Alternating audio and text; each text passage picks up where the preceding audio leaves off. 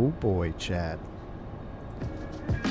What is going on, everybody? Welcome back to the channel. Hold on, is my intro tune playing? Yeah, it is. All right. What is going on, ladies and gentlemen? Welcome to Puddle Simulator 2024. No, I'm just kidding. Look at those clouds right now. They actually look pretty dang good. Hey, Austin, can we just delete the puddles? Give it an option to delete the puddles until we get them sorted out a little bit.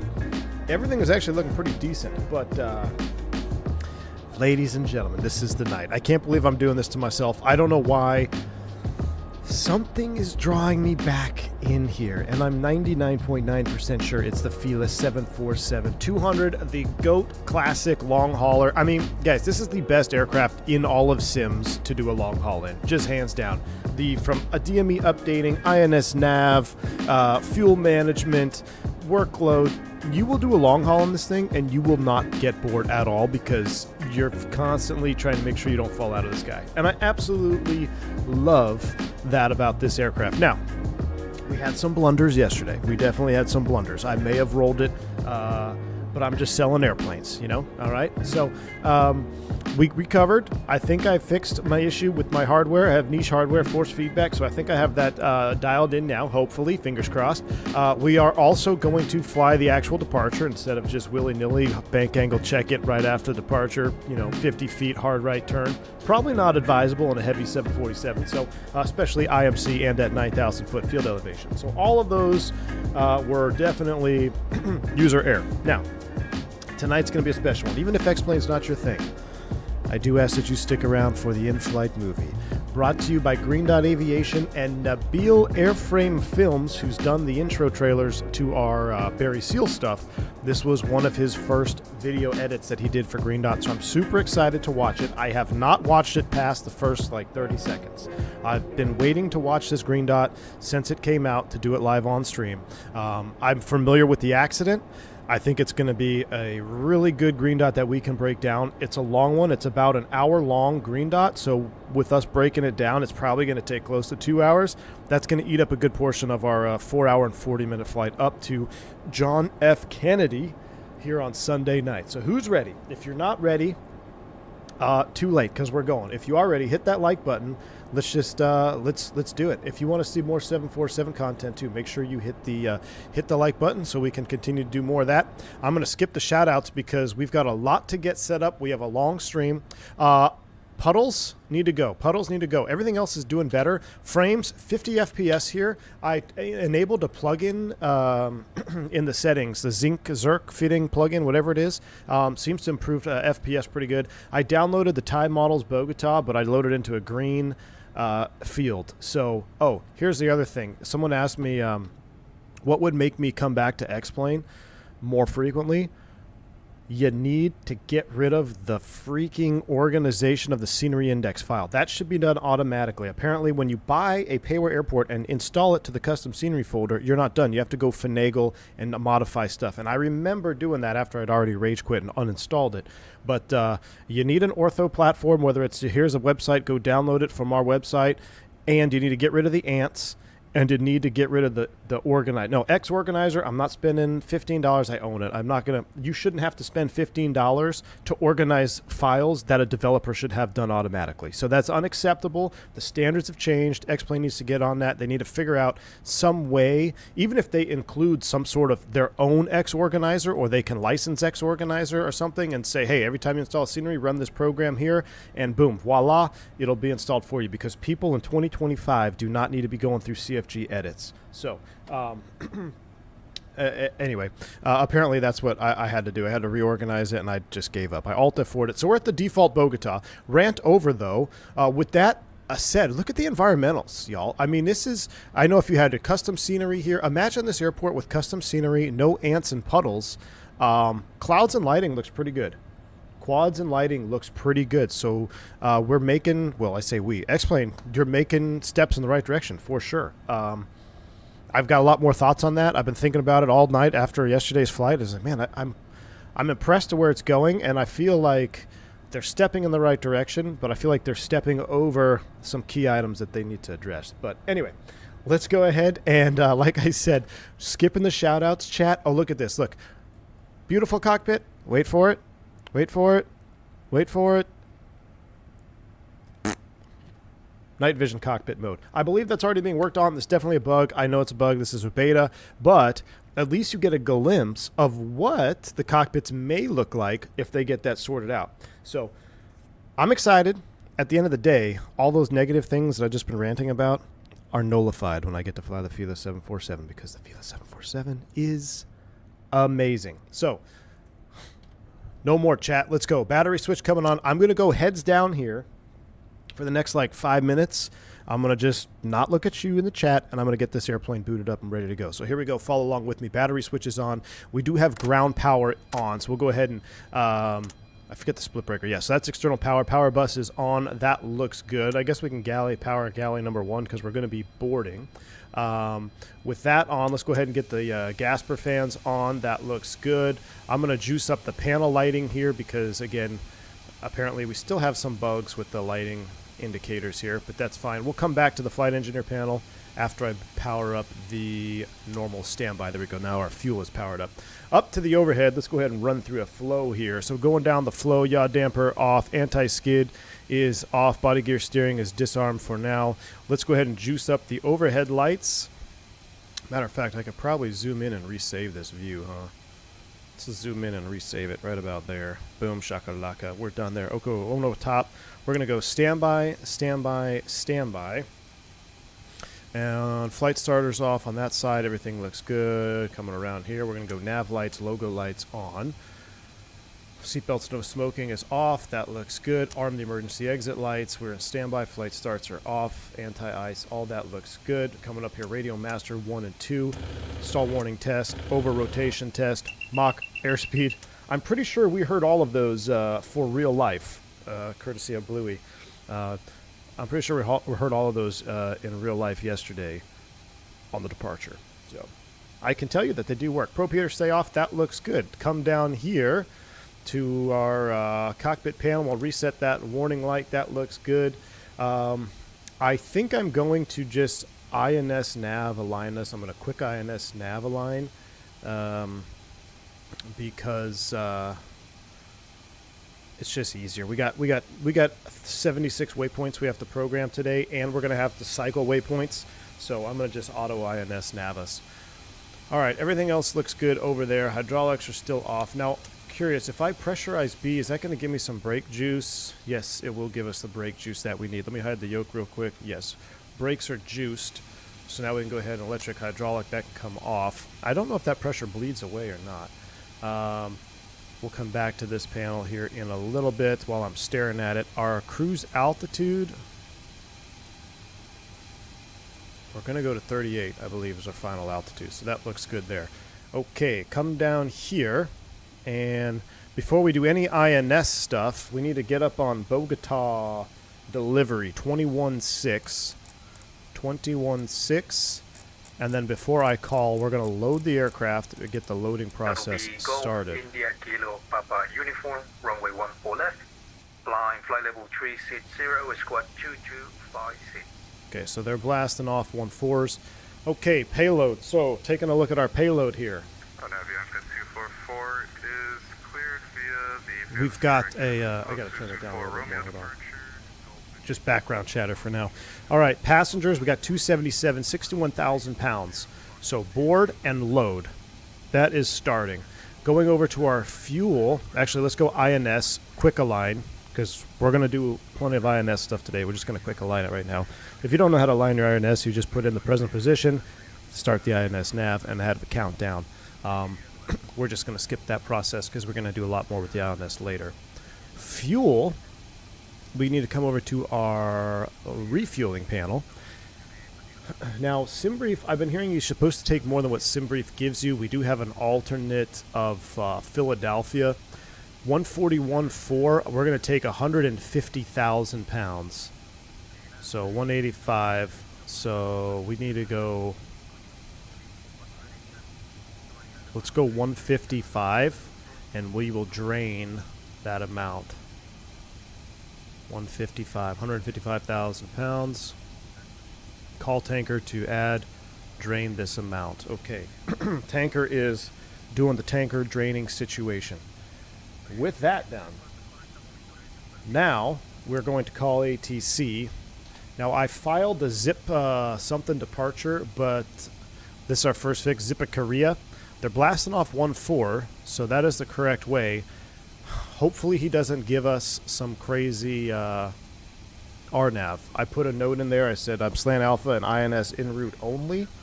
So we're going to give them a call here and see what they say. Let's get our radio up.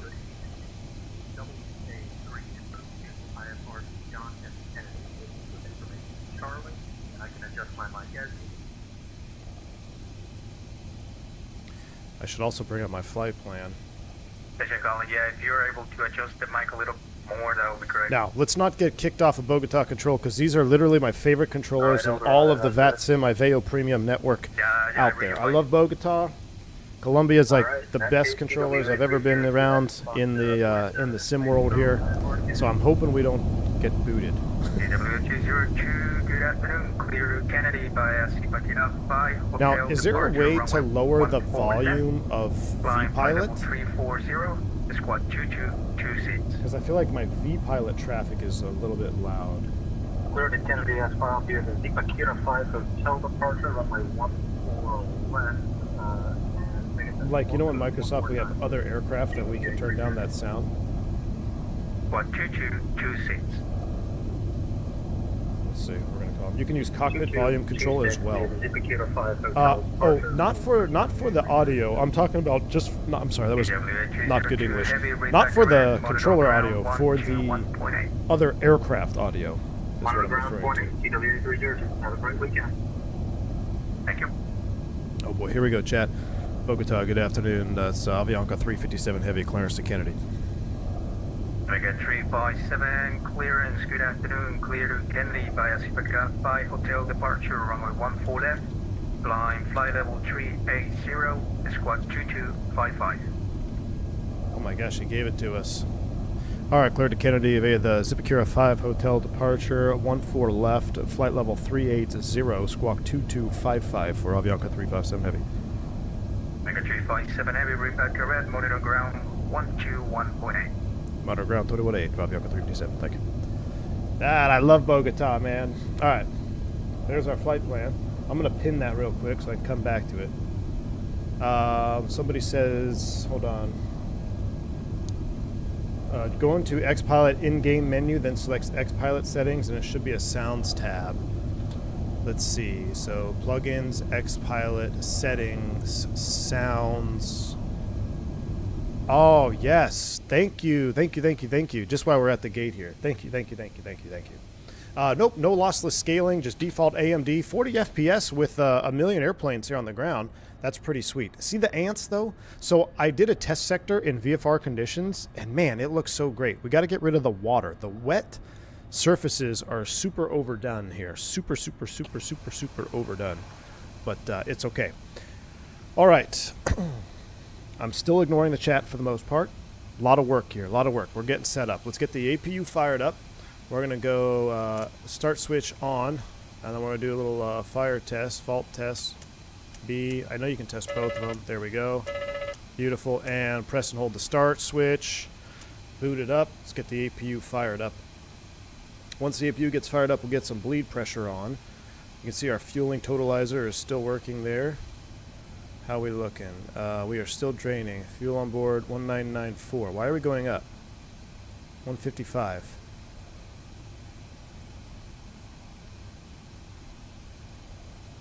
Why are we...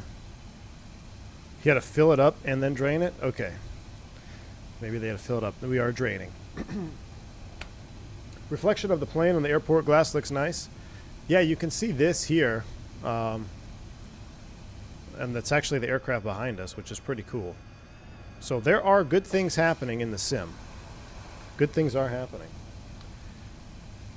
I'm going to hide the yoke. Let's look at this departure here. So 14 left. A couple things we need to tune.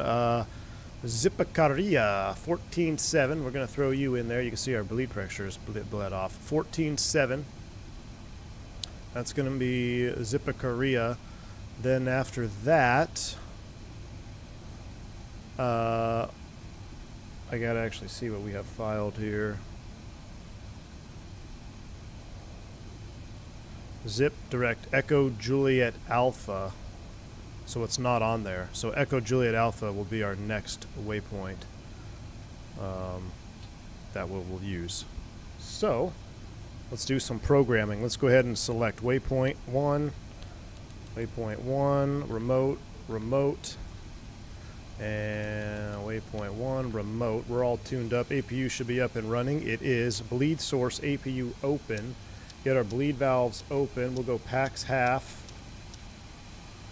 And with that on, I guess we'll just run the hydraulic panel and keep our brakes juiced up here. We'll keep the electric hydraulic on. Or actually, since we do have air,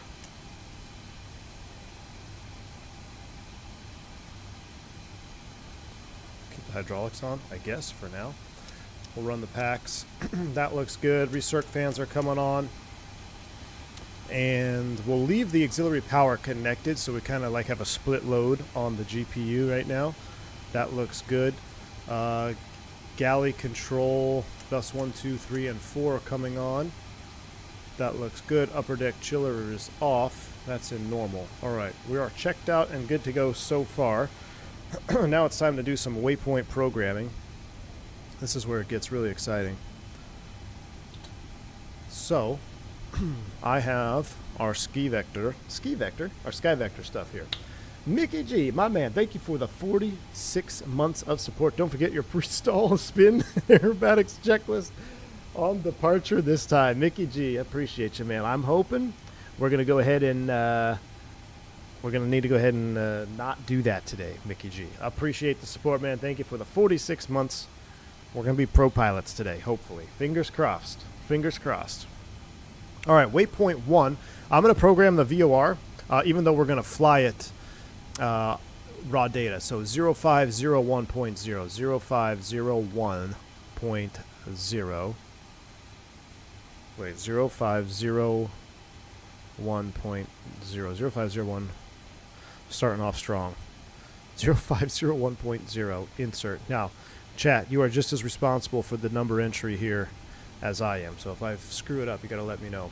West 7348.3, insert. Waypoint 2, Echo Juliet Alpha, located north 701.7. Oh, messed it up. Located north 701.7, insert, followed by west 7348.3, insert. Did I just mess up the first waypoint? Let me check. If I mess up the first waypoint, I sure did. Okay. Redo number 1. Oh my word. 501. I don't know why. 501.0. 501.0, insert, located by west 7359.2, insert. Okay, that's waypoint 1.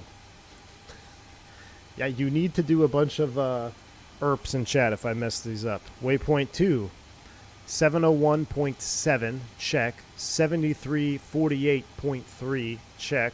Waypoint 3, I'm going to scroll this up. Nidor, located north 723.1, insert, west 7350. Excuse me, 7350.0, insert. Waypoint 4, Lokov, north 802.7, insert, west 7353.2, insert. Waypoint 5, Dexox, north 832.3, insert, west 7355.5, insert. Waypoint 6, Elb, located north. We'll probably use this for DME updating too. 902.7, insert, west 73, 58, 0. Insert. Waypoint 7. Macboo. North. 1046.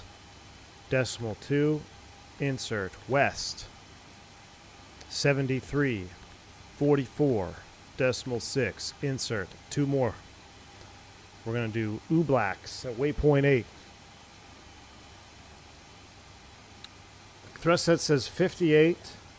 Round up to 6. Rip. Too late. How many did I already screw up, thrust set?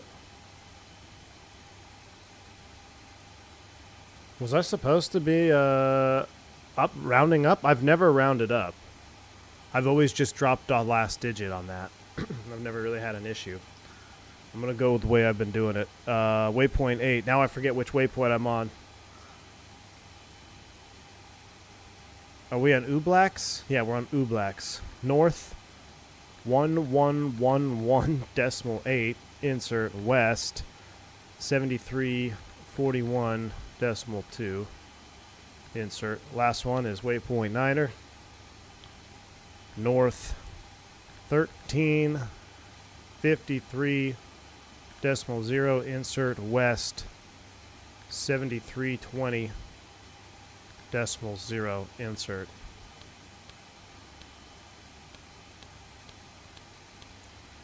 How far would that rounding error be? Round up if over 5-0. Round down if 5-0 or under. I've never done that, thrust set. I've never done that. I really haven't had issues, so I'm not going to do it now. Are you sure it's the same with this format? Decimal degrees seconds or whatever it is? The good news is, thrust set, I'm hoping once we get en route, maybe we can go direct to some VORs and we'll reset. I'll keep an eye on it. Hopefully it's not going to cause an issue. So we went all the way down to waypoint 9. So how many was that? I wish I could draw on this. 1, 2, 3, 4, 5, 6, 7, 8, 9 to Sealand. So we're basically at Vitat. And then and then on. So our first 9 waypoints are in. Let's go ahead and disconnect the remote. Disconnect the remote. Disconnect the remote. Now we're going to put it into triple mix updating. So desired track status, you see we're 04, 05. We need to be 04. So we need to go... how do we do it? 04 insert. Yeah, so now we're in triple mix, right? Correct me if I'm wrong. So we're going to go desired track status 04 insert. And all the way down to desired track status, we're in 05. That's independent. We want to be 04 insert. So now we are triple mix INS. First waypoint 21 miles out. I'll put you in track ground speed. And I guess I'll put you on the wind page for now. That's fine. All right.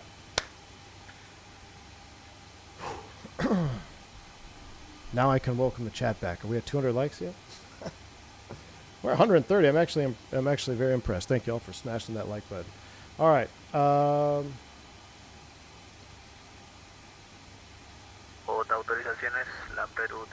are we looking over here? Fuel in tanks, 155. That checks. Payload.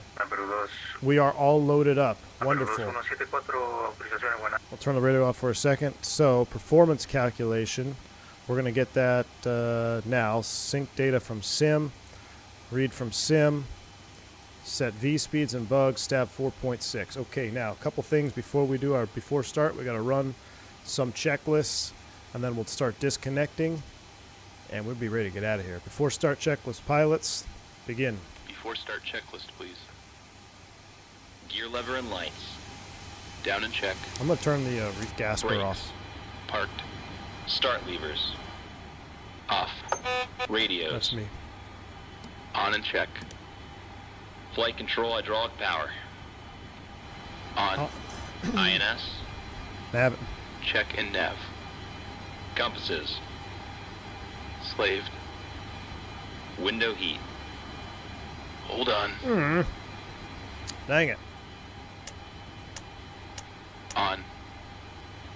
Seatbelts and no smoking. Oh, come on. On. Emergency lights. Armed. Exterior lights. Check. Flight instruments. Check. Altimeters and clocks. 1, 0, 2, 3. Set and cross-check. Radio INS switches. Radio. Radar and transponder. Ah, this. Damn. Standby. Indicator lights. Check. Engine and wing anti-ice. Off. Stall warning. Check. Mach airspeed warning. Check. Auto brakes. Check and off. Body gear steering. Hold on. Hold on. Arm.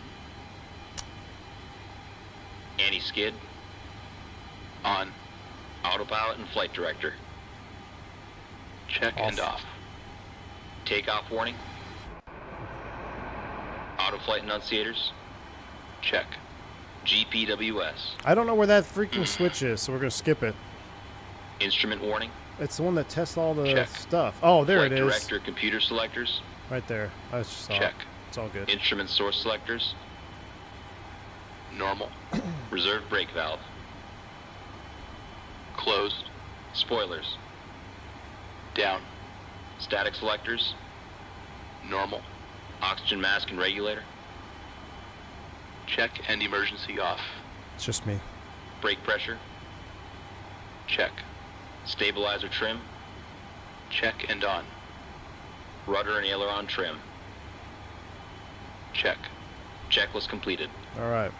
So we're good to go. They said it's quite the line for takeoff. How many we got out there? I don't see anybody out there on that side. We do have some extra. So, all right, that leaves us before start pilots. Next list was before start flight engineer. Let's go ahead and start it up. Battery on. APU Ah, check. Auxiliary power check. Engine oil quantity check. Fuel quantity 154,843 pounds. Fuel panel. Let's see. my bad. Check and set. Pressurization controls. Check and set. Bleed controls. Wait. This has been getting me. I'm getting hung up on this. I don't know what it's asking for.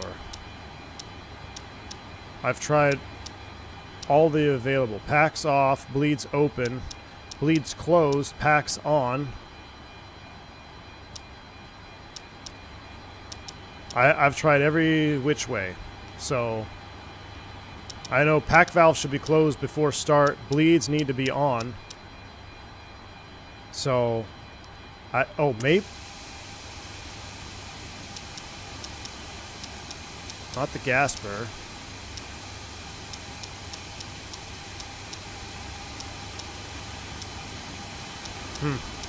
No, packs need to be off for start. Isolation valve is open. Pack controls on manual? No, they should be auto, right? They should be auto. The trim air?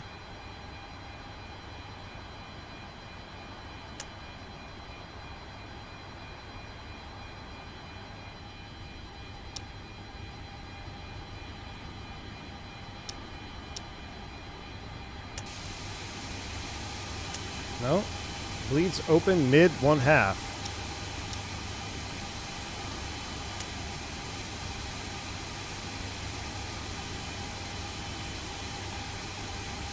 I don't know. We'll do half on that. Let's skip it. I don't know. I must be missing that. Yeah, ADP's off. Hydraulic quantity. I don't know what it is. Check. I've tried every EPR configuration. Let's see. Trim air has to be open? Alright, well, trim air is open. EPR computer. Oh, that's on me. Go around. Then he's going to ask for TOD. Circuit breakers. Check. Indicator lights. Check. Electrical panel. Check and set. Air conditioning controls. Check and set. Yeah, APU is Fire on. control and wing overheat panels. Check and set. Equipment cooling. Check. Passenger oxygen. Check. Hydraulic panel. God, I love this airplane. Wait. My bad. My bad. We were playing with that. Check and set. Fuel jettison panel. Hopefully we don't Check. need to use any of that. It's over Crew here. oxygen. On. Oxygen mask and regulator. Check and emergency off. ADPs off. Checklist completed. ATPs off. All right. Next is after start. So, load has been done. Ladies and gentlemen, detach the jetway. I thought there was a way. What's the, like, welcome aboard PA? Ladies and gentlemen, this is your captain speaking. On behalf of the entire crew, welcome aboard the Boeing 747 Classic. We will depart shortly after we have our clearance and the cabin crew is finished with their preparations. For now, I wish you a pleasant flight, and I will be back during the flight with further flight information. You saw us to show it so we can see the bleed settings. So right now, I've tried every configuration, Gus. So I've got bleeds open for start, isolation valves open, packs will be off for start, right? But no matter which way I set it up, unless I'm missing something else, I tried Gasper. I don't know. I know I'm hanging it up somewhere. APU panel, we're about to disconnect from that right now. We got APU air on, so we need to go ahead and APU is on. So, there we go. And then now we will disconnect ground power. Remove Cockpit to chocks. ground. Remove the chocks. Disconnect Cockpit the to ground. GPU. Disconnect ground power.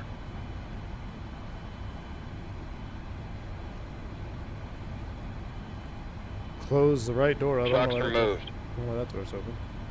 Ground power disconnected. All right. We are just about ready for start. So performance data already set, speed bugs. Let's throw the beacon on. We're disconnected. We're ready for push and start. We're gate 43. Gate 43, ground 21.8.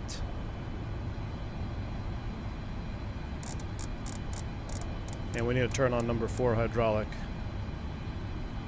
Ground to copy. Please, show me where you want to go.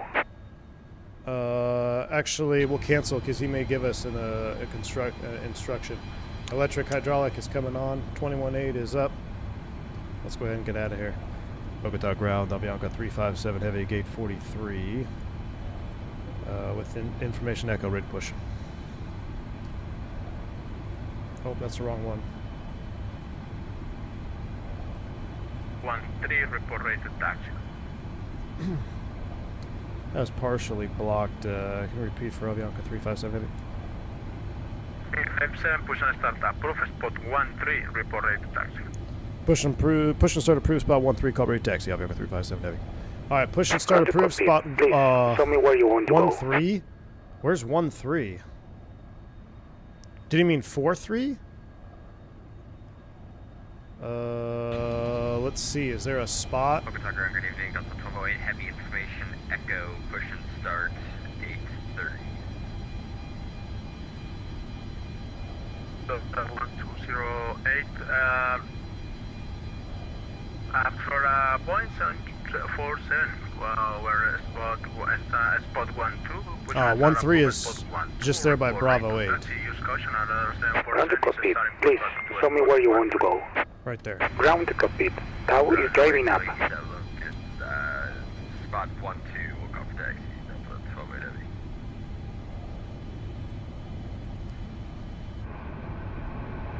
Alright, so we're pushing start approved, spot 1-3.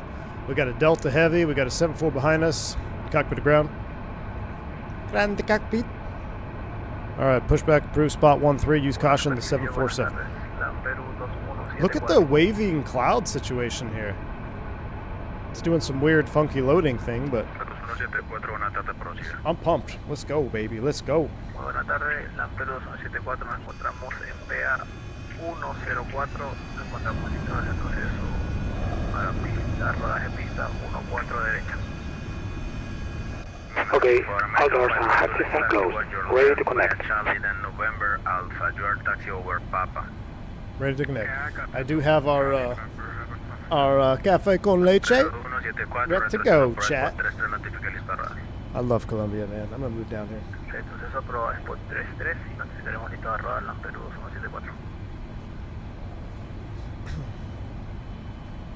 Keep looking into the clouds. You can see them moving and swirling. Really? Interesting on the replay target. Alright. I'll keep an eye on it. Ooh, Felis in the chat. Felis, good to see you, my man. Checking codes for that line. It checked for manifold pressure. Must be greater than 30. Alpha Force Victor 749, are pushing start approve spot 34, report rate to taxi. Start connected and bypass being inserted. Release parking brake. Parking brake released. Starting pushback, and you may start I'll have engine. to check. I'll have to double check. It's very possible that I'm doing something wrong, Mr. Felis, because I've done it before where it's worked just fine. Oh, I hope he turns us back the way we're supposed to go. All right, let's go ahead and start them up. Ready to start the engines. We'll do ignition number 2. Ready for engine start. Here we go, chat. Starting engine 4. Start of valve open. Start of valve open. TWA 302 taxi via Bravo 9er Alpha, runway, holding point runway 14 left, report reaching. Recirc fans off, gasper off. That's Bravo 9er Alpha. Maybe because I had the recirc fans on. We had the recirc fans on. Maybe that was causing it. 20% and 2. Fuel on.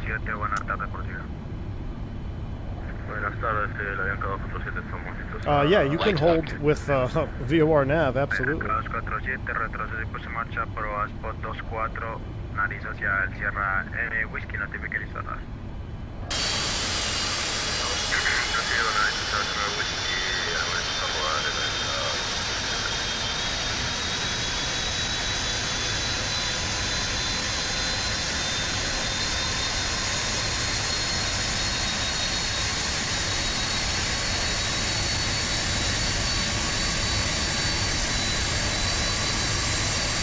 Gosh, I love the 7.4. I love it. Engine so stabilized. Engine stabilized. Starter number 2. Start of valve open. We'll use system 2 since we used 1 yesterday. Starting engine 3. Delta 120, Start of valve open. push to spot 12, report.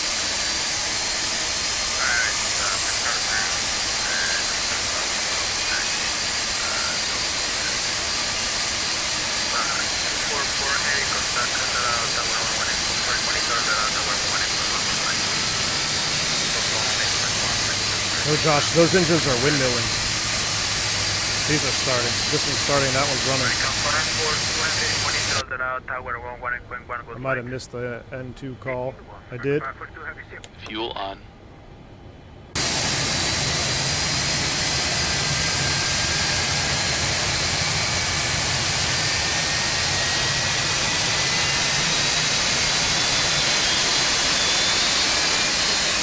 Operation complete. Hit parking brake. Parking brake Brake set. set. Disconnecting tow. Stand by. Flight code. No, the only Starter off. mods I'm using right now is the pushback tool. It's the only mod I got. All right, number 2. Here we go. Starting engine 2. Start of valve open.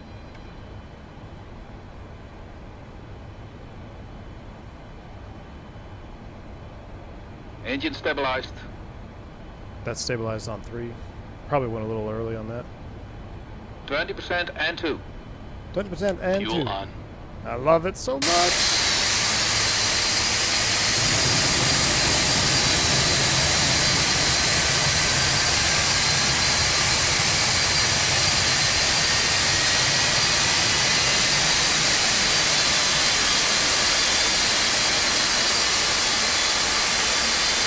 Starway disconnected and bypass beam has been removed. And signal on the right. We'll see you next time and have a safe flight. Adios.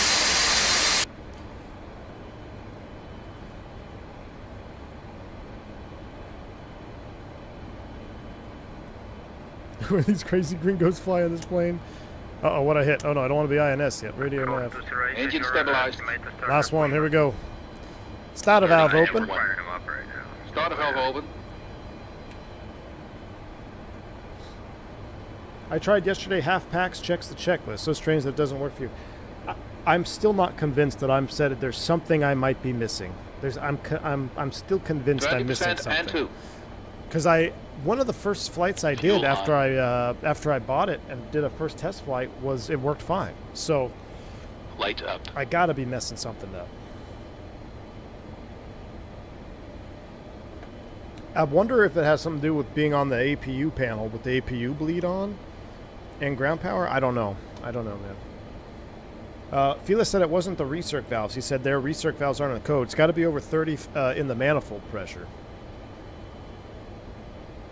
Starter off. All right, we got 4 good starts. Let's close them up. 4, 3, 2, 1. Electrical panel. APU is, we'll close the split Engine breaker. stabilized. APU bleed air is coming off. Start, stop the APU. That checks. We'll go half packs. Half packs for now. Engine bleeds are set. Fuel check 154. Man, we are burning so much freaking gas, dude. Hydraulic control power's coming on. That's coming off.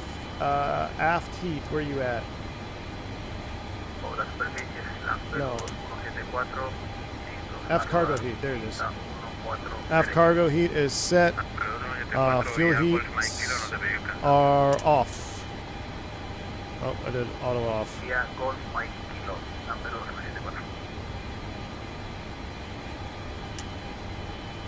Auto off.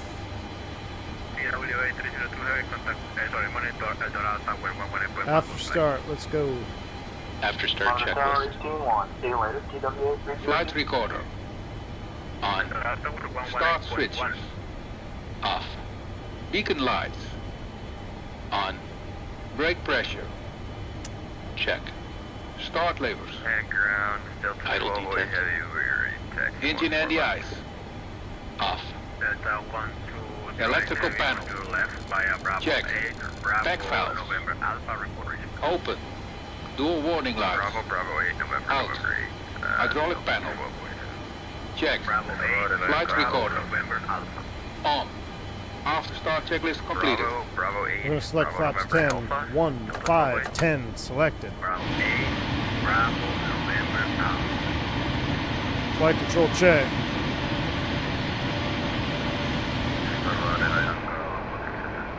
I love that Pratt & Whitney logo.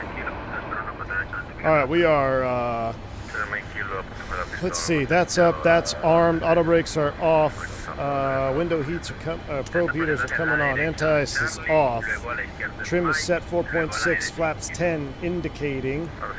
Let's go ahead and run the next one. Flaps 10, takeoff data, EPR bugs. Did I already set them? Let's go back and reset them here. Just make sure. I don't think I clicked on them. Set speed bugs. And we'll come back to our checklist.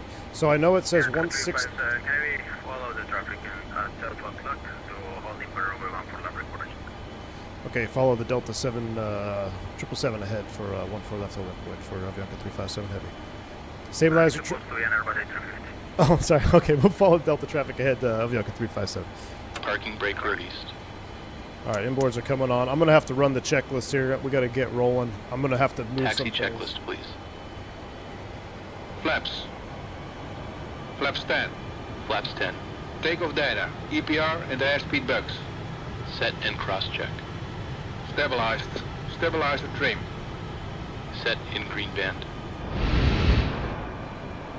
On. Flight controls. Check. Yaw dampers. Check. Seatbelts and shoulder harness. Check. APU. Off. Fuel heat. Off. Totalizer and gross weight. Set. Flight engineer and pilot panels. Check. Aft cargo heat. Normal. Seatbelts and shoulder harness. Check. Taxi checklist completed. All right, we actually got everything. Cool. Following this Delta. Alright, let's do so review of the departure. So we're going to hold it point 14 left. Off 14, it's a left turn. Do not exceed 19 DME from Bogota. Max 185 until it's complete. And I'm actually going to bug that. I know that's at the different bug speed, but I'm going to bug 185 for now. And then it'll be 230. So it's going to be a left turn to join the 027 course inbound. 027 course inbound on 114.7. And we are in radio. That checks. Flight director's coming on. Heading on departure is going to be 140.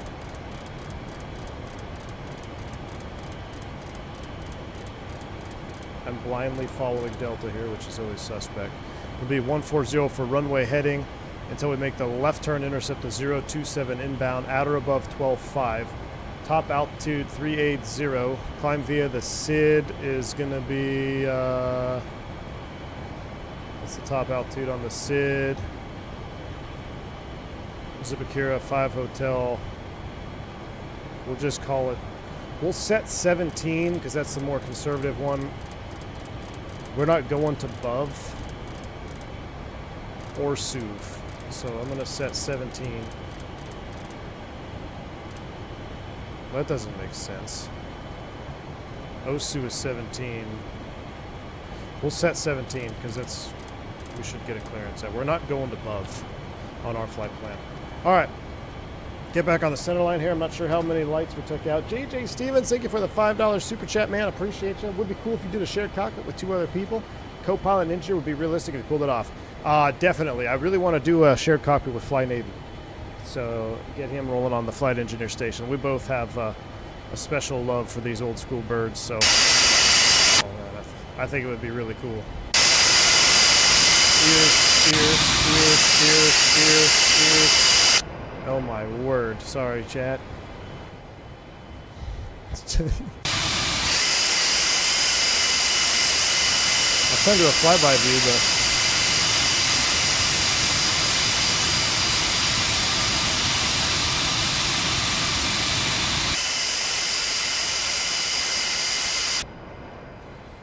do I own the Challenger 650? I owned it for X-Plane 11. I don't know if there's an update or anything for 12, though.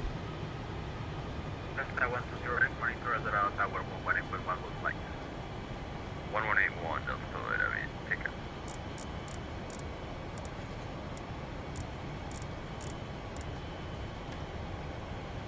Alright, it'll be 18-1. Departure. He didn't give us a departure freak, did he? It's probably going to be 19.5. I got 357, monitor that out tower 1181 looks like 18-1. Thanks for the ATC, Bianca 357. See ya. like, yeah. Bon dia. Alright, 18-1 is tower. 542. Departure 19.5. Takeoff 1 for left. Why do I have a feeling we're taxiing in the grass? 302 heavy, Bogota. Bogota, TWA 302.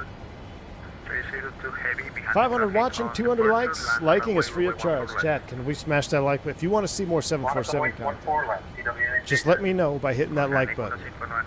We have more likes on X-Plane videos than we do on Microsoft, so you guys are telling me something. Thank you, Maddie K, for the $2 super chat. We're going to try not to destroy this departure. That is for sure. All right, radio INS is set to radio. That looks good. Before takeoff, we got some stuff we need to do. Body gear steering is going to stay on. Flight starts are coming on. Oh, I forgot to do that. Norm, starter valve, norm, flight. Going to kill the packs. It's going to get hot. Packs are set. Let's run it. See what I missed. Before takeoff checklist. Icing consideration. Check. Cabin alert. Check. Transponder. Damn. Ah. Check. Ignition. Flight start. There's a click spot for the ignition? Body gear steering. Really? We're gonna skip that because I'm gonna use that for lining up. Back valves. Closed. Pressurization mode selector. Auto. Fuel boost valves. On. Cross feed valves. Check. Before takeoff checklist completed. Stream stuttering? It's got to be on your side, Gabriel Rodriguez. Everything looks good here. Got to be on your side. Oh, if you click above them? Oh my goodness, Felis Leopard has thought of everything. This is why this is the best long hauler in all of Flight Sim, chat. What's our takeoff totalizer fuel? 153. Jeez, we took 20 extra. We already burned through 10,000 of it. Runway 14 right, clear for takeoff. I love it so much, man. This is the best long haul add-on in the sim. Now, I am slightly concerned that I'm not getting any radio DME yet. 14.7. 114.70. 114.70. Let me just try real quick. 13.9. Make sure my radios are working. Yeah, I get Bogota, so it might just be blocked. Go ahead, Fabianca 357. 357, continue, hold short, Alpha 3. Hold short, Alpha 3. We kind of went past it, but we can still make the turn if you need us to. Okay, at the station to the hold short, behind the traffic, Delta 120.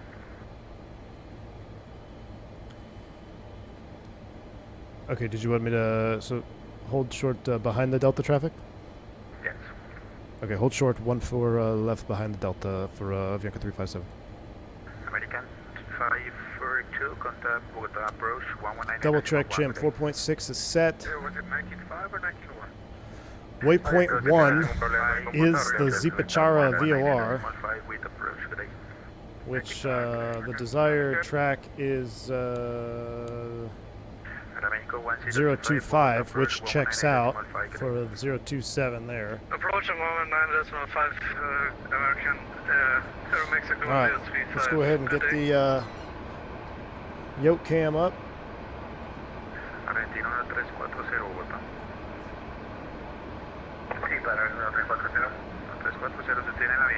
Sherwin, yeah, the AA for sure.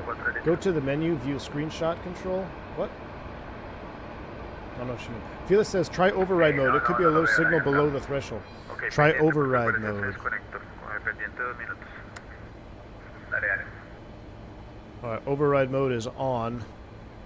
Can I just leave it on for extra security? Ooh, is that upper? Oh, wait. What is it? Oh, that's just testing it, right?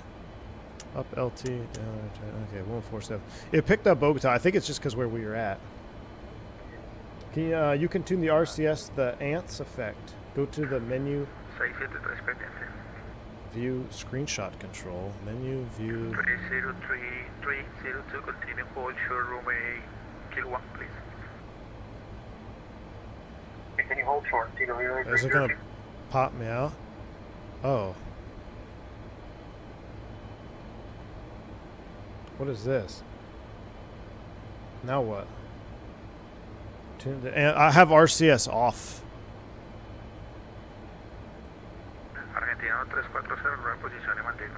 I have it off.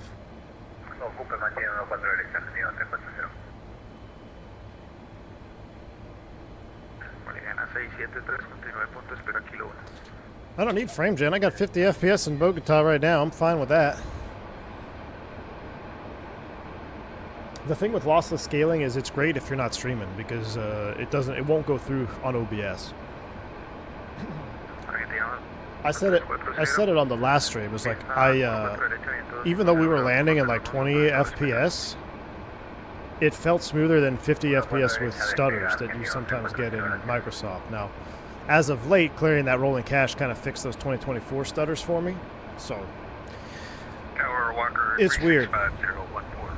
It's weird. You can change the brightness manually with screenshot controls if you found brighter cockpit. Okay. I'll mess with it later. I mean, we're under the clouds right now. This doesn't really bother me. I don't want to adjust the brightness of the rest of the sim. I think the sim looks pretty good. Jeff L., I wish I could turn rolling cache off. In 2024, your rolling cache is on 24/7. Takeoff 14 left, TWA, picture.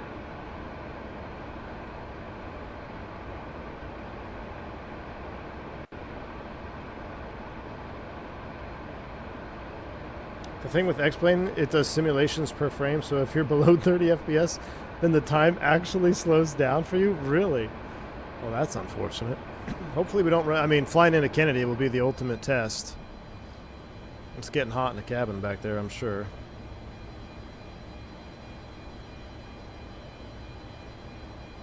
Okay, 3650, runway 14 right, winds 250. Gear lever, landing, ignition, Clear to land.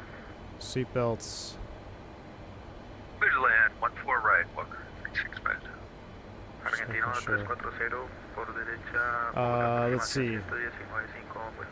Flaps 5, 195, 215. Flaps up 235. Yep, so flaps up. So we got V1, VR, well, V1, VR, V2, 162 is not bugged. But then we've got V2 plus 10, 20. Our bug speed, 195. So we're going to be rocking those flaps out for quite a while. I'm going to leave this in the checklist page so I remember. For takeoff, so we're going to hand fly mostly. I'm going to shrink this down so I can pop it up and fly it. Climbing left turn, 185 until complete, then accelerate max 235.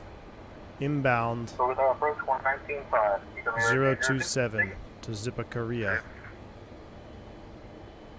And then once we are inbound, we need to switch over to INS nav and we'll proceed direct waypoint 2. So waypoint 1 is zip, waypoint 2 is Echo Juliet Alpha, which I'm going to put in DME 2 just so I have it ready to go. 15.9 and DME 2 ready to go. Alright, chat. Here we go.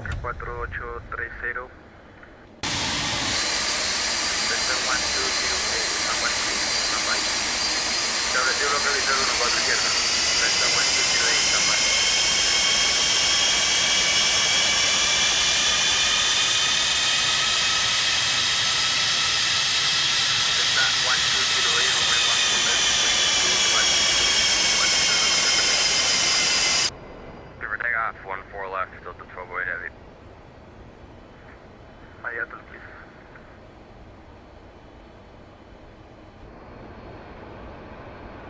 Anchor 4830 con aproximación 14 izquierda, pista libre. Continua aproximación, atento pista libre, Yankee 4830.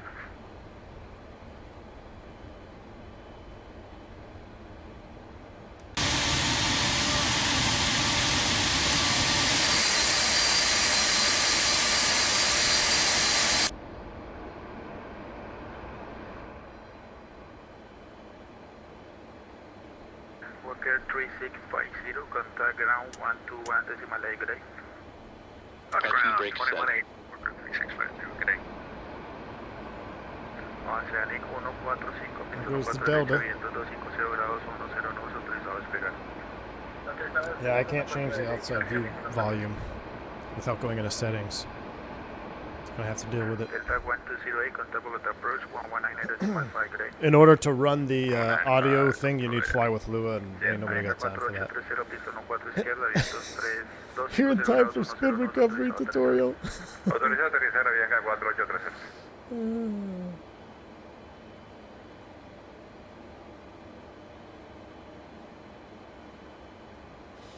What's up, Wingnut? We need you, man. I need you to run the flight engineer panel for me. My passengers are cooking because I've been so scared. I shut the packs off like 20 minutes ago. I've been scared I'm going to forget that stuff before takeoff. So everyone's been cooking for the last 20 minutes. What's our fuel? 152. We're 660 gross weight. So we're originally going up to 38. ISA plus 10. We're a little bit too heavy for that. We're going to have to stop the climb. We'll have to check with en route. Maybe have to level at 34. or 36. Yeah, we should be able to get to 36. We're 660 right now. Charlie Oscar 30 Bogota. I just love how the fuel is just melting off the airplane. I love this airplane. Get it to work with OBS. Need to capture. Does game capture? Select specific window games. I appreciate it, man. I don't need. I feel like I don't need it, man. I mean, it's. I'm running. I could care less what the number of FPS says, as long as it's a buttery smooth experience, which I am experiencing. I get it's smoother in between views at 40 FPS in X-Plane than it is at 80 FPS in Microsoft. So. 7027 register minimums. Sherwin, you need to chill, man. Panic 145 Bogotá, aproximación 119.5 en vuelo. If you don't like it so much, man, you don't need to watch. Don't want to have to ban you for being immature here. America 4830 prevé abandonar por Alfa 6. Alright, triple check the departure procedure. Climbing left turn. We can't get booted from our favorite controller on a Video Premium. Do not exceed 19 DME to Bogota. Ooh, I actually need Bogota then. Bravo, Bogota Tower, good day. Alright, so I got Bogota DME up. Do not exceed 19 DME in the turn. Oscar Echo for At least the spin won't be IMC. Turn number 2 for land. That's true. Well, I don't know. The longer we sit here, these clouds are actually kind of getting thick over here. Oscar Echo Fox Osavo. Oh, we have somebody landing. Look at the Avianca Airbus. Echo Jet 302, pista 14 derecha, viento 250 grados 109, autorizado a despegar. 3 grados 4 derecha, Echo Jet 302. Yeah, V-speeds are figured out this time. I need y'all... Actually, I should probably pin it. Well, I'm gonna pin my speeds. Well, no, why would I pin it? They're bugged. Avianca 4830, confirma libre. He's not talking to me, is he? Libre izquierda, Alfa 6. Even though I'm under the Avianca call sign, I don't... No speak Spanish. Winds 250 degrees, 10 knots, clears to land. Them flaps, though. I know, dude. Look at these leading edge flaps. Avianca 4830, comunique superficie 121.8. Look at those leading edge flaps, dude. Look at the Pratt & Whitney on there. I want to make it... have you seen that barbecue that's like a big Pratt & Whitney counter? How many likes are we going to get? Let's see. 655 here to watch. Oh, can we hit 300 before takeoff?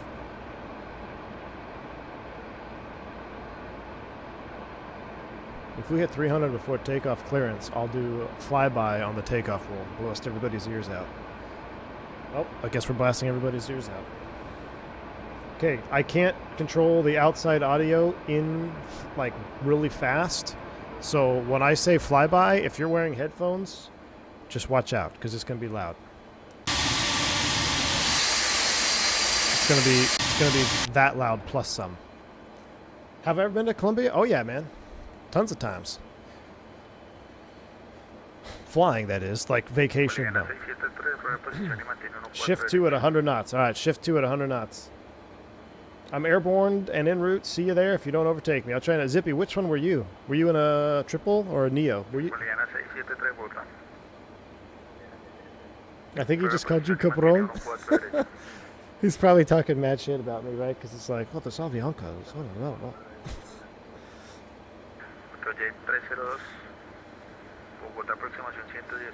I know. Digital Merc. B2 volume requires fly with Lua, and I didn't want to figure out how to install that. Ooh, you were the VASP A300? Nice, Zippy. Yeah, he's talking mad with this gringo, Barry Seal. He's probably like, where's my Duke? Our Duke has been stuck up in California. What? He's clearing everybody to land. Land 145, 14 left, full established, Oscar Echo Fox Bravo. I mean, that looks pretty good right there. Clouds ultra, shadow clouds ultra, vegetation is like medium. I'll show you my settings later. So what I've determined too is if I go into the settings menu, it disconnects my yoke software, so I got to be very careful about that. Let's just double check. Yep, yoke is still connected. Chat. We're down to 151.8 on the fuel. We've burned Avianca 7. 357, Bogota. Go ahead, Avianca 357. Do you see the traffic on fine? That's a negative, Avianca 357. Okay, behind the traffic on final, Bravo 737, behind the traffic, land up and away, runway 1 for left. Okay, we have negative contact on the traffic for Avianca 357. Okay, when the traffic crosses the runway 1 for left, behind the traffic, land and away, runway 1 for left. Okay, runway 14 left, line up and wait behind landing 737, Avianca 357. That's a real world. That's a real world clearance, but I don't see the traffic, so that's a problem. That's a problem. I tried to convey it twice. We're just gonna wing it, chat. Someone tell me on Aveo Premium if he lands. Oh wait, is that him? There he is. Traffic in sight. Traffic in sight. We made it. We're okay. He's like, I gotta make sure this Avianca 357 has a ton of time. Hopefully he's not gonna rush my takeoff.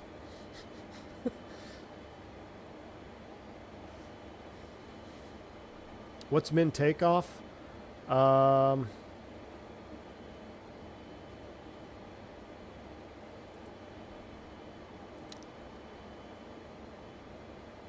141. Well, no, that... No, that's not it. Hold on. Min takeoff. That was block, so it's got to be less than that. Actually, yeah, 141. 141 according to SimBrief, but I heard SimBrief is not that accurate. So I took extra. We took like 1,500 extra, or 15,000 extra, somewhere around there. So we still have about 10,000 over the SimBrief. Alright, so after this 737 with the damaged flaps, must have been Fly Navy flying that thing there. What was that, American? No? Who is that, WestJet? A long way from home there, WestJet. Alright. I do like how you can just go one direction. One direction. I keep grabbing my Airbus tiller. Remember, I'm using Cat 3 design tiller. Makes 747 any wide body so much fun to taxi on the ground. You got to get a tiller for taxiing wide bodies. All right, line up and wait behind him. Just remember, do not hesitate to declare min fuel headed to JFK. Ooh, the foreshadowing, winging it, the foreshadowing. Yes, do come back in cruise chat. We are going over one of the most... Anchor 357, runway 14 left, wings 250 degrees, wind 0 knots, clear for takeoff. Runway 14 left, clear for takeoff, Avianca 357 Heavy. We're going over one of the incredible Green Dot Aviation videos of the Avianca going up to JFK where they ran out of fuel, so... Make sure you come back for that. See, if I could turn puddles off, man, this would look pretty good. The puddles ruined it. You see my steering not centered light?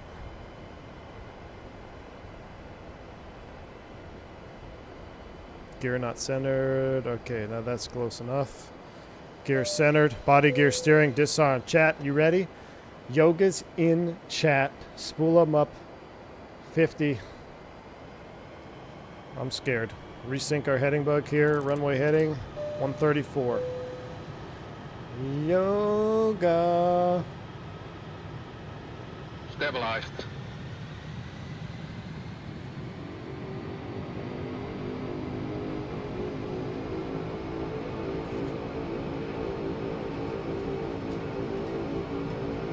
Number 2 went a little far.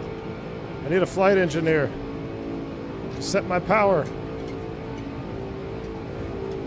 Thrust set. There we go. I think flight engineer takes controls now, or takes the thrust levers.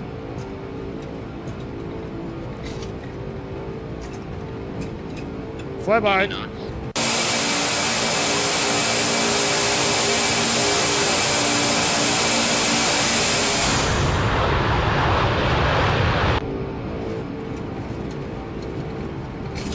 WestJet coming through. Oh, the puddles, man.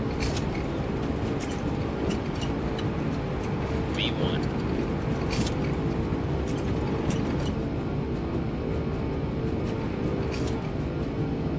Routine.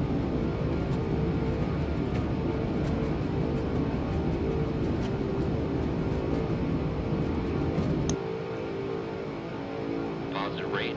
The trees are getting big quick. Holy!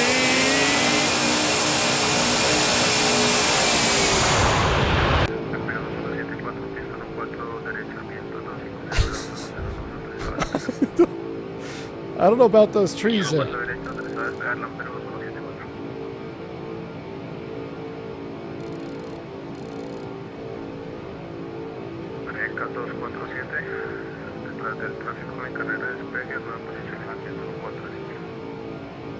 Left turn.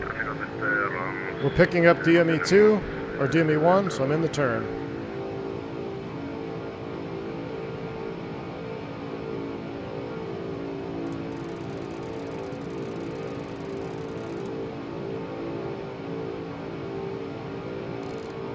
Flyby. Dude, this with the force feedback yoke is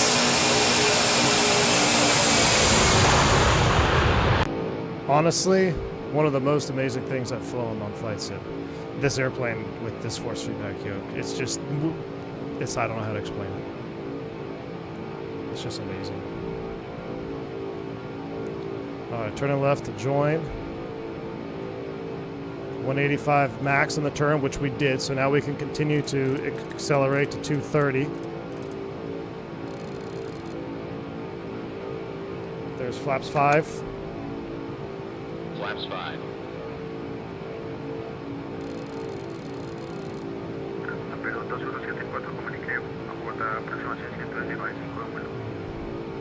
$10,000.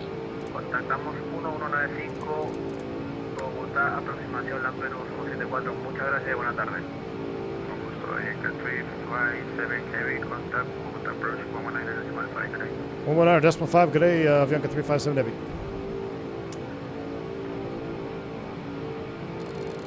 What was the next flap speed? Yeah, 215. Over the nose. Departure, good afternoon, Avianca 357 Heavy, 10,800, climbing 17,000. Avianca 357, Bogota, good day, right contact 10,800, climb and maintain flight level 240, QNH 1024. Climb and maintain flight level 240, Avianca 357 Heavy. 240 is set. Oh, don't descend there. I got to see it. I swear, you look off for 1 second. Let's go ahead and engage the autopilot. Command A. Vertical speed. Increase that. Clean it up. Now we need to come back here. We're going to go cont, EPR. Hold, auto throttle on. Oh, we're speeding. Le confirmo, capitán, 2204. Corrección 2204 para Lampedu 2174.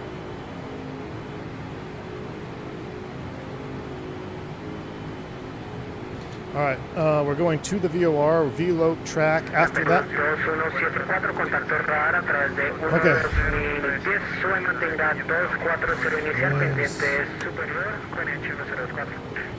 Gear handle off.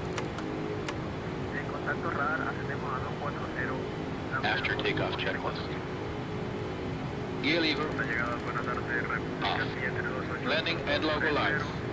Damn. I'm going to skip that for right now. Ignition. Check. Seatbelts and no smoking sign. Check. Back valve. Open. Fueling. Let's see. Auto. Off fatal checklist completed. The amount of switches. I freaking love it, chat. I freaking love it. I freaking love it, chat. All right, we're 7 miles from the VOR. Flyby, watch your ears.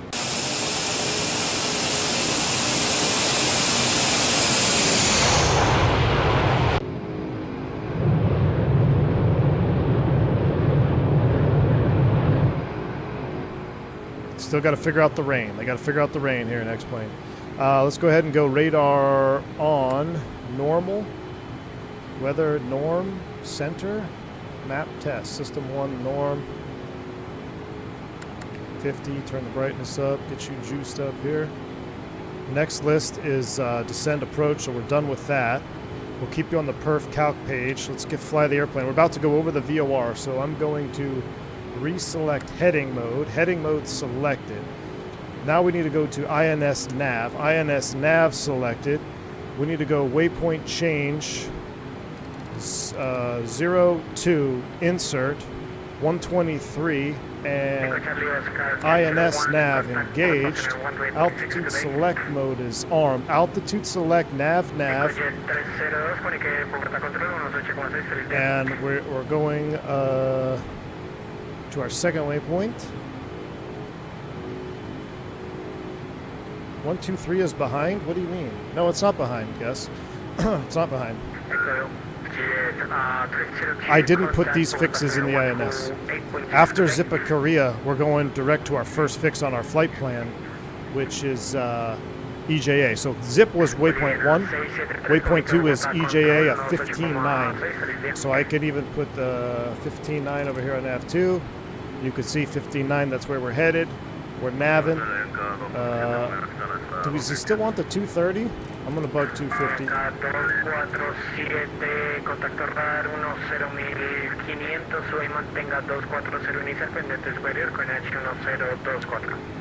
Guess we're going northeast. We are going northeast. Stop trying to be a saboteur. We're going northeast right now.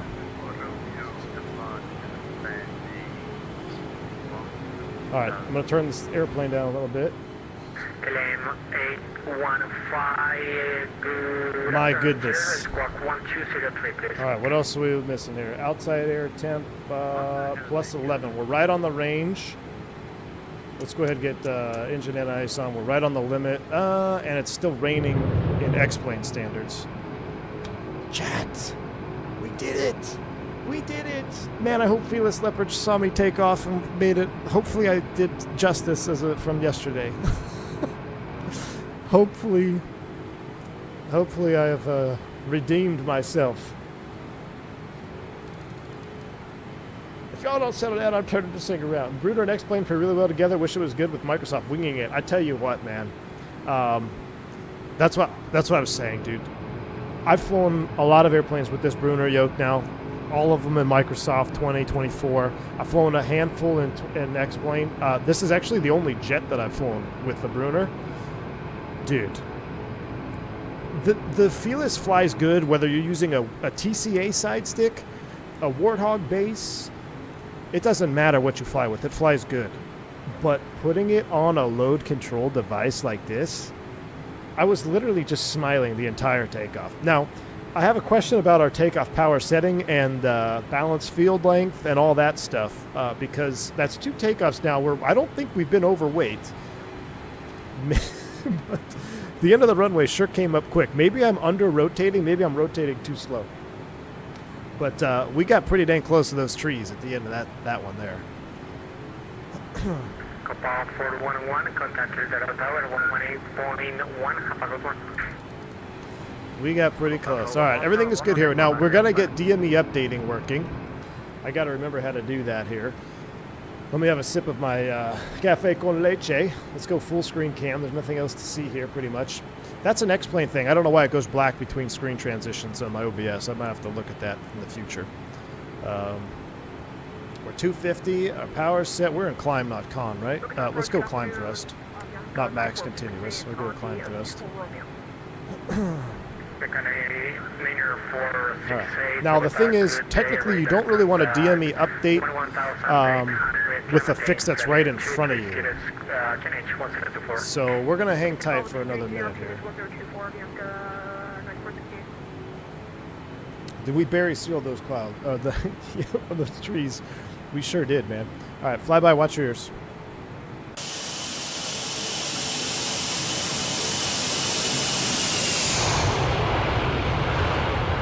Look at the lighting in between the layers here. I keep thinking I have a trailing edge wing view on that side. I don't. I gotta bind some more wing views. Say what we can. We could do this. Hold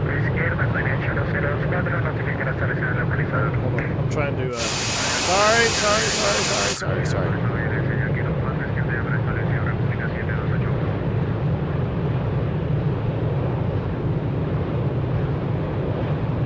Now I gotta be careful not to click here and open the emergency exit.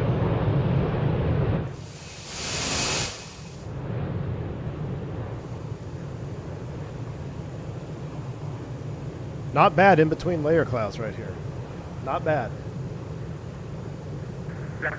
Now imagine if I, had ortho and stuff down there. This is what I don't understand. I mean, I guess I understand it, but this is what I really think would maybe help more people still fly the sim would be as if, even if we can't have auto ortho or something like that, streaming ortho as a part of the default sim. I know Laminar knows how to host a website. Host a website with a terabyte of ortho files pre-set up. So all you have to do is download, drop them into whatever folder they want them to go. Even charge $10 for it. Say $10. Here's the whole Earth and ortho, the elevation thing, all that stuff. When you make ortho, you know what I'm talking about. Have it ready to go, and then say, "Hey, you want to fly in this part of the world? Download these. Boom, boom, boom, boom, boom. Throw them in your livery folder, not livery folder, ortho folder, whatever it may be." So, look at that. Look at that. A licensing issue. I could see that. We'll pay for a license then. Pay for licensing. Do something. Fix it. We got 357 contact Bogota Center 128.6 good day. 13, what was that? 123.6? Negative. 128.6. 128.6. Avianca 357. Have a good day. Thanks for the ATC. Yeah. I love it, man. They're the nicest controllers in the system. Explain map enhancement streams orthos to explain. It's far easier than install auto ortho. It streams orthos to explain? That's interesting. I feel like that can add problems.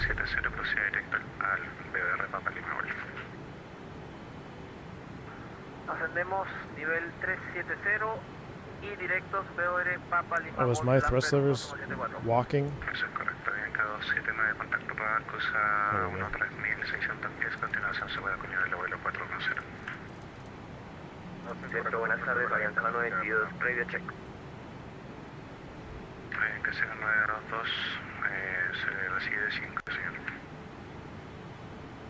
I'm gonna bug up my speed here, about 280.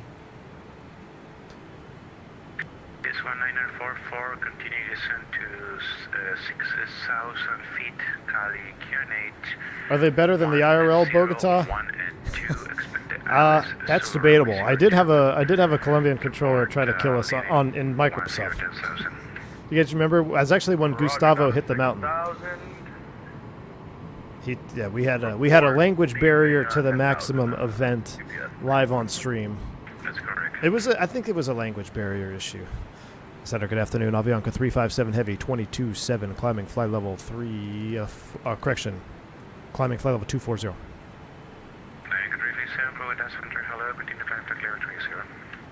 Climb flight level 380, Bogota, Avianca 357. All right, so he gave us 38. We're going to double check our weights here. 38 is set. Gross weight 647. We got to be at 594. Let's tell him we need a level at 36 for a while. We're going to level at 36. All right, I got to hop off. Hopefully be back for the green dot video. Take it easy, Matty K. Yep. We are doing green dot tonight. It's going to be a great one. And I got to remember how to do DME update. We're going to do that next, as soon as I check in with this controller. That's correct.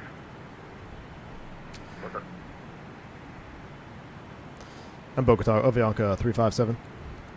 Avianca 357, go ahead. Yeah, we're a little bit heavy for 380 right now. Could we maybe stop the climb at 360 or 340? Okay. You can routine flight level 340. Climb maintain flight level 340, Avianca 357. Thank you. We'll stop at 34. Altitude select armed. 330.85. It's a 7.4. All right, we'll speed up. I'll speed up. I'll speed up, Gus. 300. I gotta be careful there. We'll speed it up, Gus. All right. DME updating time. What I do like about the map, so we're going to use, where are we at? RMP runway 02.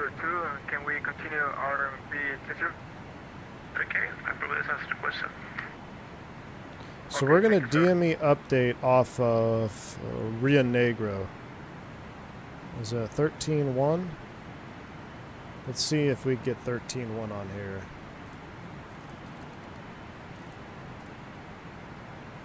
It's 120 miles out. It's almost behind us, though. Where are we? Oh, that's us right there. So yeah, that's a little bit too far behind us. Do we have 16.8?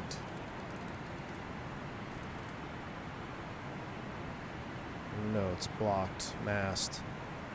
Okay.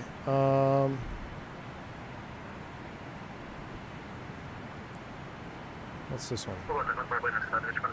PAL 14.2? It's not on my waypoint, but 58 miles away. Gosh, I'd like to do one in front of us. Waypoint 2, what is waypoint 2 again? 15.9?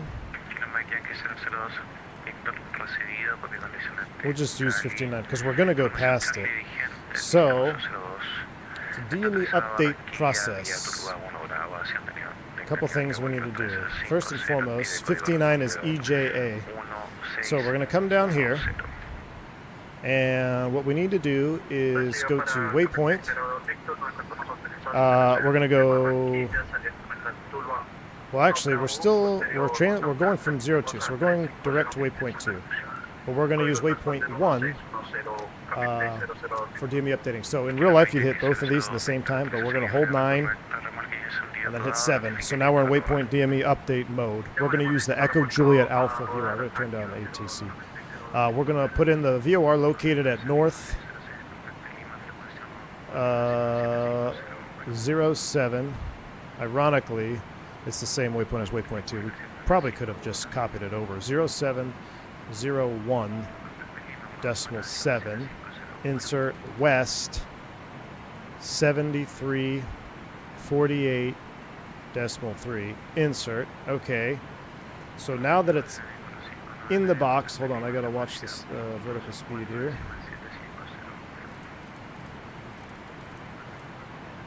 There we go. All right, so now we have a waypoint in there. Now I forget what to do. Now we gotta go distance time 43, 42.9. That's pretty dang close, right? So now we go waypoint change 01 insert.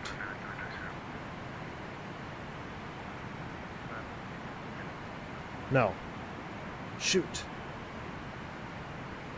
How do I get it to start the updating? Give me a second.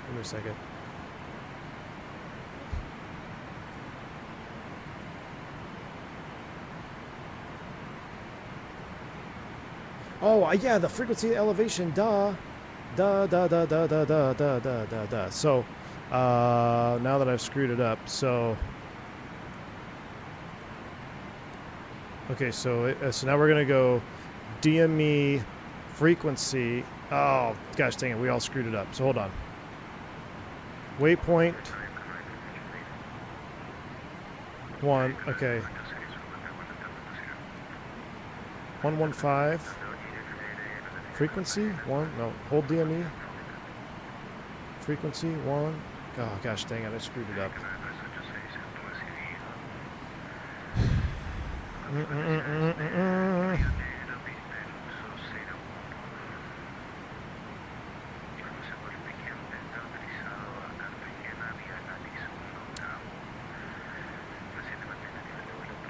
hold on, so let's try this again. DME 7. That's what we're going to use. Okay. So now we need, there's distance and time. All right. And then DME freak. And north is elevation. And the elevation is 0. Insert. And the frequency east is 115.90. That's part of the carousel. Insert. Okay. So now we go here. Yes! Yes, yes, yes, yes. DME updating in progress. So, turn down the sim. I totally forgot to put in, we put in the waypoint, and then we didn't put in the elevation and frequency. So the elevation's 300 feet, so it's only care about in thousands of feet. So if it was above 500, I'd go probably 1,000 feet, I guess. I don't know. Here's a waypoint alert because we're changing waypoints. So let me just go make sure this is all good. Desired track, distance, time, waypoint 2. So there's the alert. We got 16 miles, waypoint 2. So,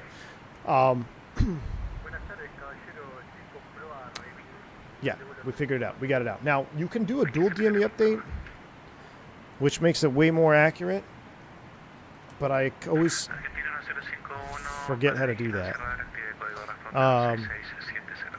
But what's cool about this is the DME updating on this unit here is going to update all 3 units. So that's a good thing. Also, it is not recommended using an en-route beacon. Yes, you need sideways information. Right. That's what I was trying to find, a better waypoint that was off to our left. What if it's behind us? That doesn't help, does it? We need the arc.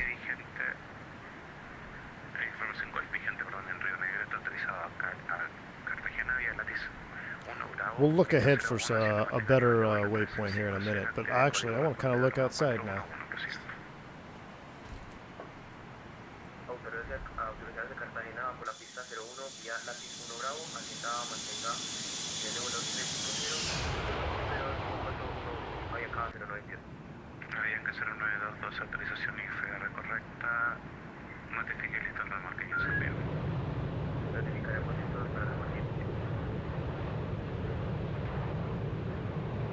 That looks pretty good right there. Afternoon done. TCU's brewing everywhere? Yeah. I'm going to look ahead on my flight plan here to get some better ones. And it only updates the selecting, not all of them. You need T-Mix. I did T-Mix already. I did triple mix. We did triple mix update already. So I need to do the number. I need to do the second DME then, right? Because triple mix is already engaged. We did that on the ground. I put everything into triple mix.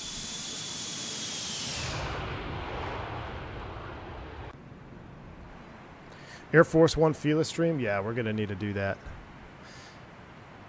I love the Air Force One livery.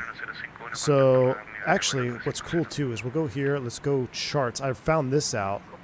Actually, maps. We can go high in route chart here. So we just flew over our first waypoint. And now we're going to waypoint 2, which is... So actually waypoint 3. So 1, 2, 3. We're actually going to Nidor now.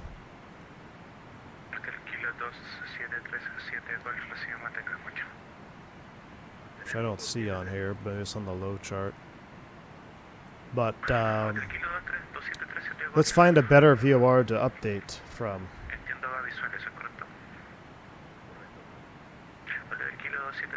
So what about this one?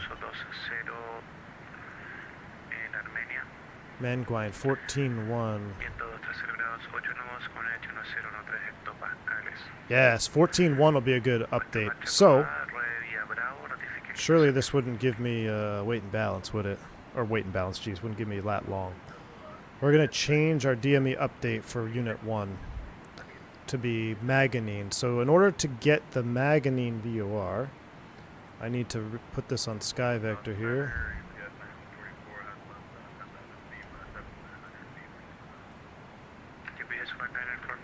for the ILS solo runway 02 in Cali, report established on the horizon. Clear for ILS Zulu, runway 2, advise when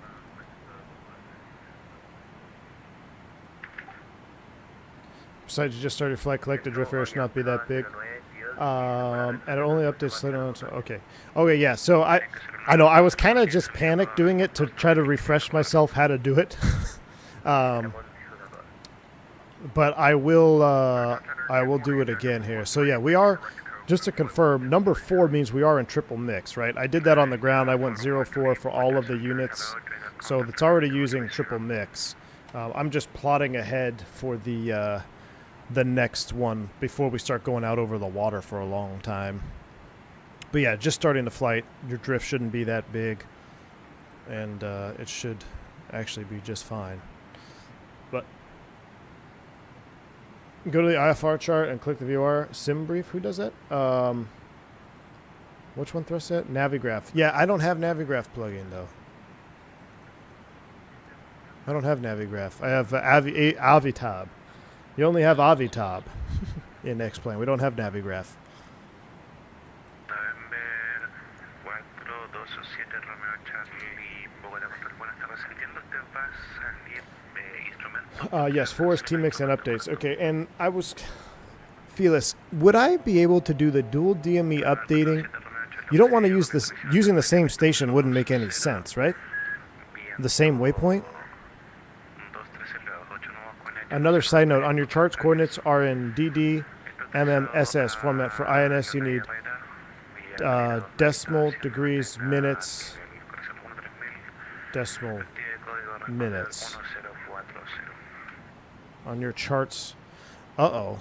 So these are incorrect?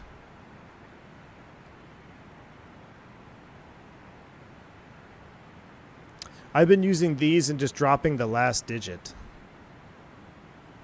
So that would be degrees, minutes, and seconds? Degrees, minutes, and decimal of minutes. Ruh-roh. Not seconds. Uh-oh. So we may be hosed here. Alright, we're leveling off. Let's set our speed. I guess we'll set 300.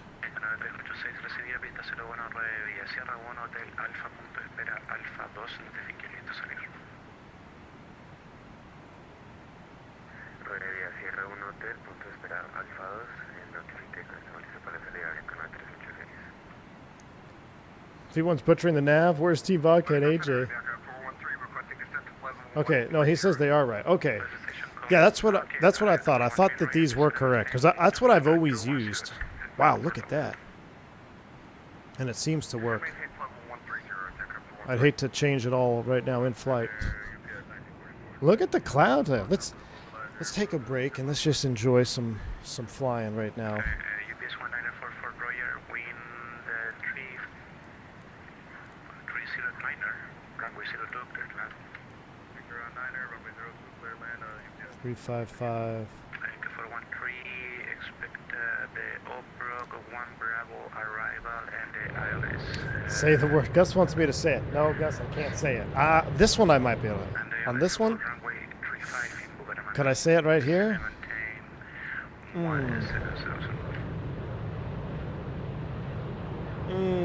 We're close, Gus. We're close to saying it, but I don't know. I wonder why nobody uses LTN 92. I've spent so much time making it. Felis, listen, I will attempt to learn the LTN 92. I have zero familiarity with the LTN 92. I did toggle it to see what it looked like. It looked very daunting. But from the limited stuff that I read, it actually is, it's better than SIVA, right? I'll tell you what, Felis, I will do my due diligence and try to get the LTN 92 confidence up to where I can use it. I need to I need to study it, man. I have zero familiarity with it. Now, I think, can we go to Mach, hold, and cruise? Mach, hold, cruise. 86 Mach. Ladies and gentlemen, smoke them if you got them.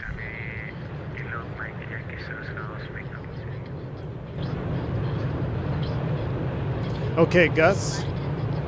Gus, look at this towering cumulonimbus here.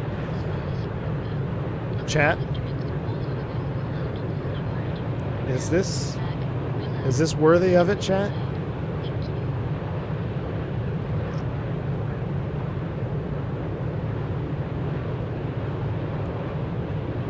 Is it worthy? Is this real life, chat? Is this real life?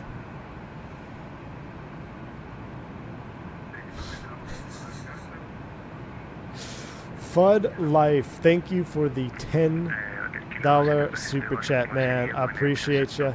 Thanks for the stream today. I have a training class starting tomorrow I'm nervous about, and the stream is helping me relax. Plus, it's in my sim. Fud Life, thank you so much for the $10 super chat, man. Really appreciate the support, and hopefully the stream will just help ease your nerves, because my nerves were absolutely racked doing this departure. But it's so much fun. I mean, what we need a script to do like click counter, so it counts how many times you have to click the switch, how many times you have to click switches. The amount of switches that you have to do in this airplane is so amazing. I love every single switch.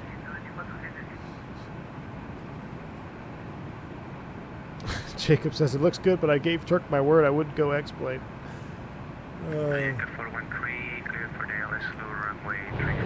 I ate barbecue ribs at Big John, Texas Barbecue, and Page AZ. Was that good? Nice, Stress Set.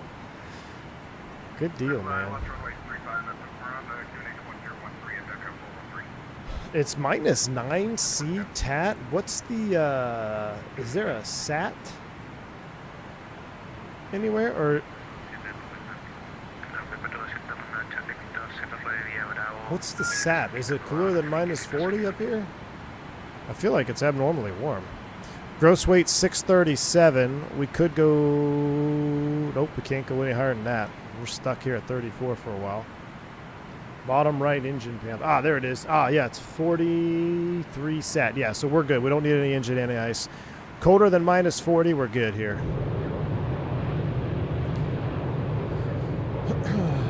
Zippy says, see above. Uh-oh.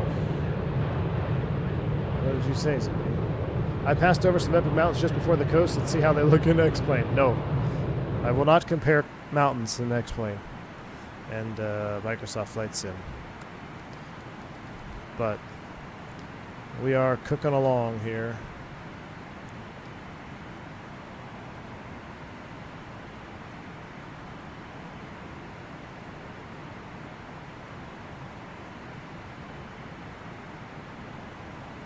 That's us, right? Yeah, so we're looking good. ELB.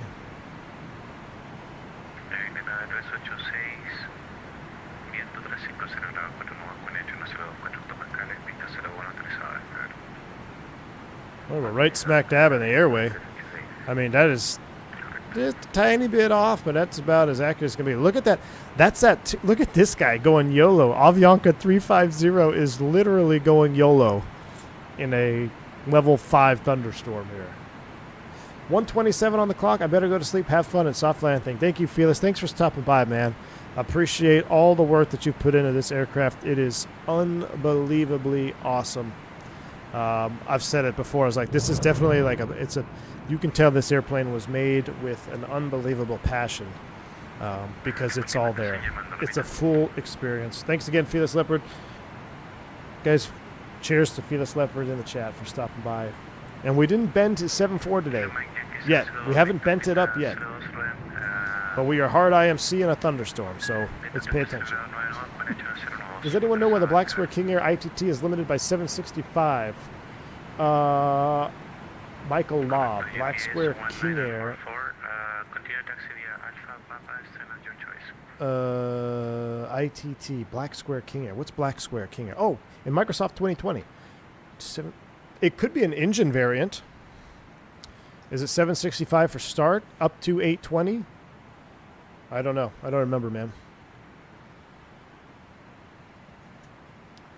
Gustavo says, send me a 0.5 terabyte thumb drive and I will put the entire New Zealand Ortho and New Zealand government terrain data for you on X-Plane, 300 gigabytes. Gus, buy a 1 terabyte thumb drive, do it, send it to me, I'll pay you for it. I'll pay you for it, Gus.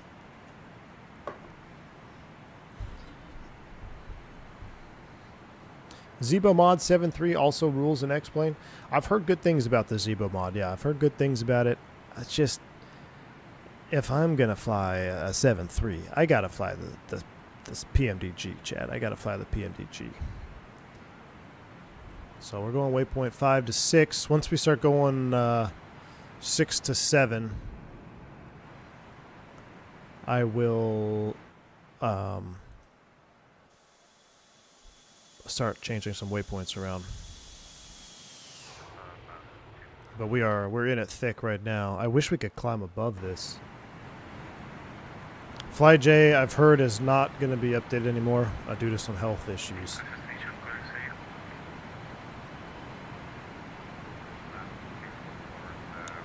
We could go to 36.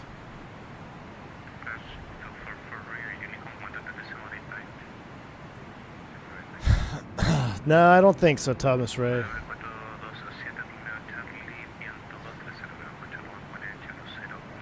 V1, these clouds look amazing. Doing a flight right now, do you think its weather system is similar to the work the Visual XP was working on? The stop out of nowhere actually did the work on these clouds? I don't know, Austin Atkins. I really don't know. I kind of stopped paying attention to all things X-Plane after Microsoft came out. But I do know there was some cloud mods in the works and stuff. I'm not sure. See, now that needs work. And I also don't think we'd be getting rain at minus 44. Maybe snow. But that actually hurts my eyes. All right, waypoint 6 to 7. We need to get out of these clouds. I wonder if we can get 34 now. Oh, we're breaking out. I'm surprised I'm not painting anything on my weather radar. Am I doing it right? What's CTR? There's map. CTR. Gain max. We're not really painting anything out here though, so that's kind of suspect.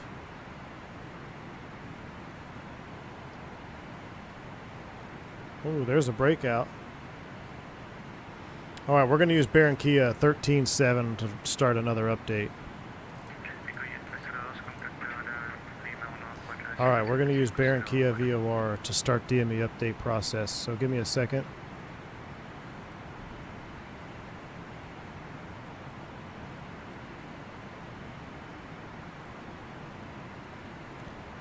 Because we want to try to keep this nice and updated for going out over the water. We're going to start getting into the middle of nowhere. Okay, so I've got Barranquilla pulled up lat and long.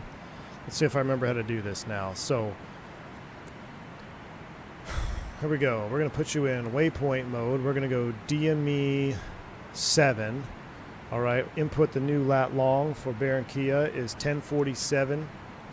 1047.7. Insert located at west 7451.6.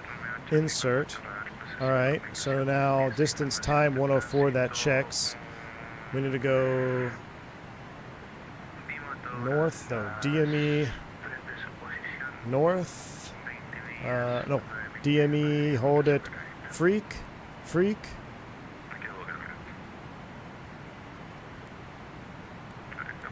There we go. North elevation is 0. Insert by frequency.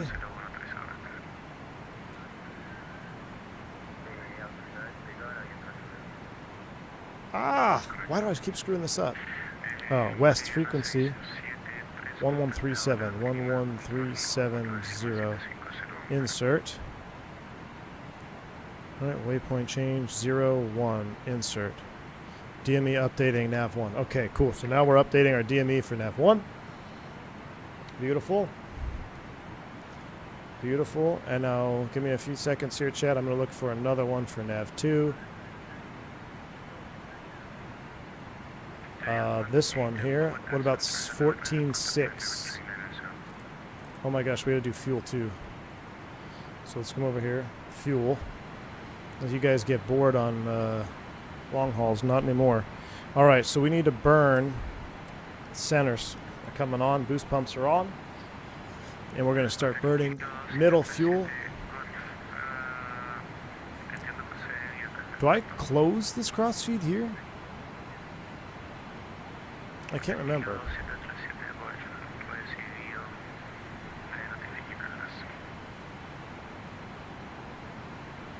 I know we're going to burn from there now.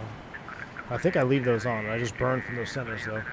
Alright, let me, before we get too crazy here, I need to figure out how to do dual updates. So VUP is the next one we're going to use.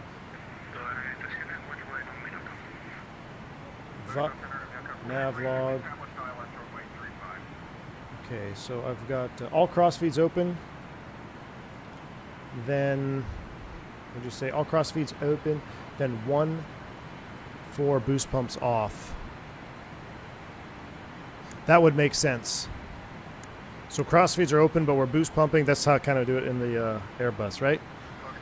So that would make sense. So now we can burn down these number 2 and 3 main tanks. Thank you, Maurice. All right. Now I've got everything set up. Now I got to try to get DME updating for this one here. So we're going to go to Waypoint. We're going to go DME update mode. We're going to use Waypoint 2. And then we're going to go north. 102, or let's see, yeah, 1026.6. 10266.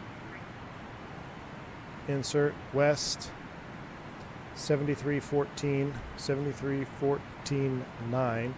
Insert. Done. There's our distance time. So now we need to go back to waypoint, DME frequency, altitude for VUP is 400 feet, so we're going to call it 0. Insert, and frequency is 11460. Insert. So now we're going to go back to distance time. Waypoint change 0 to insert. Ladies and gentlemen, dual nav DME updating in progress. So now the aircraft is going to slightly correct its courses. And we're cooking with gas. We are cooking with gas now. Now my question now is...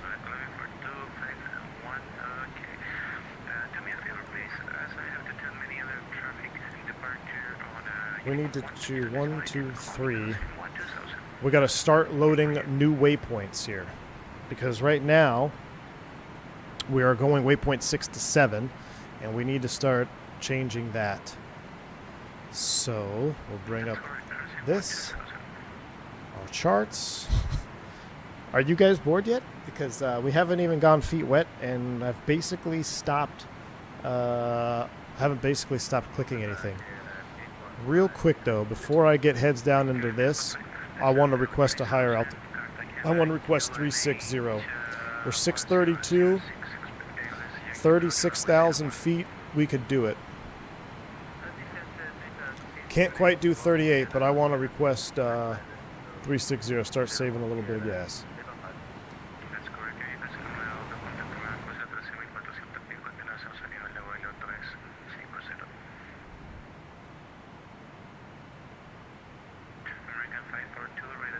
Whoa. Look at that, chat. Center, Avianca 357 Heavy.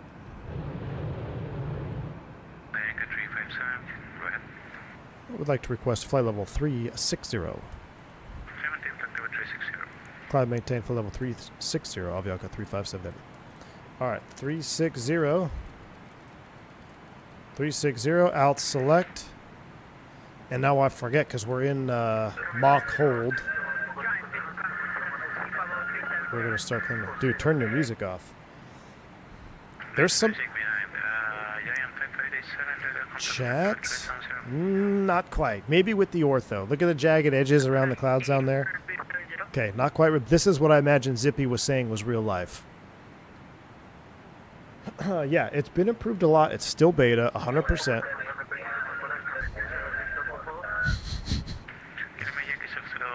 Flyby. I feel like we're just jettisoning fuel. This is the best. This is the best long haul bird in all of Sim. Dude, that guy needs to. Wouldn't every 6 seconds or that long be equal to 1 minute?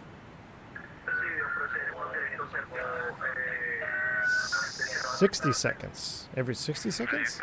For 13, 180 on the after runway, the back next to your FB Alpha and taxi to indicate at your discretion. Welcome to Bucaramanga. 180 on the taxiway, then make a left-hand turn onto Alpha. Stand at my discretion at Delta 413, thank you.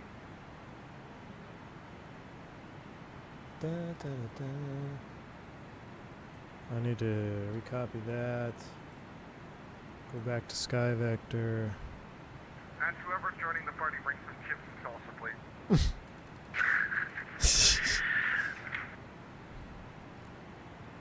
I was gonna say beer, but what's a like what's a it's a South American beer. Dude is blasting tunes.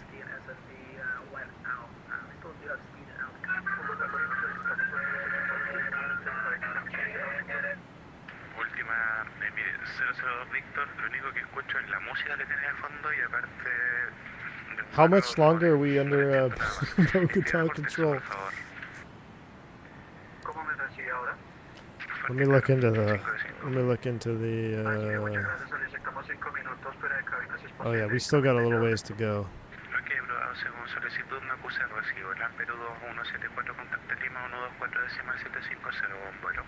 All right, we need to start changing waypoints though. All right, so waypoint 3, here we go. All right, here we go. So I gotta redo everything. So this was 1, 2, 3, 4, 5, 6, 7, 8, 9 Celan. So we're starting at Vitat, but we're starting it at waypoint 3 because 1 and 2 are being used for DME update. So waypoint 3, I need to write this down. Chat. Waypoint 3. Waypoint 3 is the new 1. I gotta pin this. Waypoint 3 is the new waypoint 1. So waypoint 3 is going to be located Vitat 1445.5, 1445.5, insert, followed by west 7314.9, insert. Waypoint 4 is going to be Lidal, located at north 1504.9, insert, west 7312.9, insert. Waypoint 5 is north Maxin 1533.2, insert, west 7305.0, insert. We're going waypoint 7 to 8. Oh, I don't think I was in remote. We're going to have to check. Waypoint 6 is ECMAG north 1615 1. I think we messed up, chat. 7253 7253.1.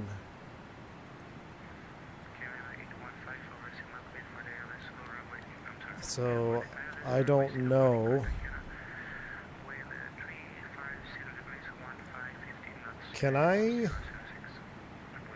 Will this take me out of DME update mode?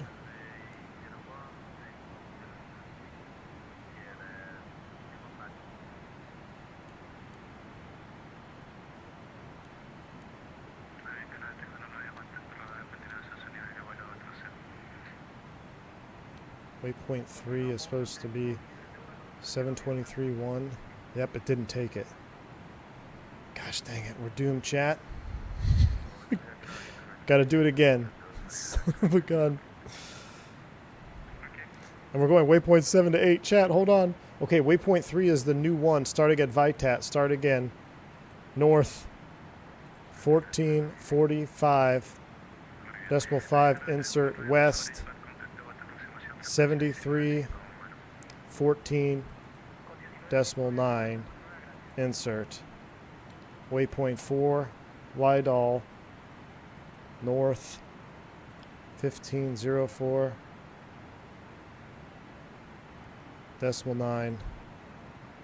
Insert west. 73.12.9. Insert. Waypoint 5. Maxon north. 15332. Insert west. 73050. Insert. Okay. Waypoint 3, 4, and 5 have been updated. So waypoint 3, 4, 5. Waypoint 5 is Maxon. I gotta repin that. Using the chat as my FE. Correct. Rotating out of pause waypoint will get you out of DME update. Got you. So we rotated out, but it will keep the INS updating though, right? So I think we're good. So we're going waypoint 8 to 9 now. And we're 161 miles. So we're looking good. We're level 360. We leveled back off. We'll start, we're going to start our in-flight movie once we get up over the island. So I'll show you here on the maps. Once we get up over, actually, probably before then. Because we're going to have to be on our A game going into New York. Well, JFK's up here, yeah. We'll plan to start our in-flight movie about a beam sangster. Because once we get there, we'll have everything updated, and then we'll be able to just go new waypoints loaded. And hopefully chill out for a minute. Pilot on Avianca 52 hand flew this route all the way. That's scary. That's your. Oh, Nabil Hamdoui's here. Nabil, dude. Nabil, I'm so glad you're here, dude. I'm so pumped. I haven't watched any of your edits since they released. Right? I think there's the last two. So I can't wait, man. We're watching Avianca 52 on this flight is what we're watching. So, Bill in the house. Good to see you. Is this plane allowed to fly on VATSIM? Jim Lee, yeah, we're on VATSIM, dude. Or we're on Iveo Premium, too. So,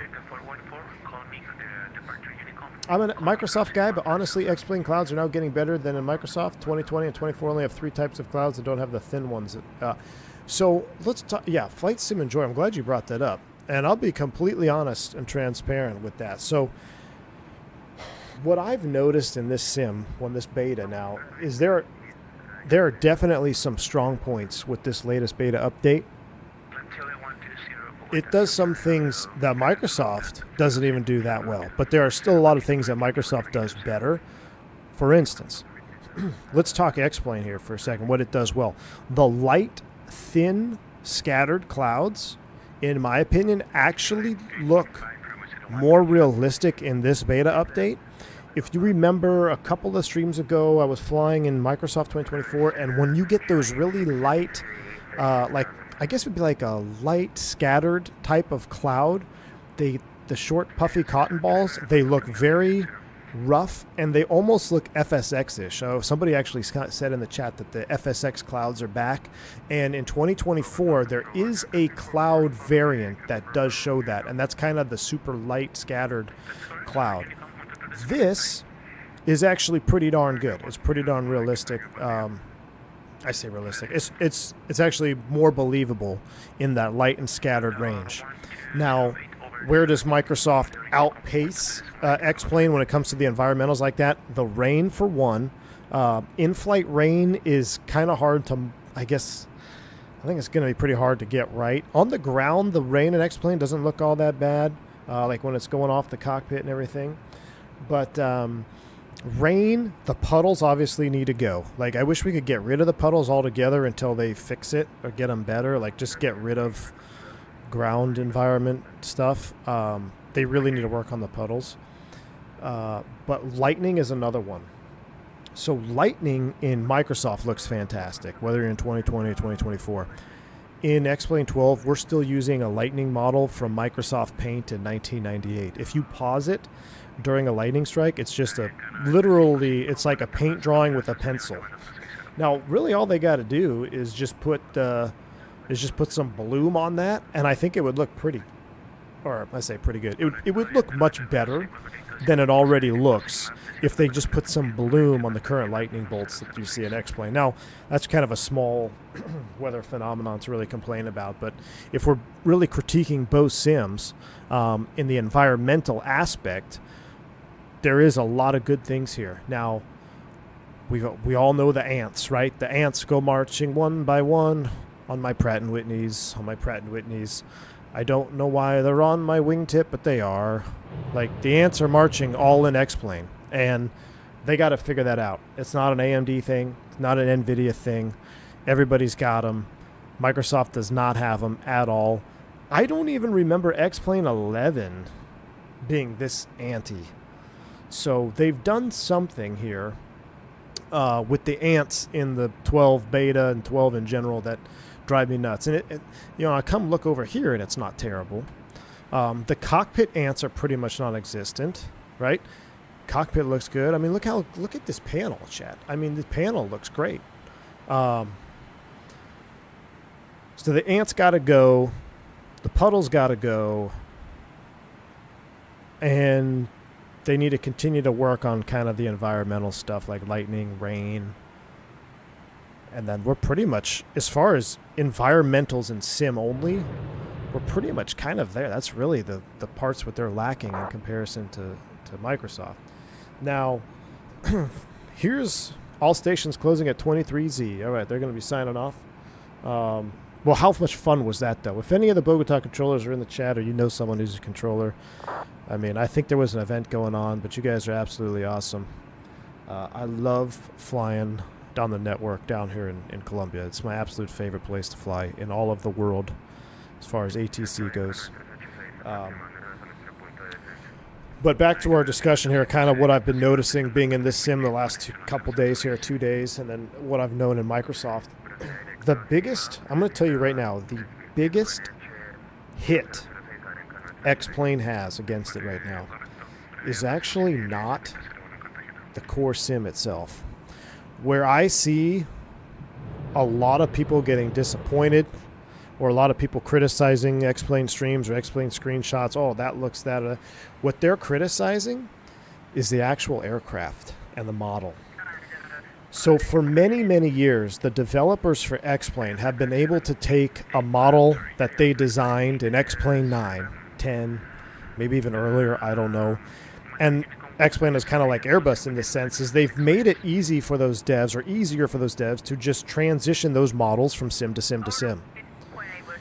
And when there's no graphical improvements in the core sim, you can get away with that.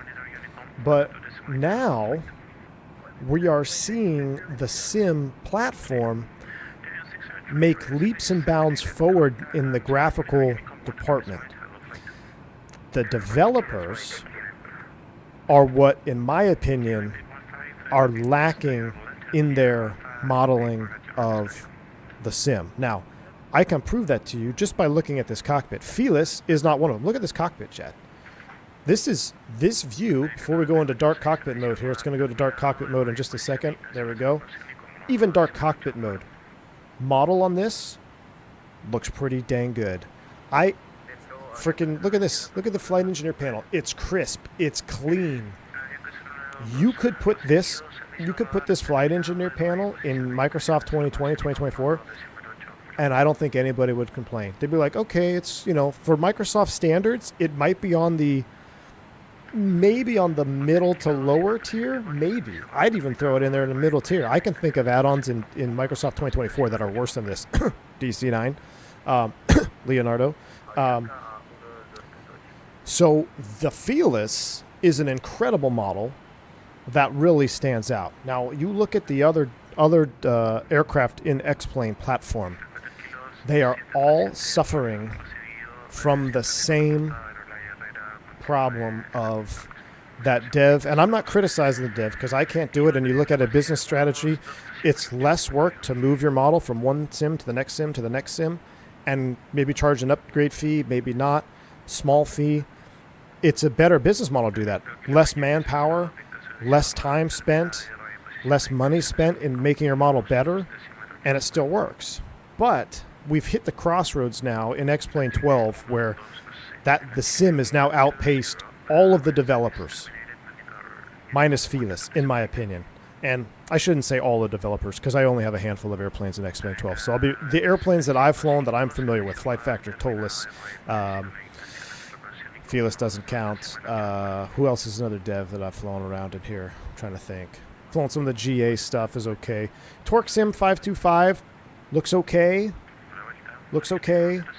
I think it could be better. I think Felis looks better than the Torque Sim. External model, fantastic. Inside, I haven't used the Flight Factor 777, Robert. So I'm gonna let's exclude that one. I have. Over to Unicom 122.8, Avianca 357 Heavy. We'll see it. Oh, I flipped it while I was transmitting. Sorry, dude. All right, we're over to Unicom. So I'm going to exclude the 777 because I haven't used it. Now, where I can tell you where this is, if you don't believe me and you have X-Plane, load up the default A330, the Laminar Research A330. Look around, move about the cabin, then go into the Tolis A330. Now, I'm not trying to be disrespectful, but I'm going to be completely honest. The default 330, miles better in terms of visuals. Obviously, the Tolis 330 is miles better in terms of systems and fidelity. But that tells me that the modeling that X-Plane is allowing devs to use, whatever software they use to create these airplanes, it is possible to make them leaps and bounds better than what we have been seeing for years on the X-Plane platform. So hopefully, and now, we say, okay, well, let's get all the devs back and start making airplanes. Well, now the problem is a lot of those devs, maybe not a lot of them, but there's been a handful that have noticed there's a massive decline in the X-Plane platform. They've moved to Microsoft Flight Sim. The development is now, in my opinion, probably lacking for the X-Plane platform. So who knows? We'll have to see what happens in the future. But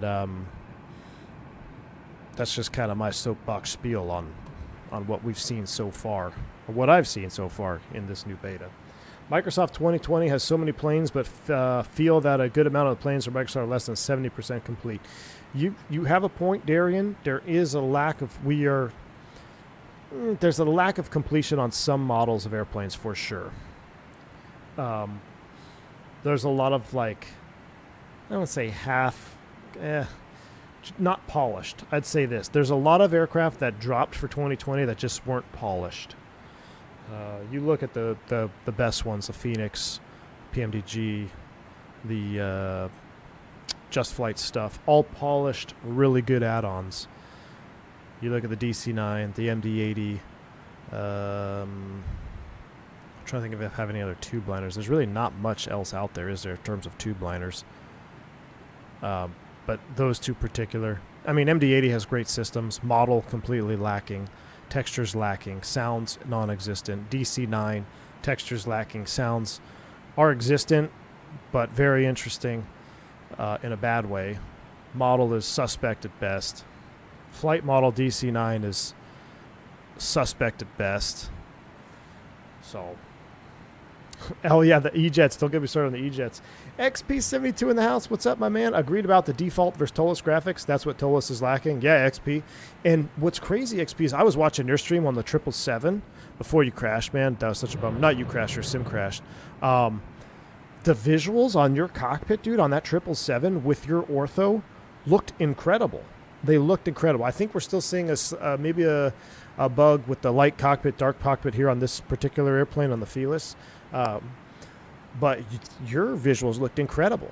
And that's what I was saying earlier, is that I think we're at a point now where the sim is at a point where it is ready to accept much greater, much higher detailed models inside and out than we have available for the sim. Because for so many years, it's been the X-Plane 9 model. Oh, compatible with X-Plane 10. Good. No fee. X-Plane 10 to X-Plane 11. Here's a small fee. Compatible. Same model. We've changed a few lines of code. X-Plane 11 to X-Plane 12. Here's an upgrade fee, but it's the same model, same visuals. That's got to stop. That's got to stop if people want to, if people are going to enjoy or want to fly the sim. I'm thinking about hopping back in X-Plane 12 and trying the Level Up 737. People keep asking me to try it. I may try it here soon enough. But let's go ahead and do a waypoint change. So I'm going to cycle us now. We're waypoint 8 to 9, but right now we're gonna re-switch. So we got a lot to do here. So we're gonna go waypoint change. Waypoint 5 is maxing. Waypoint 3 is the new one. So let's go waypoint change 0, 3, insert. Okay. Waypoint 3 is the new one. We're going there. Beautiful. All right. We did waypoint 4, 5 is maxing. Now we're going to go waypoint 5. And we're going to go remote. Remote. Remote. And we're going to start programming new waypoints here. So let me pull up my tab. Let's go charts. So maxing was 5. So now we need to go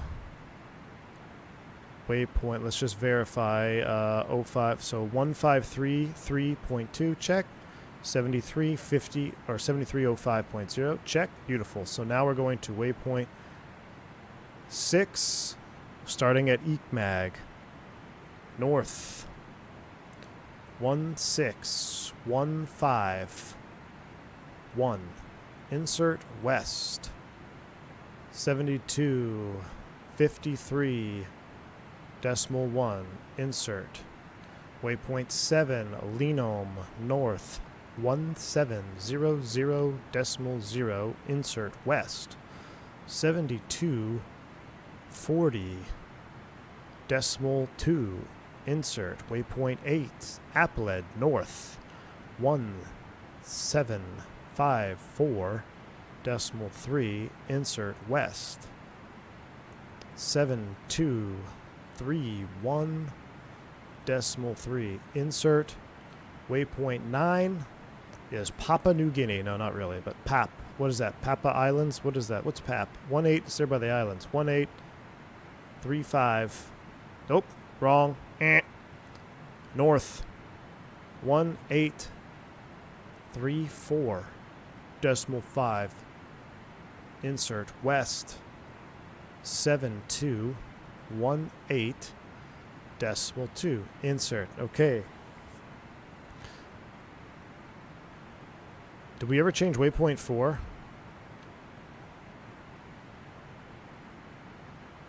We're going 0 to 3, and then it'll be 4.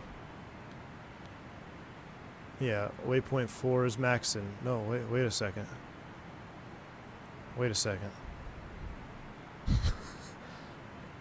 Port-au-Prince, Trinidad. 5, 4, 3. Vitat. This should be Vitat. Waypoint 4 is Vitat. Which one's Vitat? 1, 4. Waypoint 4. Waypoint 3 is Vitat. Waypoint 4 should be Lidal. 1504.9. Yep, check. Okay. So we're 3 to 9 is set. 1 and 2 are doing DME INS updating. And we just dropped off 1 and 2. We just dropped off 2. We're probably going to drop 1 here soon. Okay, so I need to make a new message here. What was our last waypoint? PAP. Waypoints 3 to 9 active. Waypoint 9 is PAP. New pin. And then what do we got here? Team Vodka. Team Vodka dropping the 20 gifted subs. My goodness me. Flyby to Team Vodka. This one's for you, man. Flyby for Team Vodka on an epic super giveaway. Thank you so much, Team Vodka, for the support, man. Here, I'll do a slow motion flyby for Team Vodka. Flyby brought to you by Team Vodka. Thanks for all the support, man. Are you flying with us tonight? Oh, look at the reflection. Oh, I see you, X-Plane. I see you, X-Plane. Damn, let's do one more. Let's do one more. Hold up. Hold up.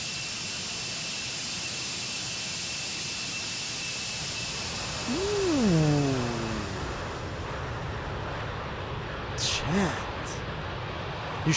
You should blast off at a Haiti Vodka. Can you take the Lear from Haiti to Kennedy? Oh man, you should blast off in the headwind. Or you could do a short flight vodka from what's the island where all the boats sink? Not Trinidad and Tobago. The island that everyone's all scared about flying over. There's a triangle. Bermuda. You should blast off the 339 from Bermuda to Kennedy. Yeah. With this update and those beautiful clouds, I honestly thought about moving to X-Plane. The thing that stops me is I feel like X-Plane is much less future-proof than Microsoft, much less than the add-on. Yes, Flight Sim Enjoyer, you're 100% correct. I don't know what the future holds for X-Plane 12. I do not know what it holds, especially on the development, what it holds on the development cycle. Are devs going to be making add-ons for the sim? Who knows? But for me, I'll tell you where it's actually... I find comfort in X-Plane 12 is because, well, that window view kind of poopy. I'm afraid that Microsoft is going to go down the full-blown subscribe stream model for everything. Okay, let's do a little history lesson real quick. Microsoft Flight Simulator history came out. What, late 80s? I didn't fly that one. 90s. I did a little bit of 98. Was it 96 before that? Anyway, so it was Microsoft released 80s good, 90s good, 98 excellent, 2000 fantastic, 2002 flop, 2004 phenomenal, FSX the pinnacle. Did I miss those up? Which one was the Concorde FS? Was that was it 2000 or 2002? Let me see. MSFS 2002. I think yeah. MSFS 2000 was the flop. I messed those up. So FS 96 good, 98 good, 2000 flop. 2000 was a flop. 2002 was FS9, which was excellent. 2004 was FSX. That was the final one. So I am hoping that our Microsoft 24 is kind of the 2000 flop. I don't like streaming everything. Yeah, I'm on the Carbon 4 for Kennedy vodka. I don't like streaming everything. Empty promises, skewed promises. It's been out for 6 months and we haven't seen a lot of improvements. 2004 is FS9. Then we had FSX. Okay, maybe you're right. Whatever it was, what I'm saying is that there was a flop of Microsoft Flight Simulator when it came out, and it was the 2000 year with the Concorde on the cover. That one had like low sales. There was a bunch of things wrong with it. It was kind of, people didn't really know what the big deal was about it, and it didn't like do well. But 2002, 2004 all did great, and then FSX obviously was around for decades. I'm hoping the next sequel of Microsoft Flight Simulator, whether it's 26 or whatever it is going to be much better. I'm hoping they're going to learn from their mistakes. I'm going to hope that they don't only cater to the Xbox crowd. But it is my fear that it's going to be full-blown, like I said, stream everything, do everything, subscribe to this, subscription for this. And if it goes that route, I'm probably not going to continue to go down that route either, because that's just tiring, microtransaction, this. I don't want to. And if X-Plane 12 can hold a torch to it with ortho and good environmentals and good airplanes, hey, it doesn't matter if you're on a network, doesn't matter if your internet crashes. Guess what? You can boot up your sim and fly. One of the best things to do when your internet goes out, start a flight, start a long haul, engross yourself in the sim. You can't do anything online anyway, right? Can't do that in Microsoft Flight Sim. So for that reason, I like the fact that X-Plane is still making strides to get better, because we may all be back in it soon enough, depending on which direction Microsoft goes. Do I think they're fiercely competing right now? No, there's no real... This is a step in the right direction towards competition, towards Microsoft, but until, like I was saying earlier, the developers pick up the slack and really start dropping model bombs and dropping fantastic add-ons, like Felis, this is pretty much a one-man show for this aircraft, and it is miles better than other devs that have teams working on projects. So I'm hoping, fingers crossed, we see more aircraft like this in the future. Thomas Ray, thank you for the 5-month support. Y'all forget after FSX was Microsoft Flight. Nobody counts that one. We don't count that one, Thomas Ray. We don't even count that. All right. We're about to get ready into the into movie time. We're just kind of watching the sunset here. Our DME updates have finished. We're going Waypoint 3 to 4. Oh, let's turn our remotes off.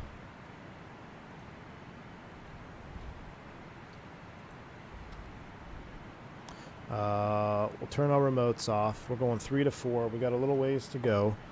And let's take a look at our chart here. All right, so I guess for the next DME update stations we're going to want to use are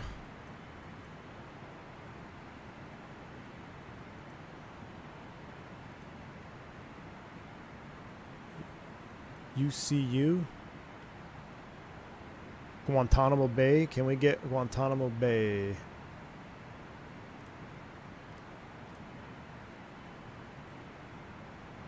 Nothing on Guantanamo Bay.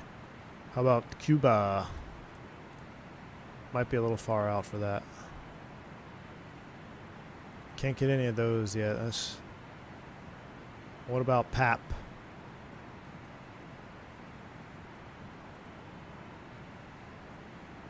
$15.3. We're getting Papua New Guinea. Alright, so we'll do Papua New Guinea. I'm going to set up DME1 to PAP. Actually, what about 15.5? Yep, and then we'll do PAP on the other one.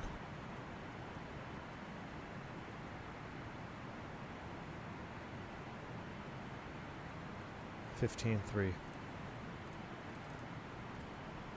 Alright, so, nope, we're about to start... We're about to start the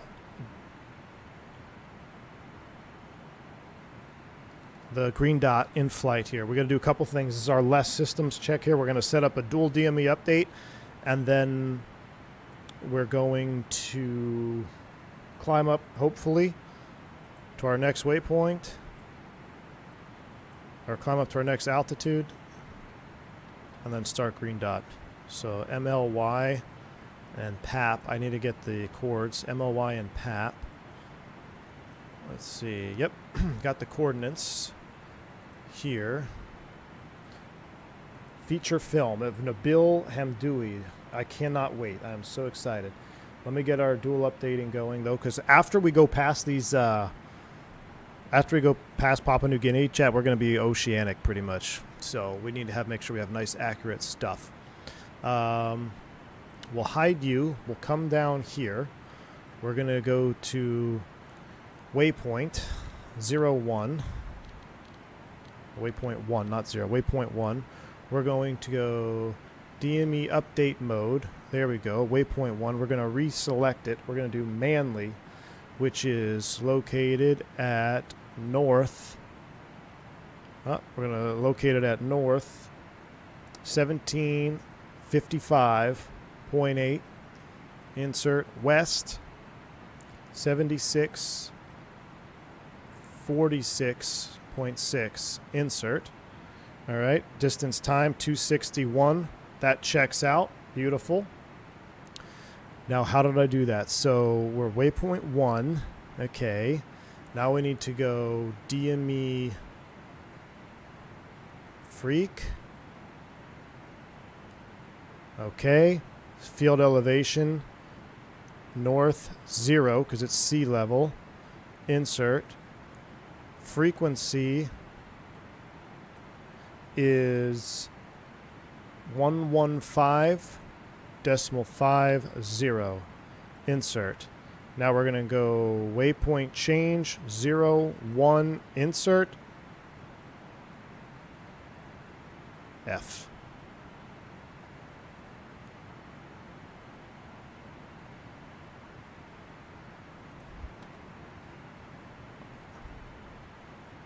What'd I mess up?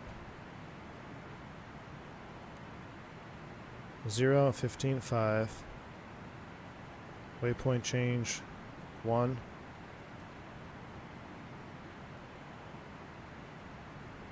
Oh. Ruh-roh.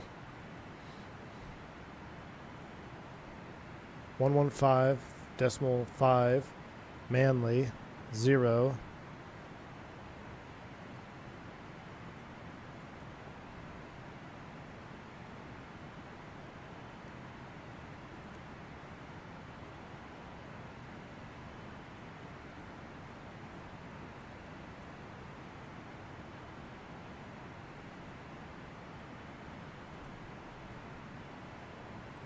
I can't turn it on.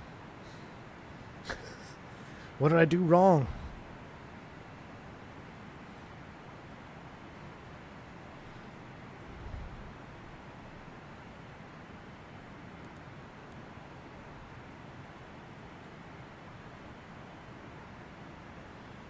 Let's try number 2.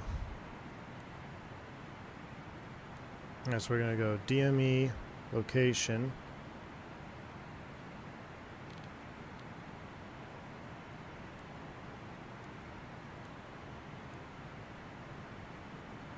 Let's see. Press and hold 7. Okay, waypoint 2. We're going to use Papua New Guinea. North 7218. 7218.2. Insert. West. Oh, no, that's 7218 to 7218 insert. North 1834. 1834.5 insert. So 1834.5, 72.18 distance time, 174. That checks out. Okay. So now we need to go to the DME frequencies. And we're going to go altitude of 0. Insert.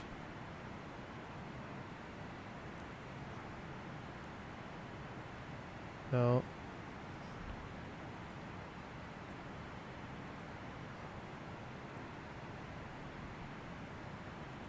Let's just call it 1. No, it's clear, clear.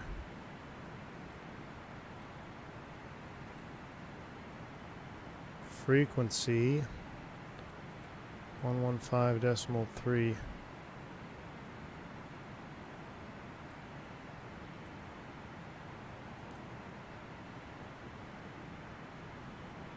I forget how to turn it on now. So to DME update 2, go waypoint change 2, insert. Okay, number 2 is updating. We got DME2 updating normally. That's good. We must have screwed this up. Alright, so let's try this again.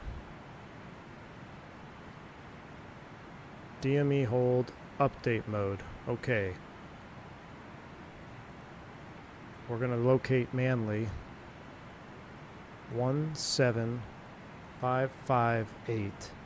Insert west 07646.6. Insert.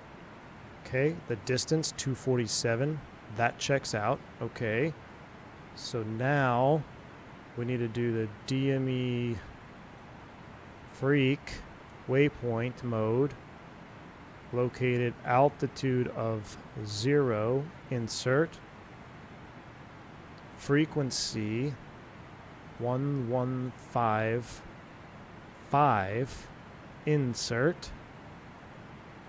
Still checks 246. So we're going to do waypoint change 1. Insert. Maybe it's too far? I don't know. I can't get it to...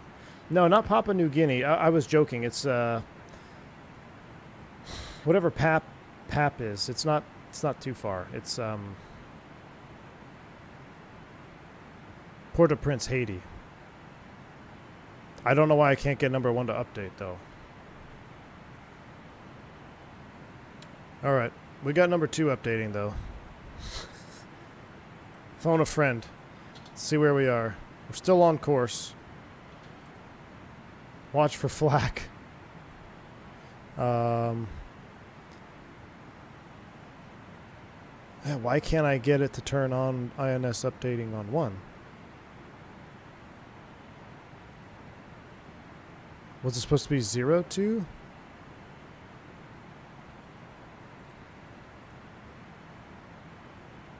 No.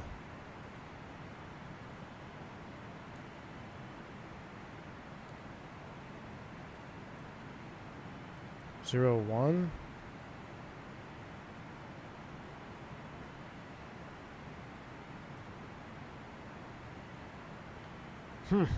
I don't know. Okay, that's fine. Fuel balance, check time. Oh, perfect. So we are balanced. So let's go boost pumps on all 4, right? And now we can just boost pump all of them at the same time. It is what it is, Nabil. All right, gross weight is 613. What can we get up to? 613. Can we get to 38? No, we cannot. All right, so we're stuck here for right now. And we are looking good. We're going, let's just go, since we can't get this to update, we'll just scroll out of this. Distance time, waypoint 6 to 7. And waypoints 3 through 9 are active. Waypoint 9 is PAP. Sun is down. We were setting, we were messing with our box during sunset.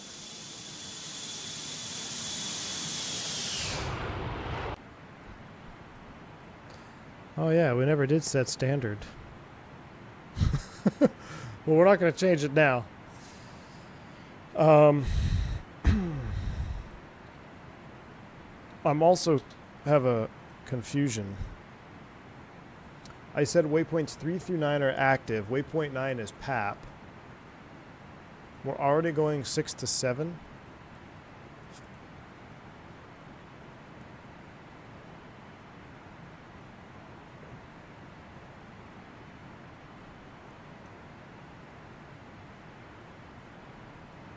All right. Well, Well, we got to get settled in for our movie. Where are we going to watch it? Wingview? The time is now. Man, we've been non-stop flying this airplane since the get-go. Stressing me out. Cavaliere al primo tavianche. Oh, nope. Nope, not yet. Not yet, green dot.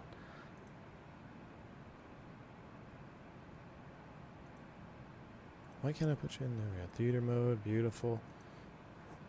You have to close the valve so that each tank feeds the appropriate engine. Otherwise, the inner tanks will feed all engines because the pumps are stronger.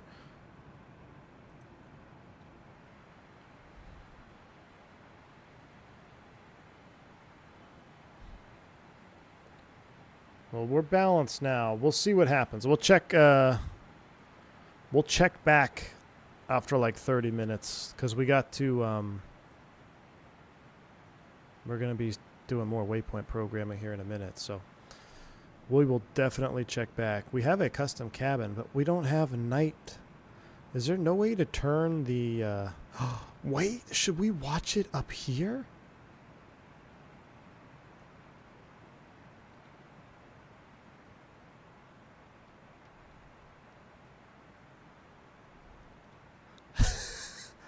Should we watch it from here? I don't know. I kind of like Wingview better. Because you'd have to...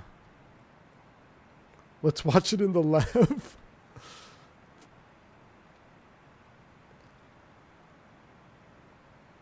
I think Wingview is way more juice. Wingview is way more juice, chat. Wingview is more juice. All right. Let me get it all set up here. I'm really bummed that...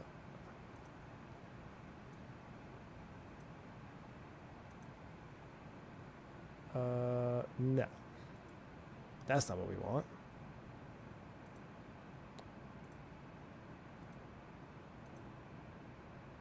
That's what we want. I'm really bummed that I can't get that DME update. I don't know what I did wrong. I thought we were doing so good there. Oof. We're going to need to fix that. We going to need to fix that. So what happens when I don't do it prior to? So give me a moment.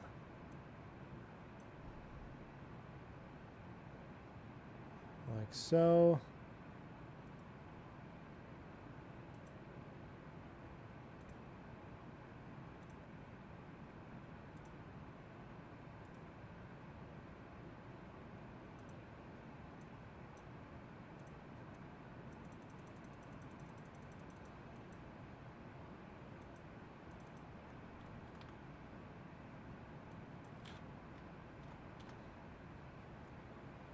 I see us doing a big turn, I get concerned.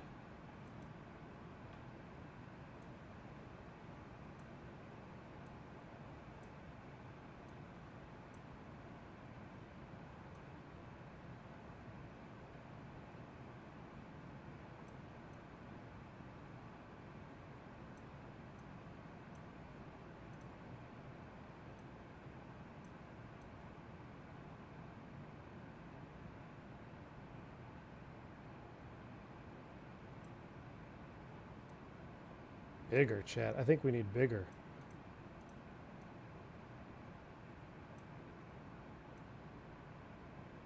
This is a Nabil airframe filmer, so yeah, we need max juice. All right, let me trim that up a little bit.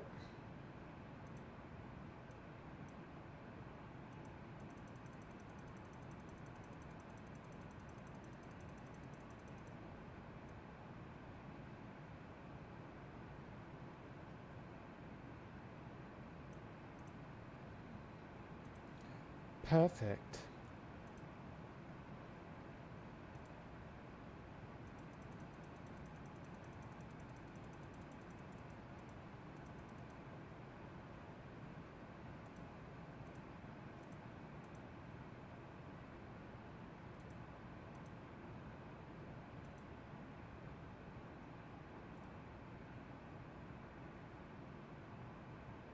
I ran out of time to do this before the stream started. I apologize.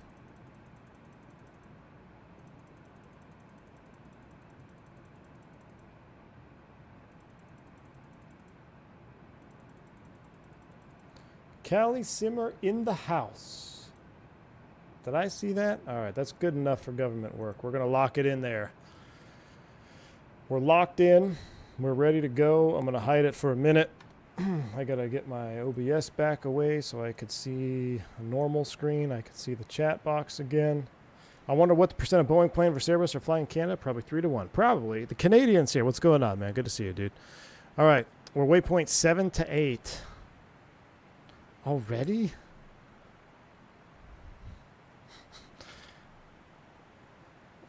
How are we already waypoint 7 to 8? We got to change it again?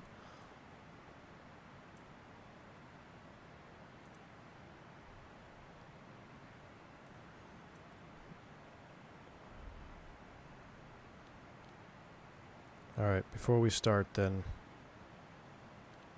I thought we did all this. Waypoint 3, 1445. Which one was you? That was Vitat. Yeah, we already...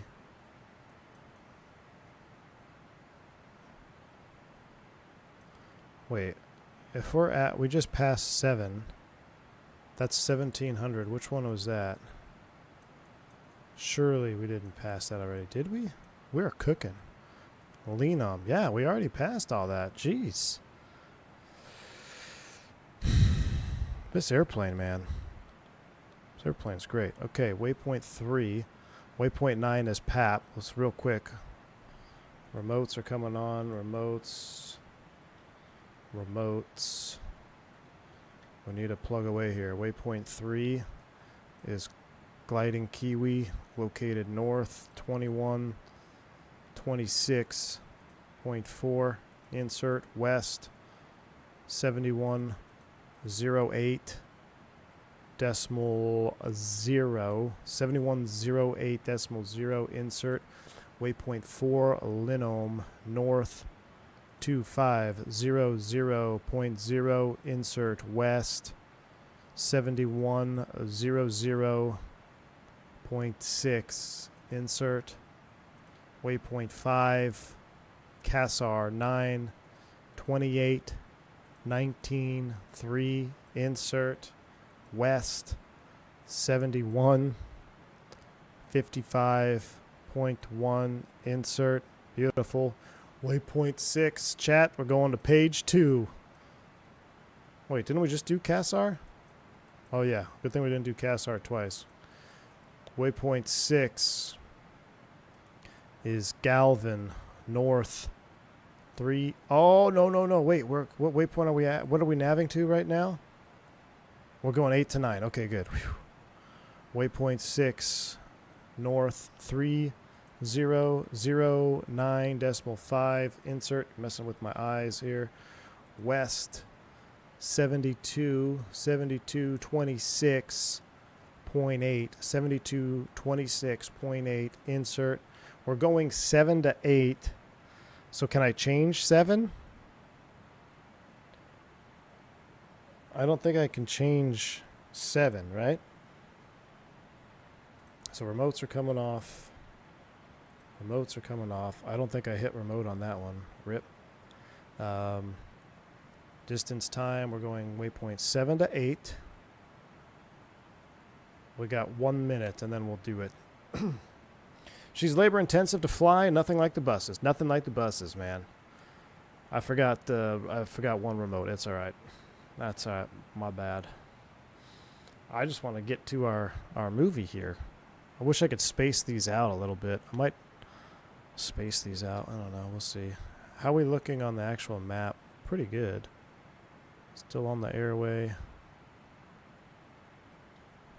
I'm bothered by number 1 not updating. I'm still bothered by that. I wonder if, oh shoot, which one? Did we do Galvin? Was that our last one? Yeah, Galvin was 6, right? Yeah. Okay, we're going 8 to 9.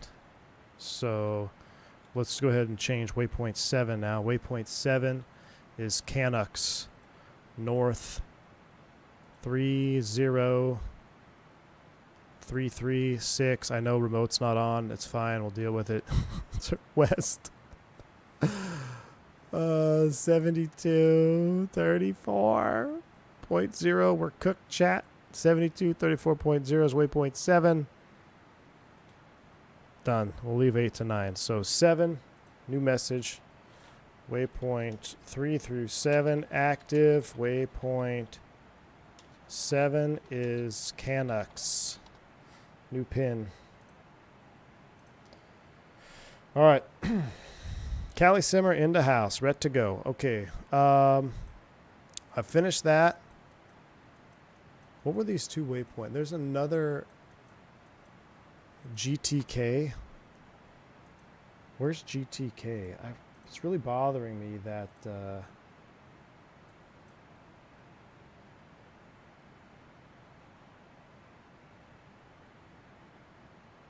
we're not getting DME update. Let me try Grand Turks. 1142. We're getting 1142, but that's on our flight plan. We really don't want to use that one. I guess it doesn't matter. I mean, it does matter, man. We're gonna be oceanic for the next like 2 hours. I'd like to get a waypoint off the left-hand side.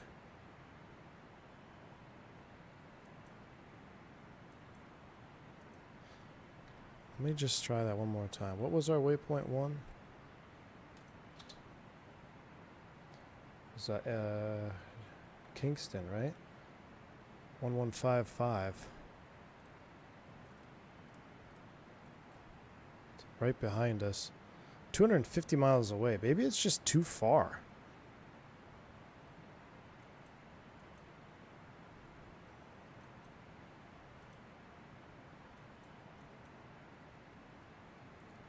What about Cuba? We get Cuba at 13.3.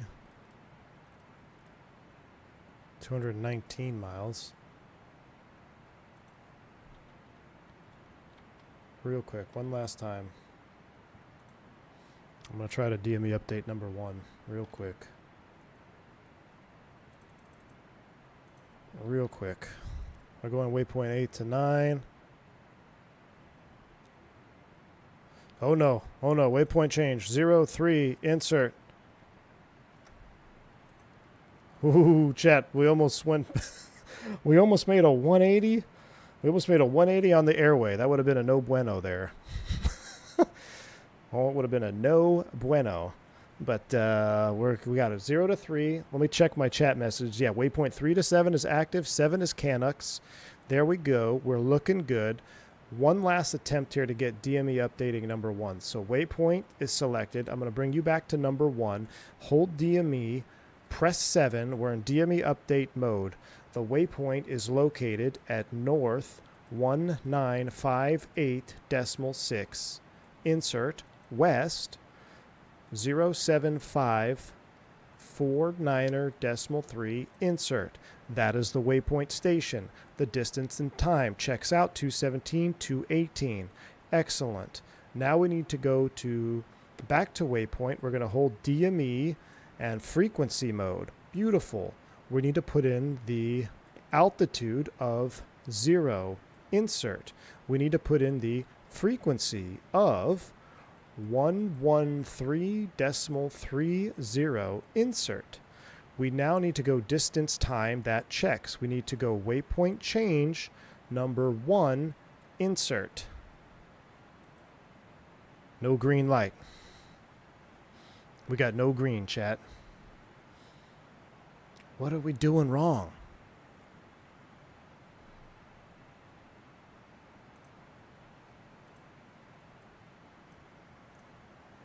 What are we doing wrong? Where's the flight engineer? Let me see my INS update. I watched this one guy reflected something sim here, and he said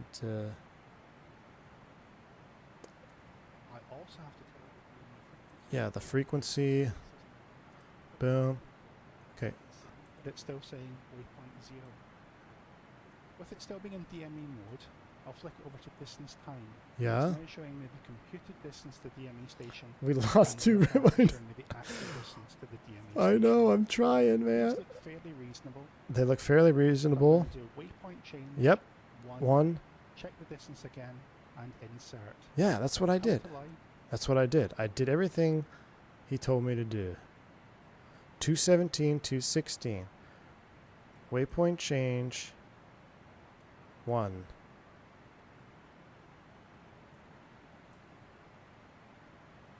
We're not getting any DME update of number 1.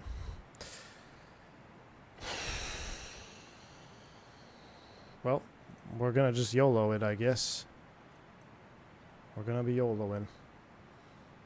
That's what you want your pilot to watch a tutorial mid-flight? I don't know, man. I don't know. All right. That looks pretty dang good, though. Let's see outside view. We got to fix this bloom right here. The bulb on the indicator is faulty. Oh my word. This airplane is such high workload. Guy's so chill. Yeah, he is, dude, Dan. I agree, man. I've watched some of his stuff for other things before. How's our fuel? We are 22, 22, 22, 22 all the way across the board. Looking good. Looking good. Gross weight is 605. We've got no DME update. Let me try to hijack. You. Let's do this. We'll go back to regular distance time. We're going, that looks good. So let me put you into DME update mode again. Waypoint mode. Okay, and I'm gonna put you on waypoint 1. All right.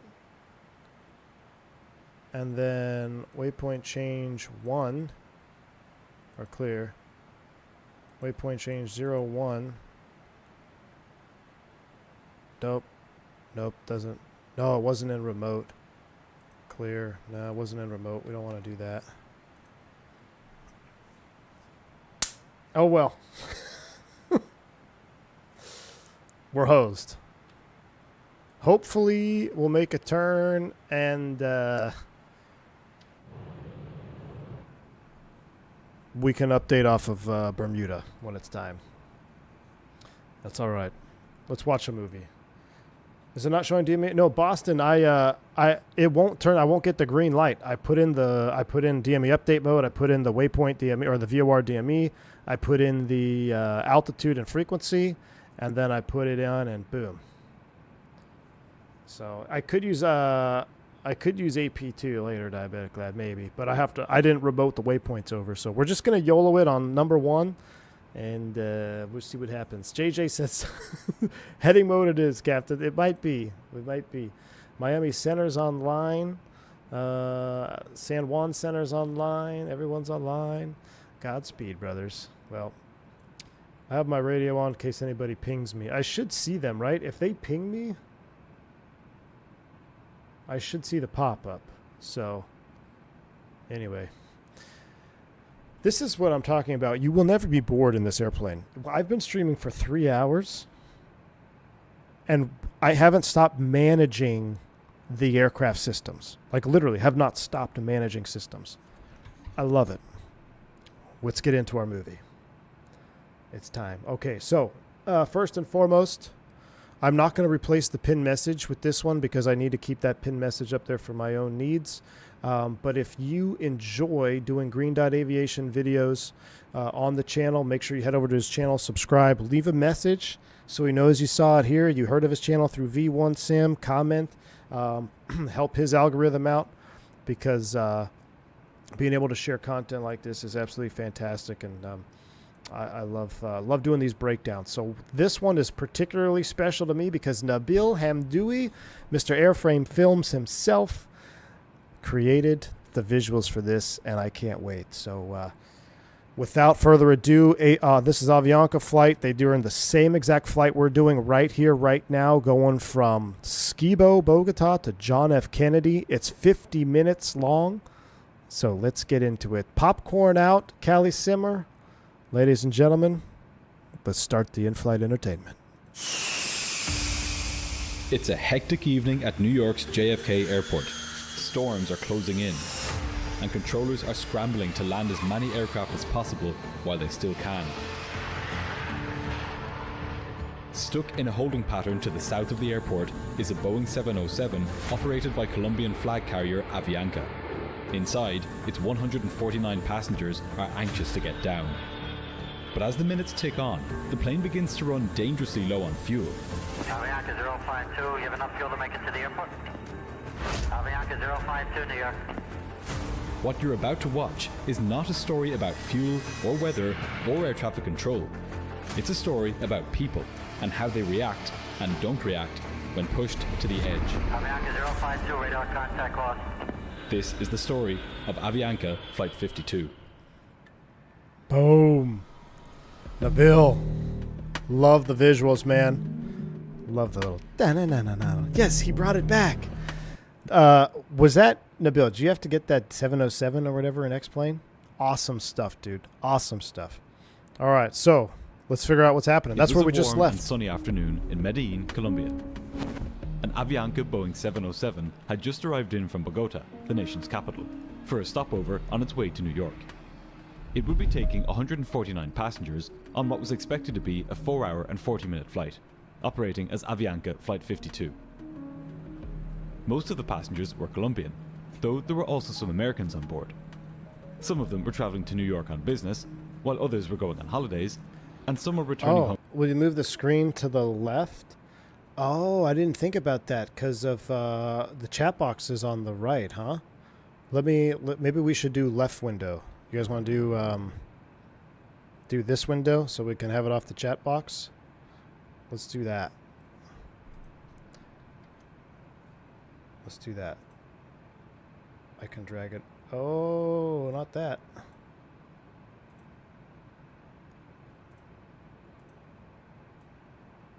We'll put it on this side.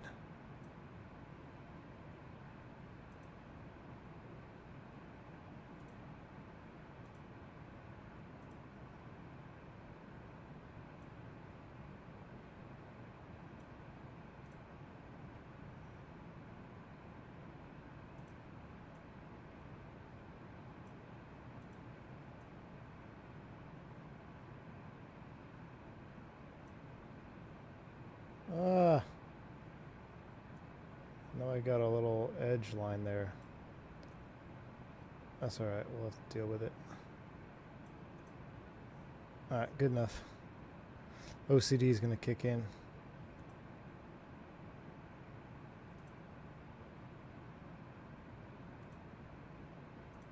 Home to the US after a stay in Colombia. Taking care of them were 6 cabin crew members. Up front in the cockpit was a crew of 3. Sitting in the left-hand seat was the flight's captain, Laureano Caviedes, aged 51.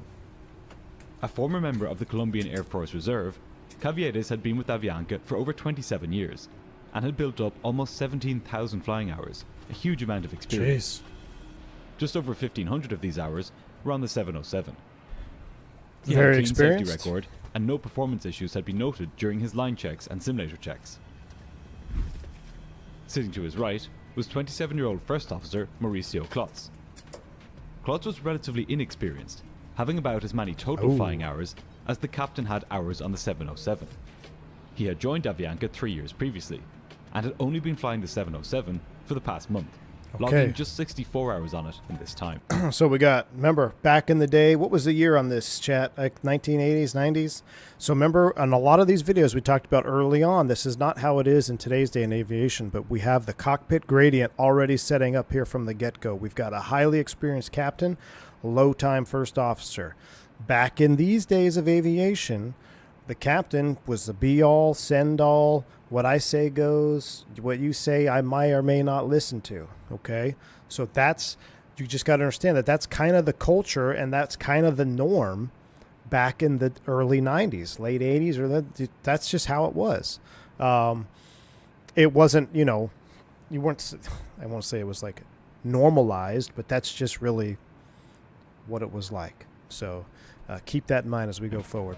64 hours, keep that in mind. If you fly, keep that in mind. If you fly a 70-hour-a-month line, which is pretty much average, he's really only flown like, what, 2 months on the line? So very, very fresh to the aircraft. To the 707. Behind the pilots was the third member of the crew, 45-year-old flight engineer Matias Moyano. He had been with Avianca for 23 years, amassing more than 10,000 total hours, over 3,000 of which were on the 707. Each of these men had flown to JFK many times before, and were well accustomed to dealing with the often snappy air traffic controllers on the way into New York. But what they were not accustomed to was flying without what would usually be the fourth member of the crew, the autopilot. Even in 1990, the 707 was an antiquated aircraft, having long since been phased out by most major airlines in favour of more technologically advanced, fuel-efficient jets. But Avianca still operated some of these aircraft, and many of them were not in the best condition. This particular aircraft was 22 years old. Its autopilot had broken down the previous day, and maintenance engineers had tried fixing it back at Bogota that morning, without any luck. Bogota? This meant that the captain had to... Gotta tell him it's Bogota. Unless I'm saying it wrong. So, pretty wild. No autopilot on a 5-hour flight? Chat. Calling out sick for this one. hand fly the aircraft to Medellin. This hadn't been too taxing, given that this flight was just 1 hour long, but the nearly 5-hour flight to New York would be another story entirely. That's insane. As the pilots set up the aircraft for departure, they took on extra fuel for the journey, bringing the total fuel on board to just over 36 metric tons, or 80,000 pounds. Man, we took double that. This was the maximum fuel it could carry to be able to take off safely at Medellin, and it was more than enough for the trip to New York. In aviation, fuel planning is not done in a haphazard way. There are strict regulations governing how much fuel planes must carry. Flights operating under instrument flight rules, which basically all commercial flights do, must have enough fuel at a minimum to taxi to the runway and take off, fly to their destination, conduct an approach, carry out a missed approach, climb to altitude, fly to an alternate airport, conduct an approach there, fly for an additional 45 minutes, and also carry at least enough fuel to hold for 30 minutes at 50. So there's our IFR reserve rules. Vodka's saying we're off course. I want to turn the wing light on anyway. Saying I'm off course. No, I don't think so. We have to go to, let's see, we're going to Waypoint 3 from Canucks. We're going out to the fixed. You have to get on one of these airways, Vodka. Let me double check. I don't want to write you off saying that we are on course, but we do have a weird kind of a dog leg so we can go across the track route here. So right now we should be heading towards at least close to GPT, I think. No, let's see. I think I'm on course. Yeah, we have to go right to join the track route over Lenholm, to then go up over. So we'll be waters on this. We'll be waters plus airspace. We just passed the island there. Yeah, we're correct. We are looking good. Matter of fact, I should throw that in there just as a VOR reminder. 14.2. Yep, 14.2 is in front of us. So we're looking good. Okay. So we're looking at alternate fuel requirements. Speaking of, we need to save gas. Still quite can't quite get up there. Is there a wing light? Let's turn the wing light on for the movie. Yeah. Yes. All right. 1,500 feet. Avianca Flight 52 easily met all of these requirements, with enough fuel to stay in the air for 6 hours and 8 minutes.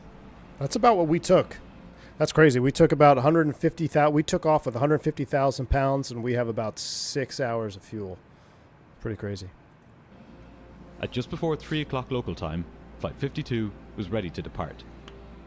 The doors were closed, the tug was connected, and the plane was pushed back from the gate.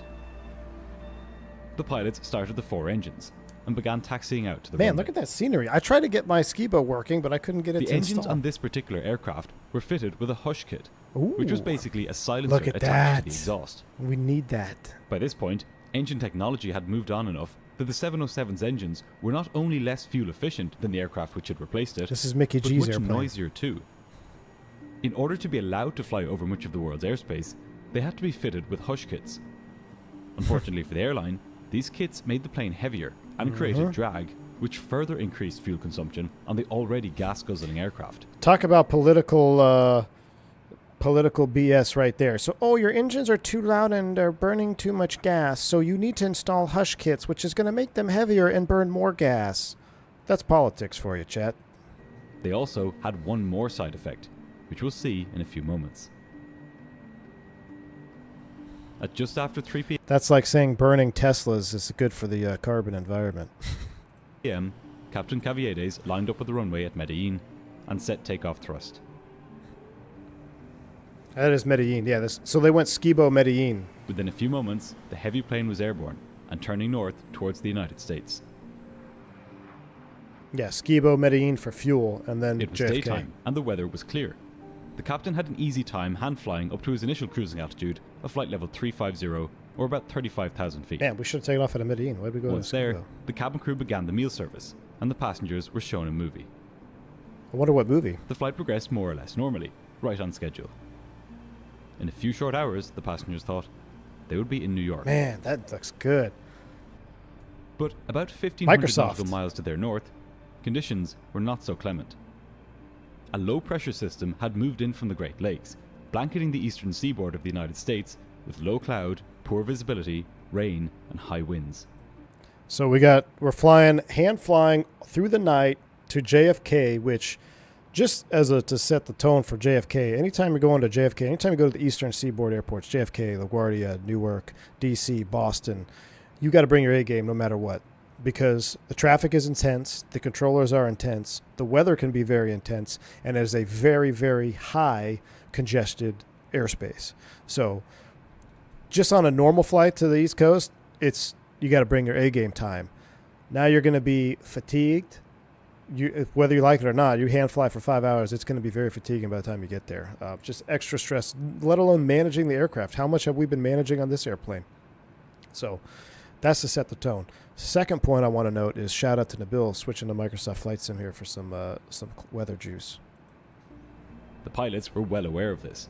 They had received weather information for New York when they started their day back at Bogota, and conditions had been marginal. But, as always, they had an alternate airport to go to, in case conditions in New York were unsuitable to land. Flight 52's alternate was Boston, 180 nautical miles to the north of New York. Oh, all footage is Microsoft? The only problem, dude, I thought that was Boston had not been X-Plane chosen as initially. the alternate because the weather was better there. Rather, it was simply the automatically generated alternate for flights from Columbia to New York. If the pilots had reviewed the forecasted weather for Boston before departure, they would have seen the conditions there made it unsuitable as an alternate airport. Okay, big one. Got you. That's happened to me recently, actually. So, actually going to Guatemala City, one of my last times that I went to Guatemala City, our alternate became unsuitable after takeoff because of a volcano eruption. A new fuel, our new alternate required different fuel, and we didn't have the fuel for that alternate, so then we had to make additional plans. That was just one example, but every time I get the paperwork for a flight, check the weather. Do I see the alternate on there? I do. What's the alternate weather? Now there's stuff in place, computers and software in place these days, which really, really minimize these mistakes. This could have just been I'm sure it was a hand-picked alternate from what they've used in the past, what is normally the standard. But when you're looking at the weather and your alternate doesn't meet the alternate weather requirements, you gotta catch that, because it's like if you're going to your alternate, you're going there because of you're either out of fuel or you can't get in, there's something wrong, it's a better option, and if you go there and you can't get in, that's a recipe for disaster. So alternate weather, alternate minimums is a big deal. If this seems curiously incurious on the part of the pilots, then what is even more surprising is what they would do about this situation en route. 2.5 hours into the flight, at just before 5:30 that evening, Flight 52 entered Miami's airspace. The first officer made contact with controllers there and received clearance to climb to the final cruising altitude of flight level 370. The captain put the plane into a gentle climb. Increase green dot volume? Okay. As the flight continued north, the flight engineer noted the fuel contents against the flight plan, ensuring that the plane was consuming fuel as planned. So far, all was well. But this was to be expected while the plane cruised serenely in the blue skies above the eastern seaboard. The real question was how much fuel they would use as they neared New York. Because bad weather meant one thing: delays. The pilots didn't know it, but an entirely different storm was now brewing in the northeastern United States. Much like fuel planning, the flow of traffic into major airports generally isn't something left to chance. In fact, it's very tightly controlled by central planning authorities. And it's very For the frustrating. US, this job is done by the Central Flow Control Facility, or more plainly, Flow Control. Located in Washington, D.C., this organization regulates the flow of air traffic throughout the United States. One of their most important functions is to ensure that the number of planes coming into an airport does not exceed that airport's capacity. Early that morning, the flow control... I got a flow control route on my last flight from Cancun yesterday. Added 275 miles. Added 45 minutes. It was insane. I was very upset about it. Fortunately, we had the fuel to do it. But I have actually gone back and forth with the controller and was straight up, because right now they call it TMU, traffic management. I've gotten some wild reroutes. I had one reroute that was 400 and something miles additional, and I was telling the controller, I was like, look, I don't know about you, but last time I checked, Airbus can't mid-air refuel. You're telling me I got to accept this route 450 miles. We simply do not have an extra 1,000 pounds of fuel on board. We cannot accept this route. And the controller came back and said, well, I mean, there's nothing you could do. You have to fly. You have to declare an emergency. It's like, fine, we're going to declare a fuel emergency because you're telling us we got to fly a route that's 400 miles plus extra. It's unacceptable. Shortly thereafter, he said, stand by. New controller came on. We got a new route that was almost identical to our first route, and we went just fine to Chicago. That was doing a Miami-Chicago flight. They had us going. We were over the panhandle of Florida. They wanted to reroute us over Oklahoma and then go north into Chicago. And I was like, no. There has to be a limit on it. I would love to pick ATC's brain on this. If you say, what's the reason? They say, oh, it's TMU, traffic management. I'm like, well, what does that mean? Like, why are we doing that? And there has to be a limit on it. You cannot just assign aircraft 400 plus additional mile reroutes because we don't carry that much fuel. We don't carry enough. I mean, we were lucky enough to accept the one yesterday, 250 miles extra. We had the gas to do it, barely. But I mean, if it was any longer than that, you can't do it. And then the controllers get all pissy. And I don't know if this is a degradation in the air traffic control system, which we've seen all the issues with being understaffed. I don't know if that's playing into it. It seems like now they're afraid to let planes fly through any sorts of clouds. So if there's any weather at all, you get these insane reroutes all the way around. And I feel like this is something that's picked up in the last, 4, 5, 6 years. Back, 7, 8, 9 years ago, I really don't remember that really being much of a thing. And yeah, reroutes and delays were always an issue, but I've never, let me say this. I don't remember ever getting 400 plus mile reroutes in the early days of airline flying. So I don't know if it's changed or what's changed, but yeah, you got to be very careful about that. Flow control on the Northeast, every airport is specific. So I feel like everything is shifted off of Kennedy. So when Kennedy changes runway configuration, everybody else gets hosed. Philly gets hosed, Newark gets hosed, Boston gets hosed, and then JFK will switch again. Then everyone else gets hosed because JFK switched again. So now everyone else has got to change direction. You're landing with tailwinds. It is a very clustered, very congested part of the world to fly into, and that's obviously going to lead to problems here. So let's we'll get into this more. He's getting into flow control. Let's do a aircraft flight check here. We're going waypoint 3 to 4. We're looking good. We're still 187 miles out from we just passed over that, so now we should be going towards Lenome, I believe. Gross weight totalizer 596.38. We need to be 594. We're almost there. We'll continue to burn some gas, and then we'll climb up to flight level 380. So we're looking good. Current time to waypoint 4, 22 minutes. Altimeters are not standard. I know it. I'm not going to change it now because I'm scared. We're gonna change it in the climb here. So we'll change it when we climb up. Let's continue on.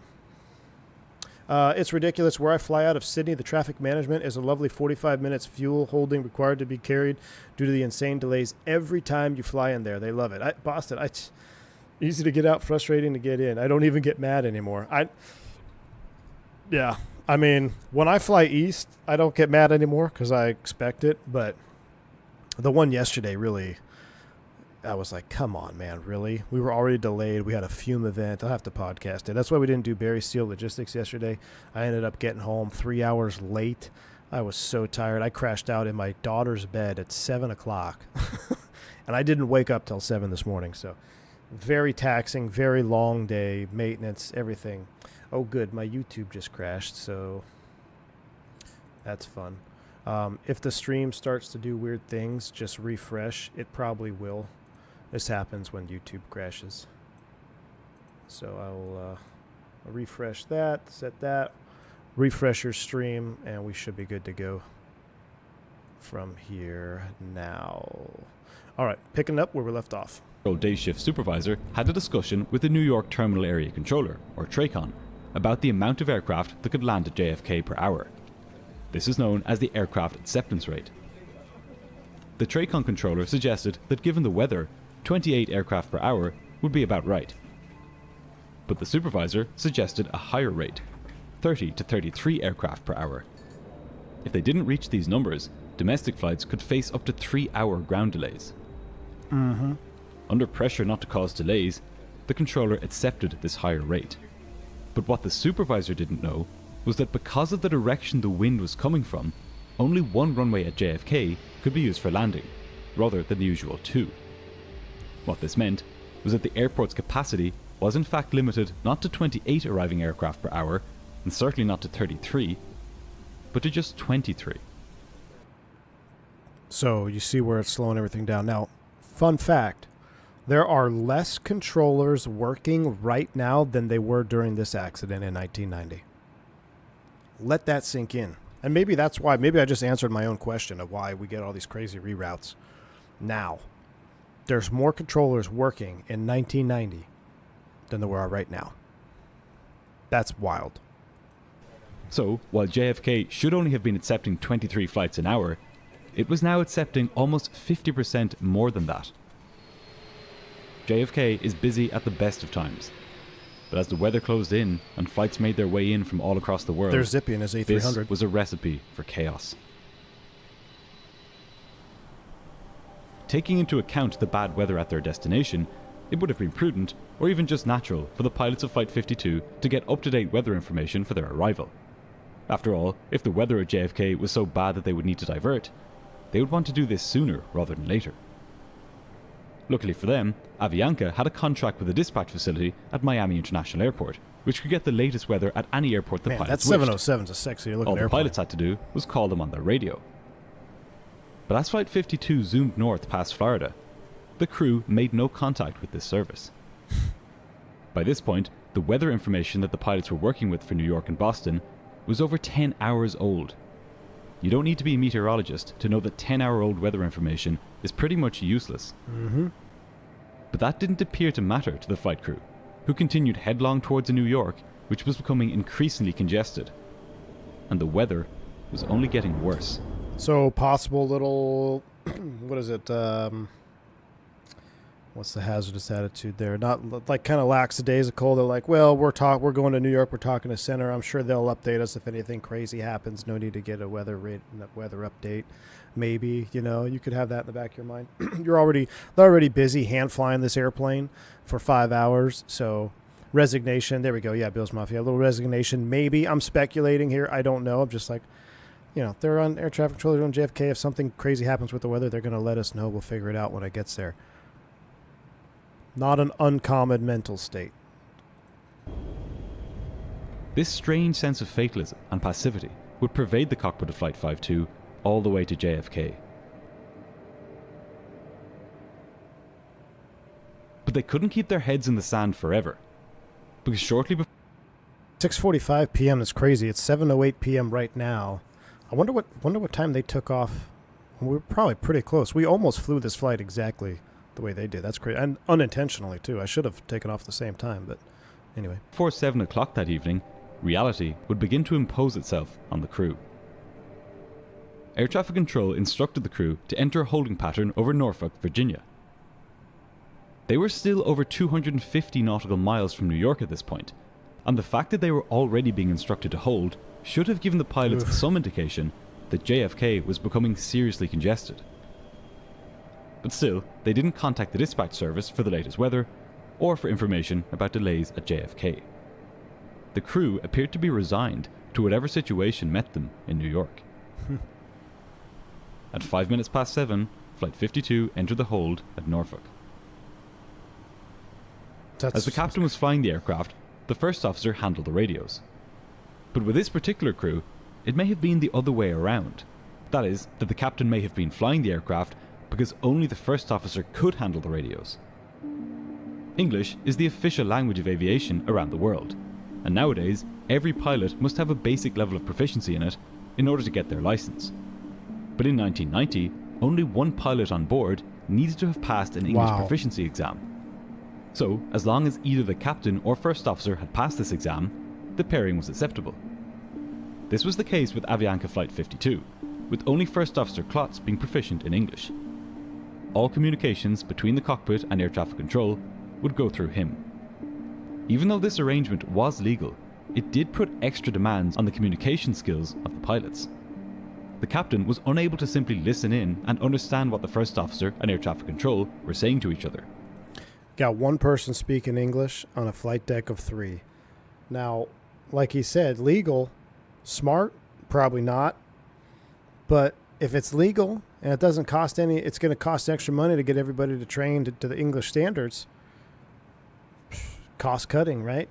You know, the amount of times that I have corrected a first officer because of something they said that was incorrect. I was like, oh, I think it was this frequency. And the amount of times that has happened vice versa, where a first officer has corrected me because I said something wrong, read back the wrong frequency.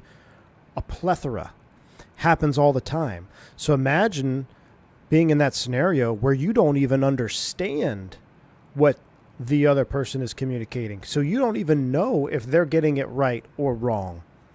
That is a huge hole in the Swiss cheese for an environment like this. That's massive, massive. So his mental picture of what was going on would come entirely from the first officer. Nowadays, such issues are mitigated by the existence of a crew resource management, or CRM, training program, which trains pilots to work together to effectively manage their workload and to catch any developing issues before they snowball into an emergency. But CRM training was not yet the industry standard in 1990, and Avianca didn't have such a program. Whether or not a particular crew worked well together was entirely dependent on how those individual personalities got on. The conditions the pilots of Flight 52 would meet as they neared New York would put their ability to work effectively as a team under extreme pressure. After nearly 20 minutes in the... All right, so they're in the hold.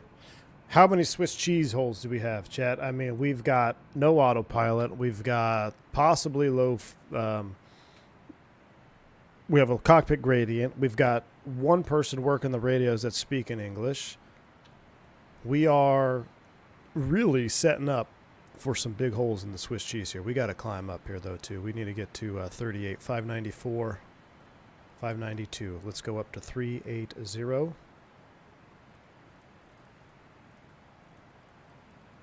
Commencing climb, fly level 380, and we will go ahead and set standard.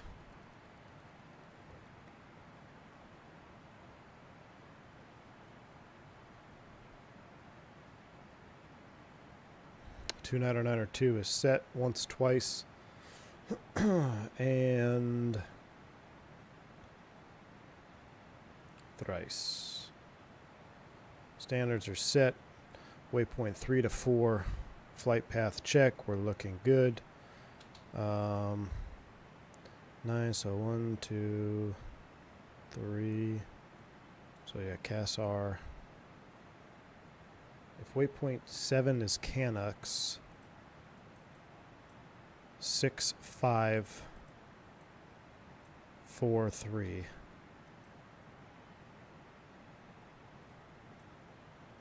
Are we off track course, chat?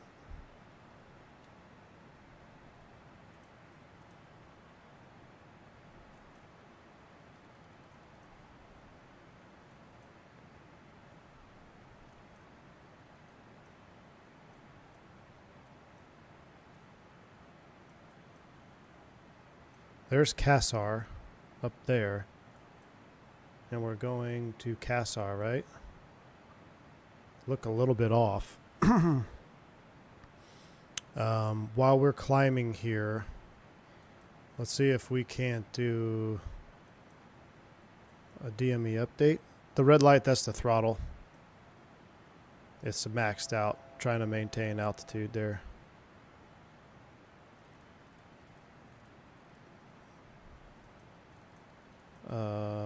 San Salvador. Surreal. Where is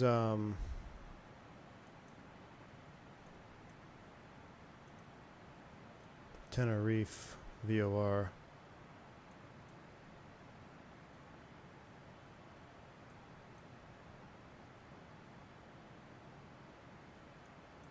Bermuda 13.9.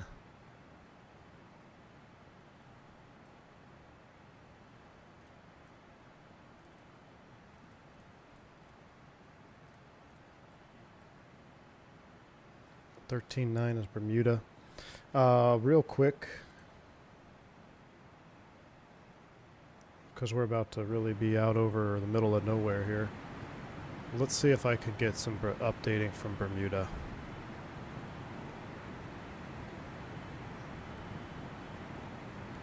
All right. Waypoint mode. DME mode. Waypoint 1. And let me get this in here, Chad. We gotta try to get some DME updating going on here. I'm getting the Latin long for Bermuda right now.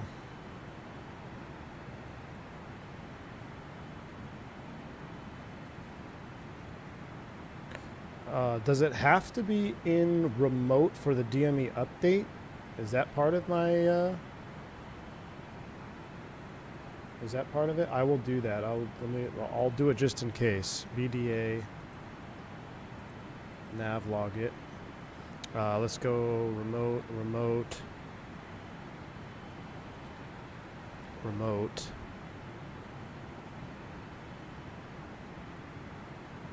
I really would like to get some updating going on. All right.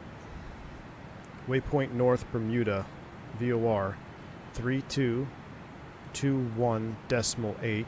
Insert west 6441.3. Insert. Check the distance and time. No, we're not 616.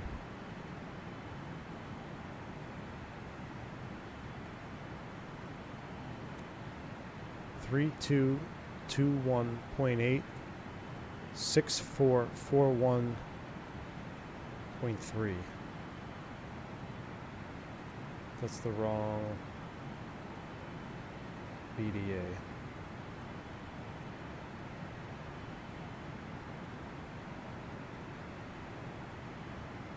No, that's correct.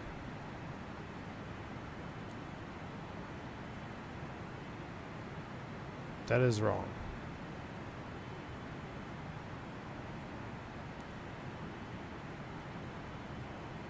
Waypoint 1. Try again. No, clear. Point 1. North. 3221.8. Insert west. 064413. Insert.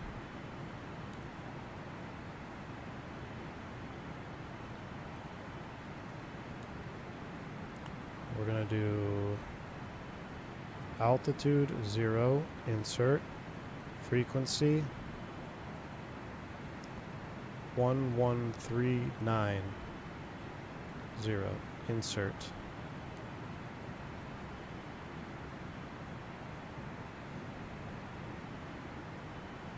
It's way off.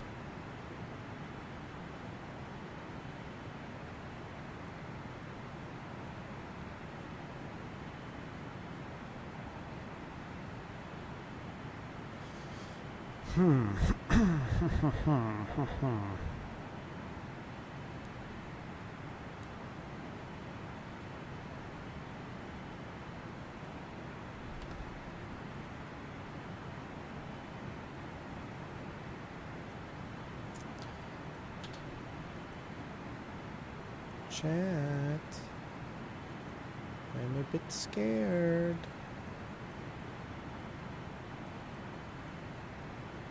I'm a bit scared.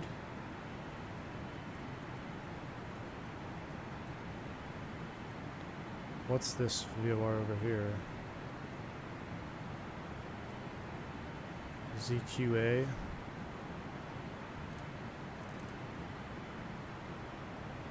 Can't get it.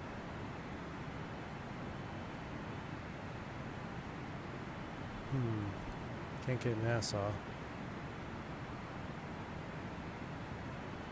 guess something behind us. Providenciales. PVD. 1156.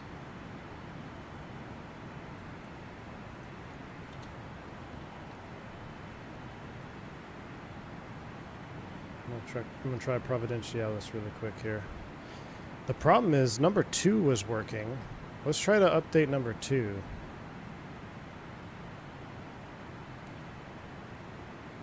Well, this says we're going waypoint 9 to 1. No, we're going waypoint 3 to 4.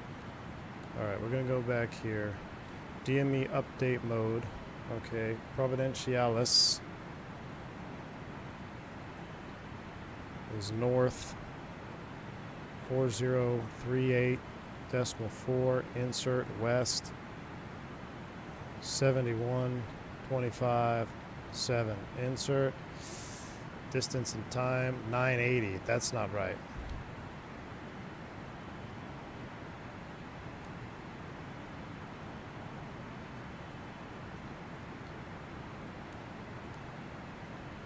That's not right.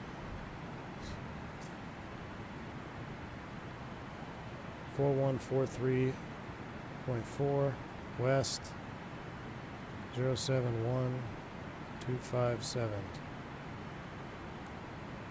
It's getting farther away.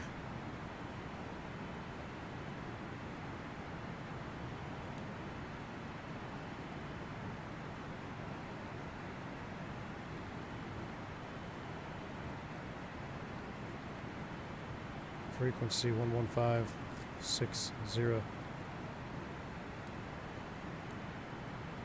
Doing something wrong. Doing something wrong because that ain't correct.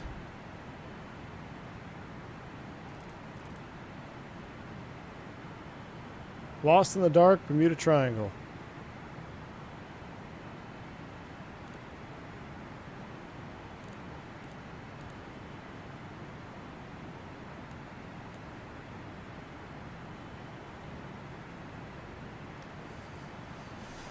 Well, I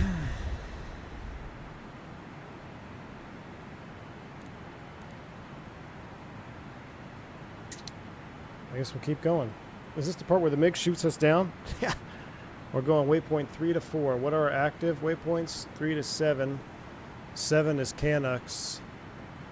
So we're going 3 to 4. Canucks is 7, 6, 5, 4. We're going to Cassark. That's confirmed. And Cassar is up here somewhere. We'll see how far we pass off the nose of Cassar. We're definitely drifting. We are definitely drifting. But no, we should be going to a waypoint right here before Cassar. We'll see. We'll see. Alright, let's get back to our movie. We're going to make a turn here in 3 minutes. I'm nervous, chat. I'm nervous. I don't know why our DME updating is not working anymore. Try again with BDA in about 3. Yeah, I'll try a little bit closer up to Bermuda. But I feel like we're gonna have to do some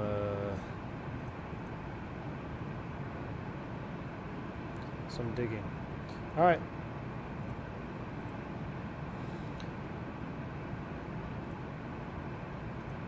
So we've entered the hold. We've entered the hold. We're flying over no man's land. Norfolk, and it's just about to go down. So here we go. Holding pattern over Norfolk, Flight 52 was finally cleared towards its next waypoint, Botan. Maybe we should go there. The captain rolled out of the turn, now heading roughly north, and after receiving ATC clearance, began descending to flight level 220. As the captain began the descent, the flight engineer noted that they had 17,000 pounds of fuel remaining, or about 7.7 metric tons.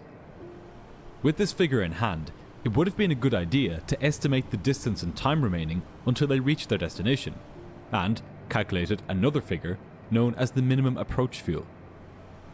This was the amount of fuel they would need on board when starting their first approach. If it looked like they wouldn't have this fuel, the captain would need to divert. But for some reason, the crew never made this calculation. They simply pressed on towards New York. Fatalism reigned supreme in the cockpit of Flight 52. In the cabin, the passengers were aware that the plane was being delayed. But as far as they were concerned, this was a mere inconvenience. They could not have known that minute by minute, the pilots were going down a path which would be harder and harder to get out of. All right, so we're going to start lining it up. I think I figured out why we're not DME updating. I think it's still trying to update from the first waypoints. So I think we have to stop it. Even though the light is off, I think I have to force stop the SIVA from updating. So we'll get back to that here in a minute. Shortly after 7:30, air traffic control delivered more bad news. What's our ETA? Flight 52 would now need to enter another holding pattern, this time over Botan, just off the coast of Atlantic City in New Jersey. Been there. At least they were closer to New York now, but with only 9 minutes left of their 28 minutes of holding fuel, they wouldn't have long until they had to decide. So just keep that as perspective. 28 minutes of holding fuel into JFK is nothing. That's like, come on, man. Especially with weather. So we're making a slight left turn here towards Kassar. I think that's correct. We might still be okay. 0234Z, Matty K, I need that in freedom units at Central Time. So 28 minutes is nothing. You've burned it up in one hold. After the second hold, if I play Monday morning quarterback here, we're already low. We get into the hold. We go to our second hold. I'm asking right away, what is our fuel? How much long do we have? I don't know if we can accept this hold. You get 2 holds from ATC, you're in for a long night, because that means they're really backed up. And they're just moving stack to stack as you get closer and closer. And if you don't have the fuel for it, it can end up being a very long night. Whether they would need to divert.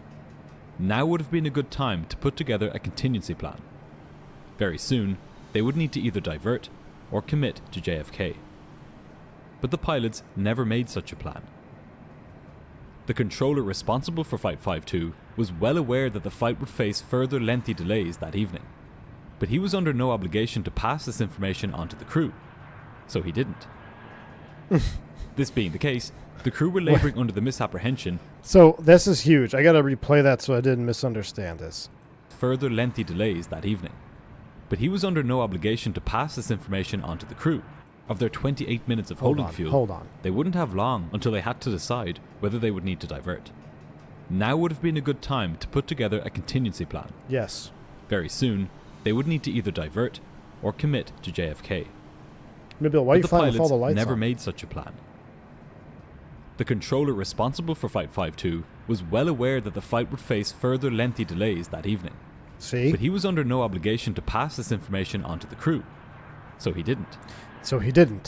The controller's no obligation to tell you that, hey, this is your second hold of about 15 more that I got coming your way. EFC tomorrow nighttime Zulu.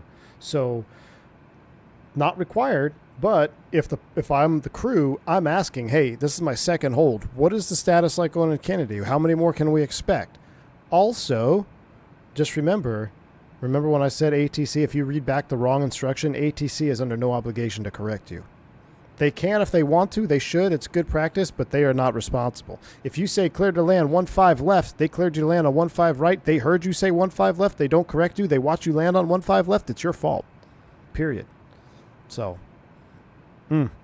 This being the case, the crew were laboring under the misapprehension that they would be cleared towards JFK any minute now.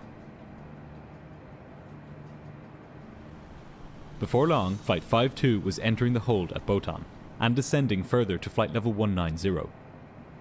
At this lower altitude, the thicker air caused the engines to burn fuel a lot faster. Yeah, that's why we're climbing So up. the closer the flight got to New York, the faster the clock began to tick. That's the other thing. That's why I've been itching to get up to 38, because I think I feel a little bit tight on fuel already, just because this airplane burns a little bit more than SimBrief. At least that's what I've heard. So climbing up, you start descending, you're going to be burning more gas. Wingnut, yeah, they are not under an obligation to correct a readback. They do not have to correct it.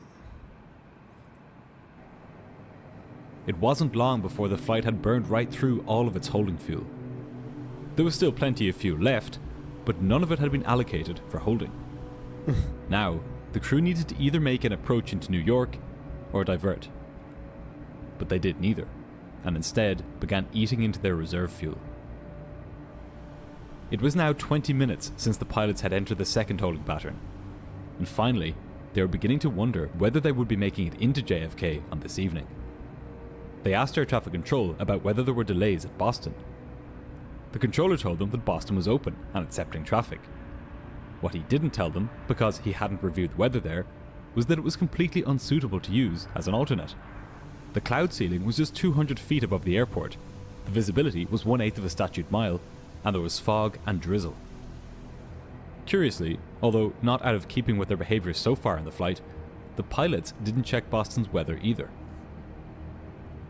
Then, the controller told them to contact the next controller en route, and said that they should expect as much as 30 extra minutes of holding. Jeez. Surely now it was clear to the pilots that they would need to check the weather at Boston and make their way over there if it was looking good. They couldn't afford another 30 minutes in the hold. But not once to question or complain, the pilots simply switched radio frequencies. The new controller then directed them towards the third waypoint they would hold at on this evening, Cameron. I've held over Cameron. Cameron Hit was the like button located if just you've 39 held over nautical Cameron. miles south of Probably JFK, Wingnut. tantalizingly close. And yet, So you're in the third holding now. You're in your third hold stack, and you've already blasted through your hold fuel. Nobody's talking about it. Nobody's talking about a contingency. Now, in the U.S., you have the leisure that you can sneeze and there's an airport below you. There's plenty. You got Atlantic City right below them right there. Kennedy's really close now that they're at Cameron, but Norfolk was right below. Literally, Norfolk is an airport. It's right below the VOR. So, or the VOR's on the field. So you've got multiple airports all right below you. Even if you were saying, hey, let's adjust our alternate here, so now we have more hold gas. That's a tactic that we do. For instance, example, flying Atlanta to Miami. Going into Miami, our alternate was Jacksonville. A lot of extra gas. But on the way to Miami, we got rerouted to the west route over the water, came around from the west side all the way down south. Then we get hold after hold. I'm looking at fuel saying, hey, we're too low. We need to come up with a plan, talk to the dispatcher. Hey, I'm literally holding over the Fort Myers VOR. I can see the airport right below me, Fort Myers. Let's change our alternate to Fort Myers. Now you free up all that fuel that was going to be required to go to Jacksonville. Now I've just bought 30 minutes of time in the hold. 10 minutes later, boom, we get to go into Miami, land as planned. But if we had not done that, we would have been bingo fuel and had to bounce out and go to Jacksonville. So that's where you have to formulate a plan. You have to work as a crew. You have to figure out, okay, we've already ate up all our hold fuel for Boston. What if we pick an airport right below us? Is it farther? Is it closer? If it's farther, not really good, because now you're basically subtracting that available fuel time.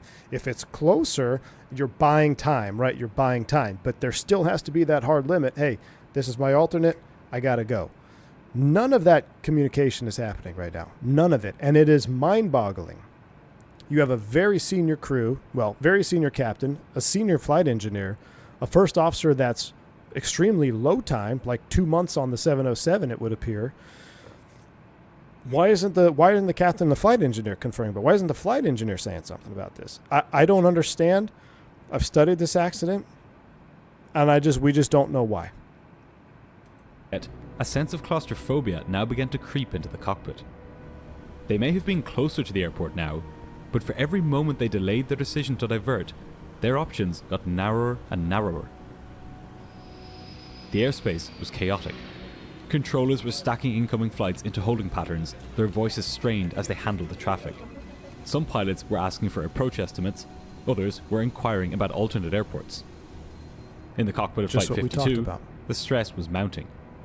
Captain Caviedes had been hand flying for over 5 hours. Jeez. Exhausted and struggling with the English language radio chatter, he had to rely on his less experienced first officer to keep him informed. This was grueling, and it was only going to get worse. In aviation, as with many systems, failures don't just stack on top of each other in a linear way. Bad weather plus autopilot failure plus delays plus communication difficulties. Instead, these issues compound and multiply. Difficult weather makes manual flying harder. Manual flying makes dealing with delays more exhausting. Fatigue makes it harder to understand English radio chatter. Miscommunication adds confusion. The problems the pilots of Flight 52 faced were mutually reinforcing. They actually made each other worse, making the situation more unstable. That's a great breakdown right there. So you start with the bad weather, which leads to delays, which increases your stress. You have a language barrier, increases stress, it decreases your performance. In the middle of all this, you're hand flying. I mean, we talked about the cards being stacked against that 7-4 crew. That was on a physical aspect of the aircraft. I mean, the 2 engines ripped off, the hydraulics are gone, the flaps are only good. Like, that was cards stacked against them because of a physical state of the aircraft. The cards are stacked against this crew on a mental and physiological state. Okay, now you could say the autopilot is part of it, but that's driving the rest of these issues here. Nothing's wrong with the airplane. This is a perfectly good 707, just cruising along hunky-dory, loving life. How'd our turn look? Oh, look, we are bang on to Qassar, chat. We're bang on to Qassar. Waypoint 7 is Canucks. So it goes Qassar, Canucks, Galvin. So after Qassar, we got to do some more updating. So, all right, continue on.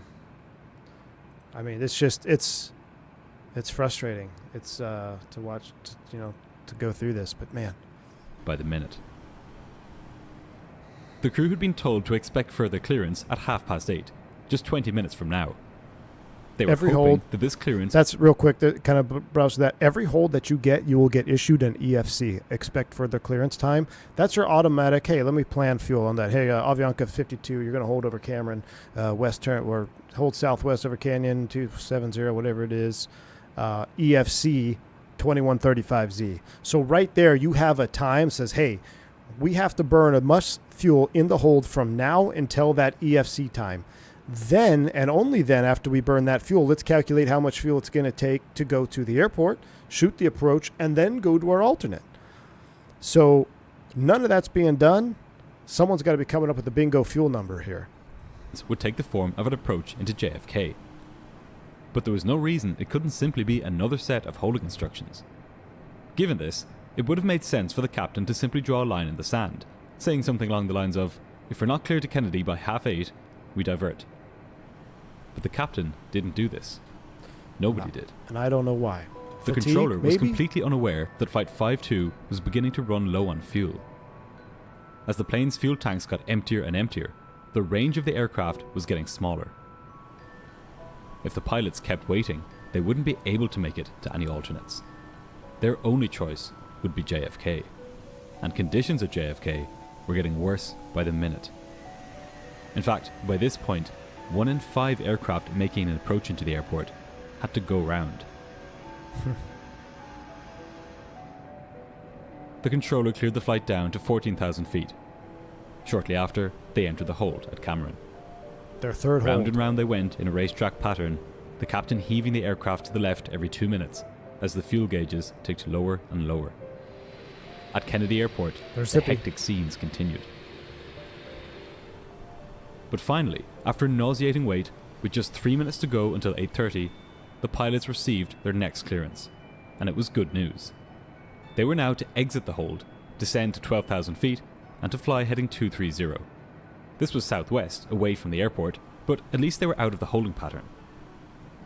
A few minutes later, the flight was cleared to descend further, to 11,000 feet, and to turn left heading 040, back northeast, towards Kennedy. At long last, they would be making an approach. Getting some sort of long delay vector to get them in sequence, right?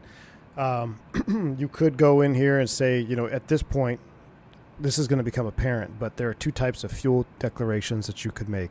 You have New York Center, Avianca 52, we are declaring minimum fuel. Minimum fuel is, hey, we've got enough fuel to get to the airport as scheduled. I cannot take any additional delays. I can't take an additional hold. I can't take delay vectors. I need to go as planned to the airport, and we'll be fine. It's not an emergency, but if something has come up, we can't do it. You got to let us know. The second declaration you can make is we are declaring a fuel emergency. A fuel emergency is we have critically low fuel. I need the most direct route to the runway right now. Period. Full stop. Those are the two declarations that you have at your disposal as a pilot flying on an airliner like this. At this point, they're obviously well into min fuel. They should have been calling a fuel declaration or a emergency fuel earlier. But at the very least, when they get the clearance to exit Cameron, be like, hey, we're minimum fuel. We're going Cameron, Kennedy. We don't have enough gas to get to our alternate. We can get to Kennedy, but we got to get in right now. No delays. That was not done.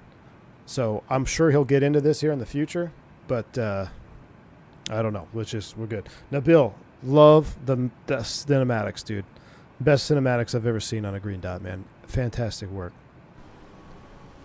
The controller told the pilots that the RVR, or runway visual range, at JFK was 2,400 meters, and he asked whether this visibility was good enough for them to make an approach. The first officer confirmed that it was. It wouldn't be easy, but the crew were now finally about to make an approach into JFK. Now they got to shoot a low approach. But just minutes later, as the flight progressed northeast, the controller's voice came through the radio. Avianca 052 was to enter the hold again. Nope. Frustrated, but still unable. My favorite word to use with ATC. New York Center, unable. Okay, well, where do you want to go? I don't care. Give us a vector to Newark. Give us a vector to somewhere. We need to go. Minimum fuel or fuel emergency, whatever it is. Threat says Mentor said pan would also be acceptable. Yeah, it definitely. You could use pan. That's kind of a, request priority handling. You could definitely, you can go pan. We're declaring minimum fuel, not a fuel emergency, but then that can kind of be confusing, I guess, when you think about the standard. Either way, thrust set, that would have been much better than anything, because I'm sure if they said pan, we're low fuel, the controller would have got the hint, hey, we need to get these guys in. That obviously wasn't done either. So, now we're getting a fourth hold. Still unwilling to declare an emergency, the crew turned back around towards Cameron. By now, the captain was exhausted. He had been flying for hours with nothing but darkness out the windows and nothing to rely on but an array of small mechanical needles and dials. That's got to be so fatiguing. Around he went again, throttles in his right hand and control column in his left, keeping the plane at the speed and altitude air traffic control had requested of him. His eyes scanned the void outside, searching for other aircraft in the crowded airspace, which the controller had told him to look out for. The red lights of the cockpit, designed to protect the pilot's night vision, now bathed the cramped space in an eerie, hellish glow. How come we don't have red lights? The 707 had no indicator light to alert the pilots to a low fuel state, but the needles on the fuel gauges were hovering dangerously close to zero. The music. Finally. So there's no low fuel light on the 707. I guess there's low fuel pressure, maybe, but wow, crazy. Not able to ignore the situation any longer, the first officer piped up. He asked the controller whether he had any estimates for when they might be leaving the hold. Avianca 052, heavy expect further clearance time 0205. The response was not reassuring. Further clearance would come at 9:05 p.m. Even for this crew, 9:05 was pushing it. Sloshing around in the wing tanks was just 49 minutes of fuel. First Officer Klotz told the controller that they needed priority to land.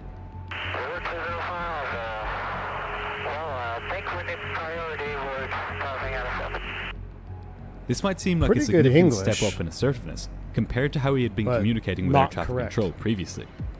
But a critical misunderstanding would now occur between the controller and Flight 52. The first officer, like many Avianca pilots, had been trained by instructors who followed Boeing guidance, and those instructors had used a bulletin from Boeing to describe how a crew should communicate a low fuel state to air traffic control. One part of this bulletin stated, "During any operation with very low fuel quantity, priority handling from ATC should be requested." A lot hung on this one word, priority. As far as the first officer was concerned, he had just told the controller that the plane's fuel situation was urgent and that he needed to land immediately. But aviation has strict terminology for emergencies. Pilots in distress are trained to use specific words: mayday, pan, or emergency. The word priority is not a recognized word for an emergency. As a result, the controller did not grasp the seriousness of the situation. Instead of clearing the flight to land immediately, he simply asked how much longer they could hold. Okay, so I'm sure he's going to get into this. He said, I think we need priority. This is, remember what I talked about? We said we're minimum fuel, we need priority handling. Priority meaning could mean two things, and that's long story short, that's going to mean that's what's going to happen here. It's going to mean one thing to one crew, one guy, one thing to the other guy. The problem is the controller has got the idea, hey, they're declaring minimum fuel, so he's going to ask him how long can he hold, and where's your alternate, so I can get you going there if you can't accept the hold, is probably the thought process of the air traffic controller.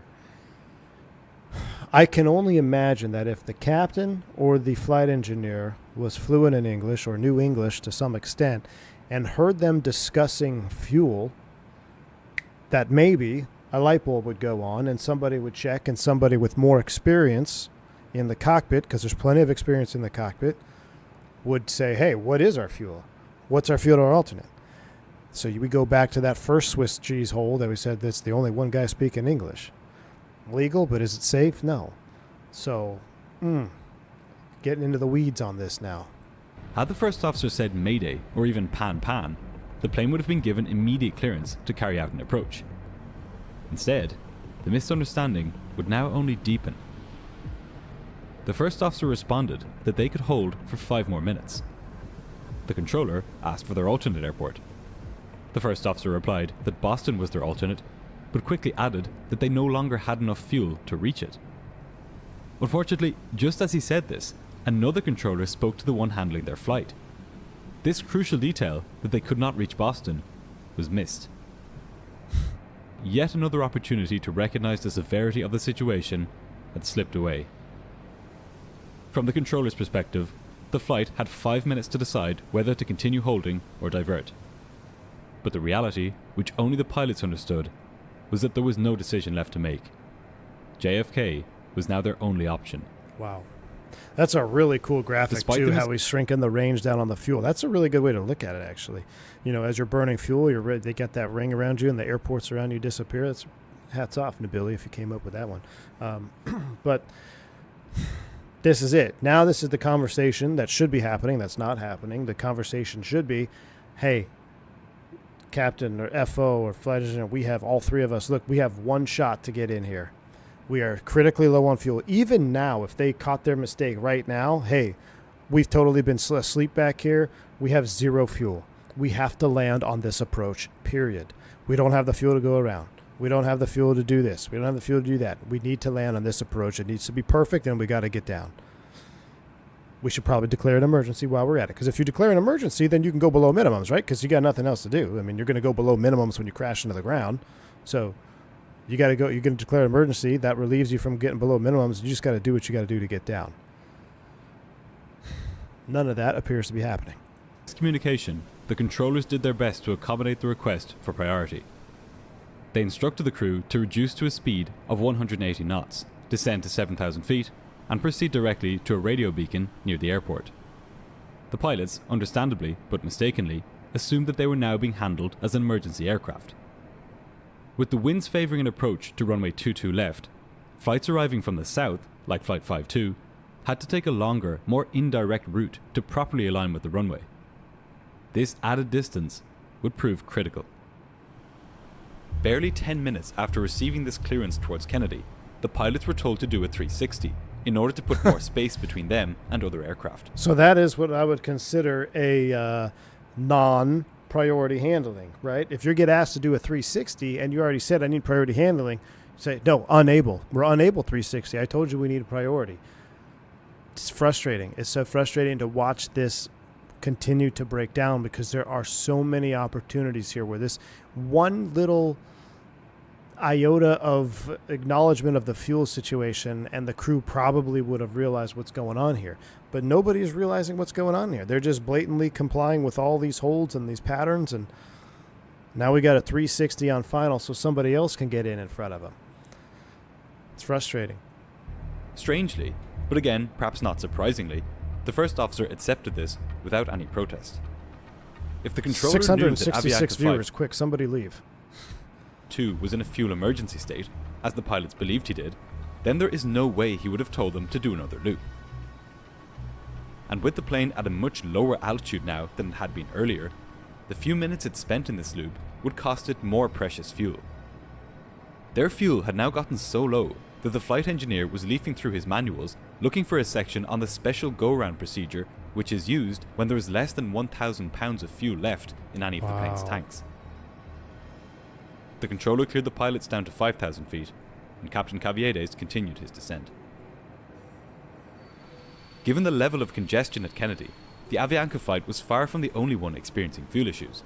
All right, we're over Qassar. Let's do some aircraft updating here so we don't end up in the same situation. So I'll let you guys digest that so far. We're about to go into Kennedy. We're over Qassar. So we're going to be going waypoint 5 to 6 here. Waypoint 4 to 5, 5 to 6. I want to see this here. We go charts. It's 5, so 6 is Galvin, 7 is Canucks. Let's go ahead and go waypoint 8 to Willie. Let's make Willie number 8. So north, 3218, 3218.7, insert, west, 7306 decimal 2, 7306 decimal 2, insert, that's waypoint 8. Waypoint 9 is going to be Swartz, located north, 3314 decimal 5, insert, west, 7323 decimal 8, insert. Okay, so waypoint 9. Oh my gosh, I forgot the remote, Matavius. We're stuck on 1, baby. We're going 1 INS all the way in. Waypoint 9 is Swartz. And then we're going to go waypoints 3 to 5. Okay, so then we're going to go waypoint 3 is going to be ZZ Top.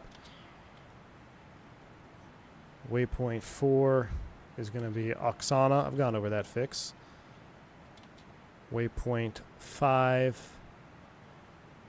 We're not going to change because we're going 5 to 6 right now. So we're going to pin this now. And we got to program it. So waypoint 9 was Swartz.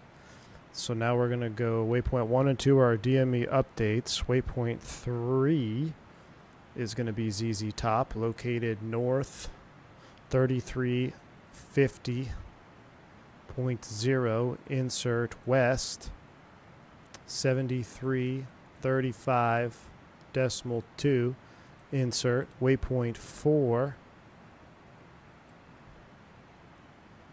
is going to be Oksana, located north, 3421.7, 3421.7, west, 7345.5, insert. Okay, so we are all set to that. That has been done. Let's go back to that. Okay, now let's go back to our map. I'm going to see if we can't get... if if we can't get TXKF here programmed to our DME, and I'm going to try to stop the DME updating. So Bermuda was BDA. I'll redo my nav log here on SkyVector. You can't see it, but I'm doing it on the side screen. So BDA, I will get the waypoints. You're probably as close as you're going to get to BDA if you want to testing it. Yeah, I'm doing it right now. So BDA. All right. Now, to do this, I need to stop the DME updating 1139. We're not even picking it up, though. We're too far out. You're about 470 miles southeast. We should have done it before BDA. I don't think there's any fix close enough that we could do it. We're out over no man's land.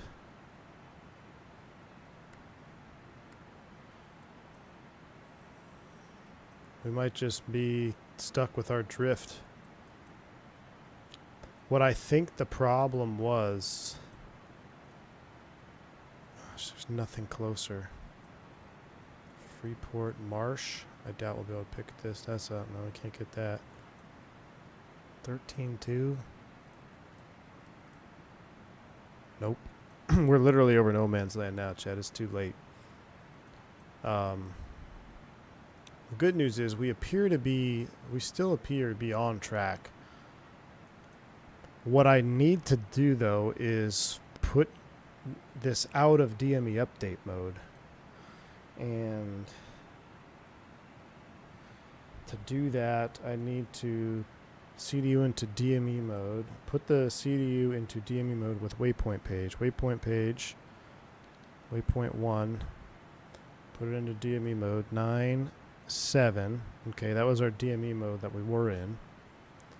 Then waypoint change 0. Insert. That's going to stop the DME update. And we're still in triple mix of 4. Okay, so now when we start getting radio signal anywhere from New York, then maybe we can try again. Well, I don't think we're going to get any of these. What's this one up here?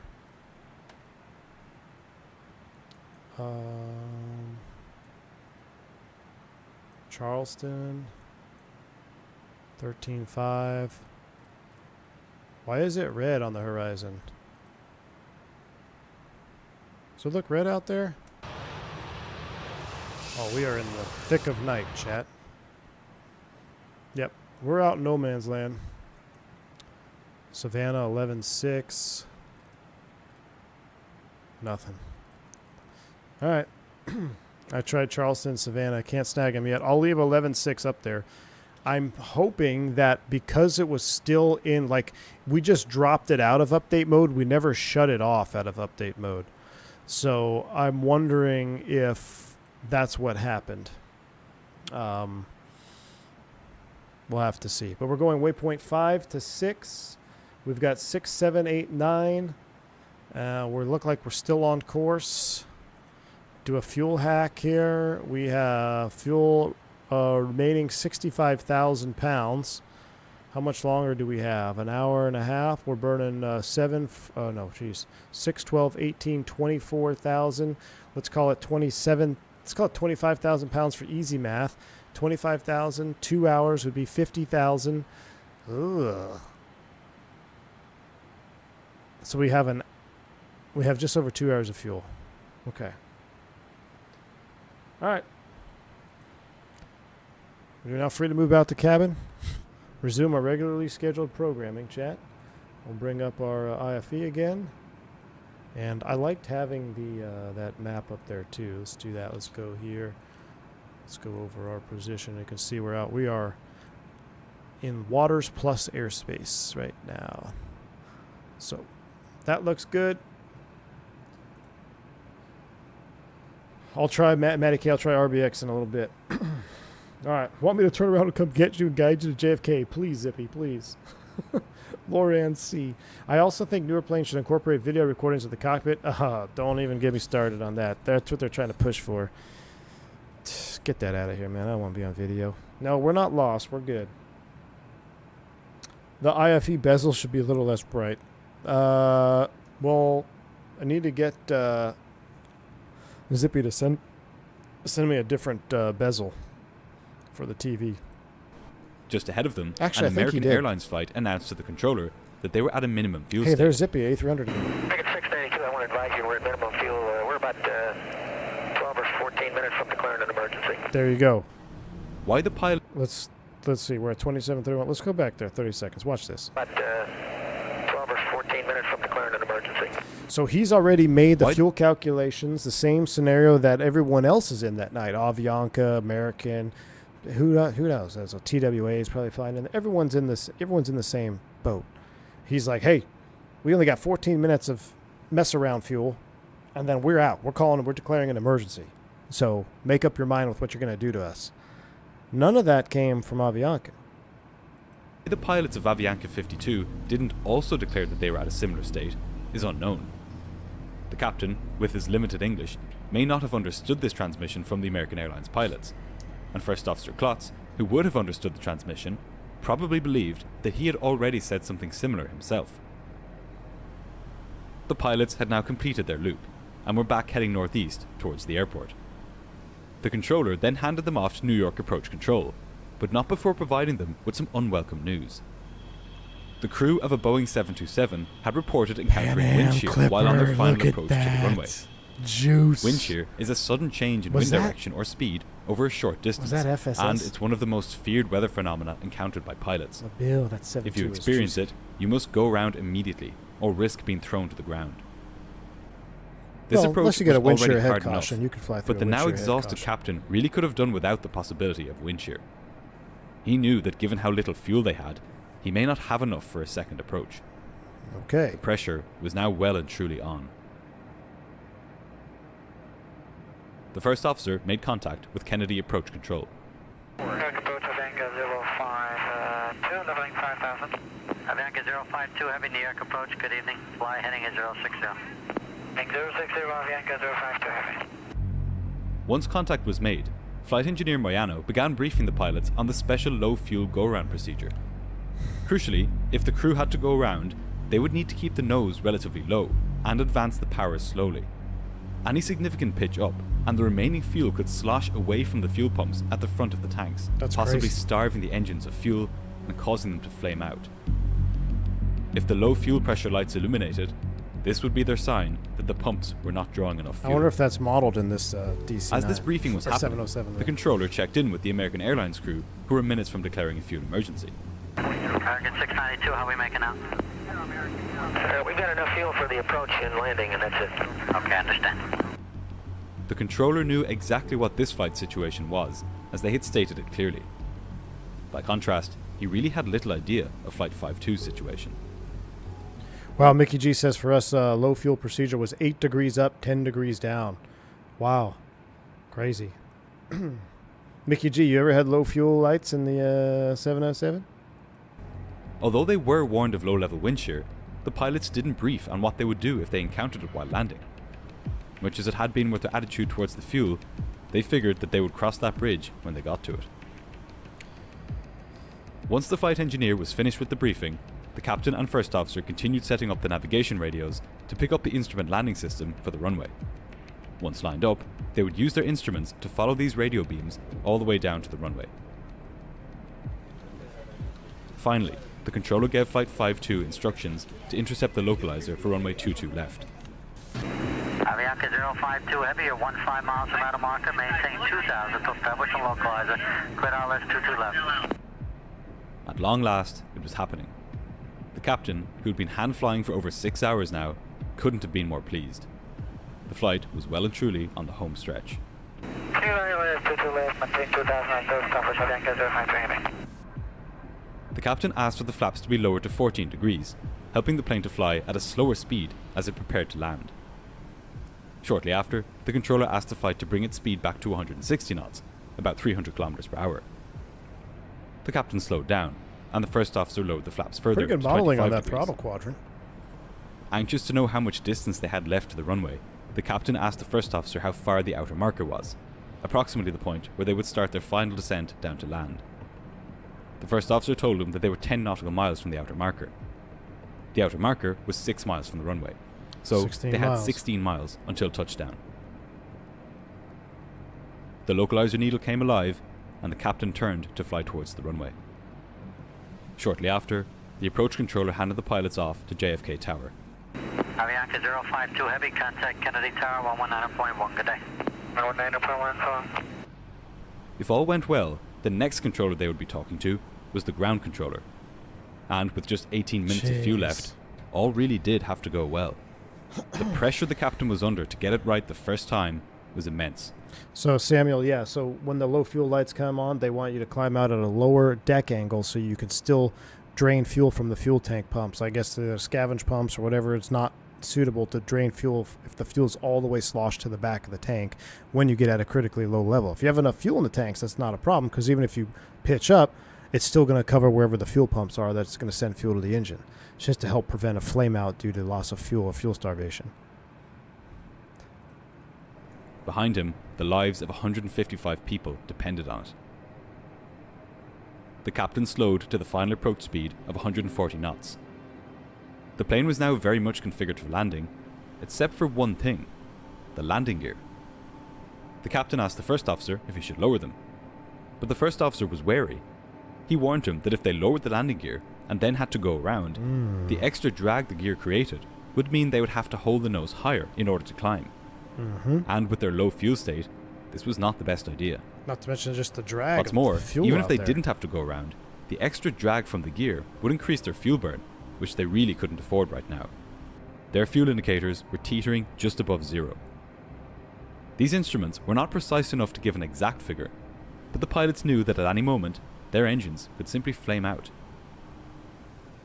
Jeez. The controller asked the flight to speed up by 10 knots, up to 150. Slow down, speed up, slow down, speed There up. was confusion in the cockpit as the captain's stress level grew. That happens all the time with air traffic control. I don't know why. Oh, slow down, speed up. I need you to turn left for spacing. Okay, maintain max forward speed. Glad to see things haven't changed in, let's see, what's it, 35 years. He hadn't understood what the controller said, and asked his colleagues to repeat it and to speak louder. Finally, the glide slope needle began moving. This would provide the pilots with vertical guidance down to the runway. When it was centered, the plane was on the glide slope. If it moved up, it meant that the plane was below it, and if it moved down, it meant that the plane was above it. Likewise for the localizer, providing the captain with lateral guidance. If it moved right or left of center, the captain would need to follow it to regain track. Normally, the captain would also have flight director bars appearing on this instrument, which would guide him towards the runway in a more intuitive way. With them, all he would have to do is point the plane where the flight director told him. But on this night, the flight director wasn't working. The captain would now have to rely on what is known as raw data in order to fly the approach.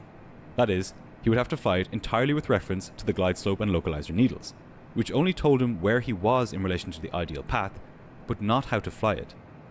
Just throw in This another isn't too hard on a cam day. Just throw in another wrench in the plan. I mean, it's not. I don't think it's as big of a deal as we may think it is. Looking back on it. I mean, today everyone's following flight directors. We're magenta line followers, but back in the '90s, I mean, you were flying raw data pretty frequently. So I wouldn't say that it's that uncommon. He's probably just as fine flying it without it. But you throw in the fact that he's extremely tired and been hand flying for 5 hours, probably would have preferred to have a flight director. But in windy conditions, it can get very challenging, requiring intense concentration. Once the plane was established on the glide slope, the captain called for the landing gear to be lowered.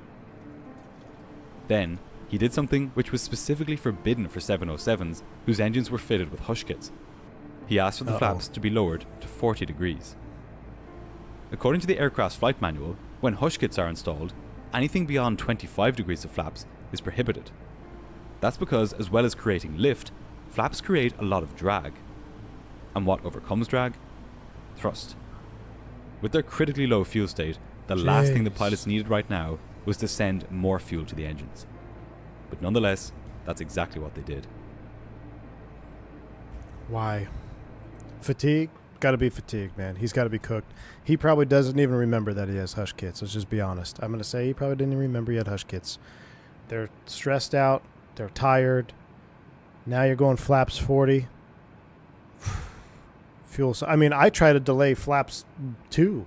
They did we got a memo the other day just in the Airbus saying every minute that you delay flaps 3 or whatever, or flaps 2, or I think he basically said from clean to adding flaps 1, getting approach out and all that, it saves like 6 pounds per some minute or whatever. And then basically it add up to hundreds of thousands of dollars a year, obviously.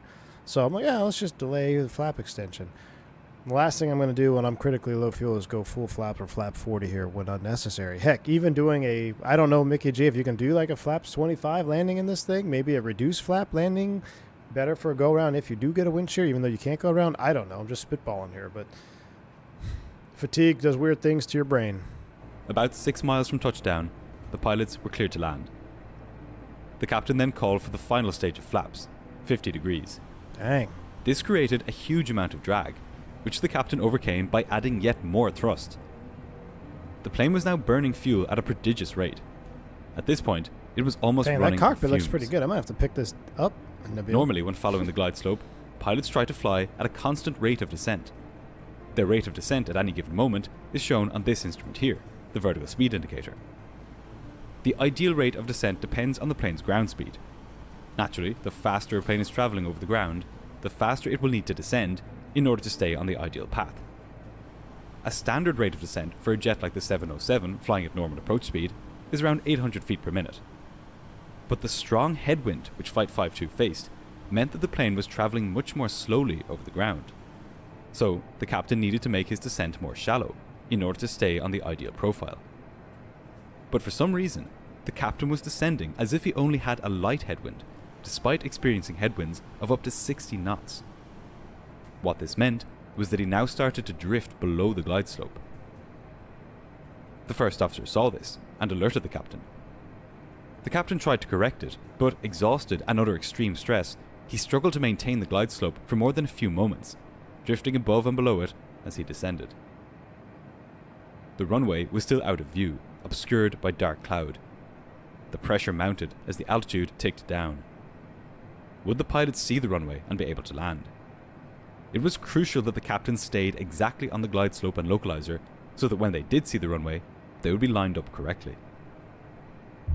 Below glide slope, called Klotz, now for the 4th time. The plane was just 600 feet above the ground at this point. They're 600 feet above the ground. You've got one shot. FO Klotz got to be saying, Captain, you got to get this one. You got to nail this one. Captain, maybe I should fly it. You've been flying for the last 5.5 hours. What if I work it? I can handle the radio. You're not going to have a radio call on the approach, right? Unless it's a go-around, which you're not going to take. Maybe have it like just something. Something's got to give here, and nothing does. 600 feet. You're all over the approach course. You don't have the fuel to go around. You should know you don't have the fuel to go around. Go around should not even be an option. You should be fully ready and willing to accept going below the glide slope, because if you go below the glide slope and crash into the runway, that's arguably better than going around and crashing off into the city. So none of those conversations were had. In response to this, the captain didn't just shallow the plane's descent to allow the glide slope to come back down to him. Rather, he put the plane into a climb. Within seconds, he had shot above the glide slope. But before he could even recognize this and correct for it, the strong headwinds the plane had been experiencing all along got weaker. With less air going over the plane's wings, the aircraft began to drop rapidly. "This is the wind shear," called the first officer. "Glide slope," he shouted, watching the plane sink back down below the glide slope. He warned the captain that they were descending way too fast and were now just 500 feet above the ground. Then 400, then 300. If the captain didn't do something fast, the plane would end up in a fireball on the ground. Mickey G, can you do you have for wind shear in the 707? Did you have any recommended flap settings? Like in the Airbus for us, if there's wind shear and go around is a priority, or performance is a priority in a go around, we do a reduced flap landing, right? Flaps 15, or not flaps 15, flaps 3. As opposed to flaps full. Is there anything like that in the 707? I'm not sure. You know, this being an older aircraft, I don't know if that's even a thing. But that could have been something to be mitigated from the get-go, right? Maybe this wouldn't have been such a severe oscillation, even though they got to fly through a possible wind shear here. I put so little time instead of throw an IMC, no room for air. Captain probably certainly felt he was going to do it. And you're absolutely right. No, Bill, you're absolutely right. He's probably thinking that. You know, we go all the way back to the very beginning of this video where you got an FO that's first month on the 707 probably, maybe a second month, unless he's just on reserve and he hasn't been used. But 60 hours is nothing. Yedes slammed all 4 throttles forwards and hauled back in his control column. The ground was fast, and we're now just 500 feet above the ground. Then 400, then 300. If the captain didn't do something fast, the plane would end up in a fireball on the ground. Caviedes slammed all 4 throttles forwards and hauled back in his control column. The ground proximity warning system blared, alerting the pilots that they were moments away from hitting the ground. The passengers screamed as they felt the plane drop. No leading edge flaps? Incredibly, the captain managed to stop the descent just 200 feet above the ground. That's barely more than the length of the aircraft itself. But the runway, now just over a mile away, was nowhere to be seen. "Where's the runway? The runway, where is it?" shouted the captain. "I don't see it, I don't see it, I don't see it," Klotz replied. It was a horrifying prospect, but there really was no other option. The pilots would have to abandon their approach and go around to try again. The captain put the aircraft into a steep climb to safety. No, see, gosh, I don't want a Monday morning quarterback here because you got to try to be in the heads of these guys. They got to be extremely tired. They're panicked now. He did a great job. He arrested the wind shear. Like if it was indeed a wind, I mean, it was a wind shear. He was a little unstable to begin with, but Mickey G says no, flaps 50 normal landing anyway. So okay, so that gets my suggestion out of there. Okay, so your flaps 50, although these guys have hush kits, they probably should have been flaps 40 regardless. They go through a wind shear. He saves it. You're good. You're 200 feet. You leveled off. Just stay level. Climb a little bit. Wear your needles. Get back on the slope. Okay? You already know this is your last chance to get down. Going around is not going to save you here. But in the moment, I can't imagine the mental picture these guys must have been in. It must have just been, like I said, the cards were stacked fully against them on a physiological point of view, very similar to that crash we watched on the 7-4, except that was a mechanical card stacking. These guys are just fried. I'm fatigued watching this. I always get fatigued when I talk about this particular accident. When I study this accident, it's like, I can only imagine how tired these guys and how exhausted and how foggy and just, it's not a good scenario. So, Throwing the passengers back into their seats. "Giving the landing gear up, he shouted, and the first officer complied. Cavieres then told Klotz to ask the controller to bring them back in to land. But with barely 10 minutes of fuel remaining, this would be easier said than done. In fact, the crew simply didn't have enough fuel to go all the way back to the outer marker and then back in towards the runway. "Smooth with the nose, smooth with the nose, smooth with the nose," urged the flight engineer. If the captain overdid it on the climb, the fuel wouldn't be able to reach the pumps and the engines would quit. The passengers knew that something was wrong. Some prayed, while others got out of their seats, infuriated and scared, only to be forced back by the flight attendants. Omega 052 Heavy, roger. Probably maintain 2000, turn left heading 180. Frustrated, the captain told the first officer to pass on the message that they didn't have fuel. A heading of 180 south was absolutely not what they needed. But the first officer complied with the controller's instructions.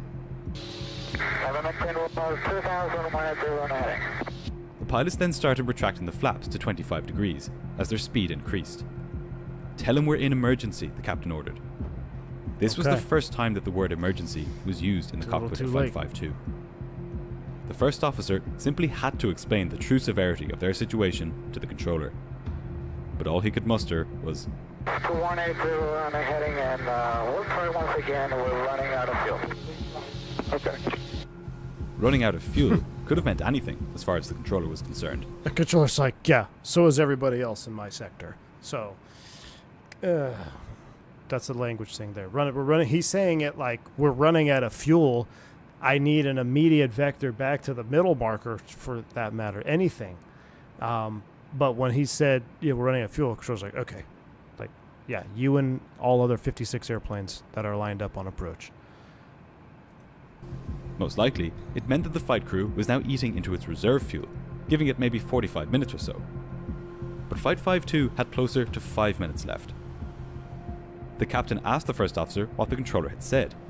After all, okay was surely not his response to the first officer's declaration of a fuel emergency.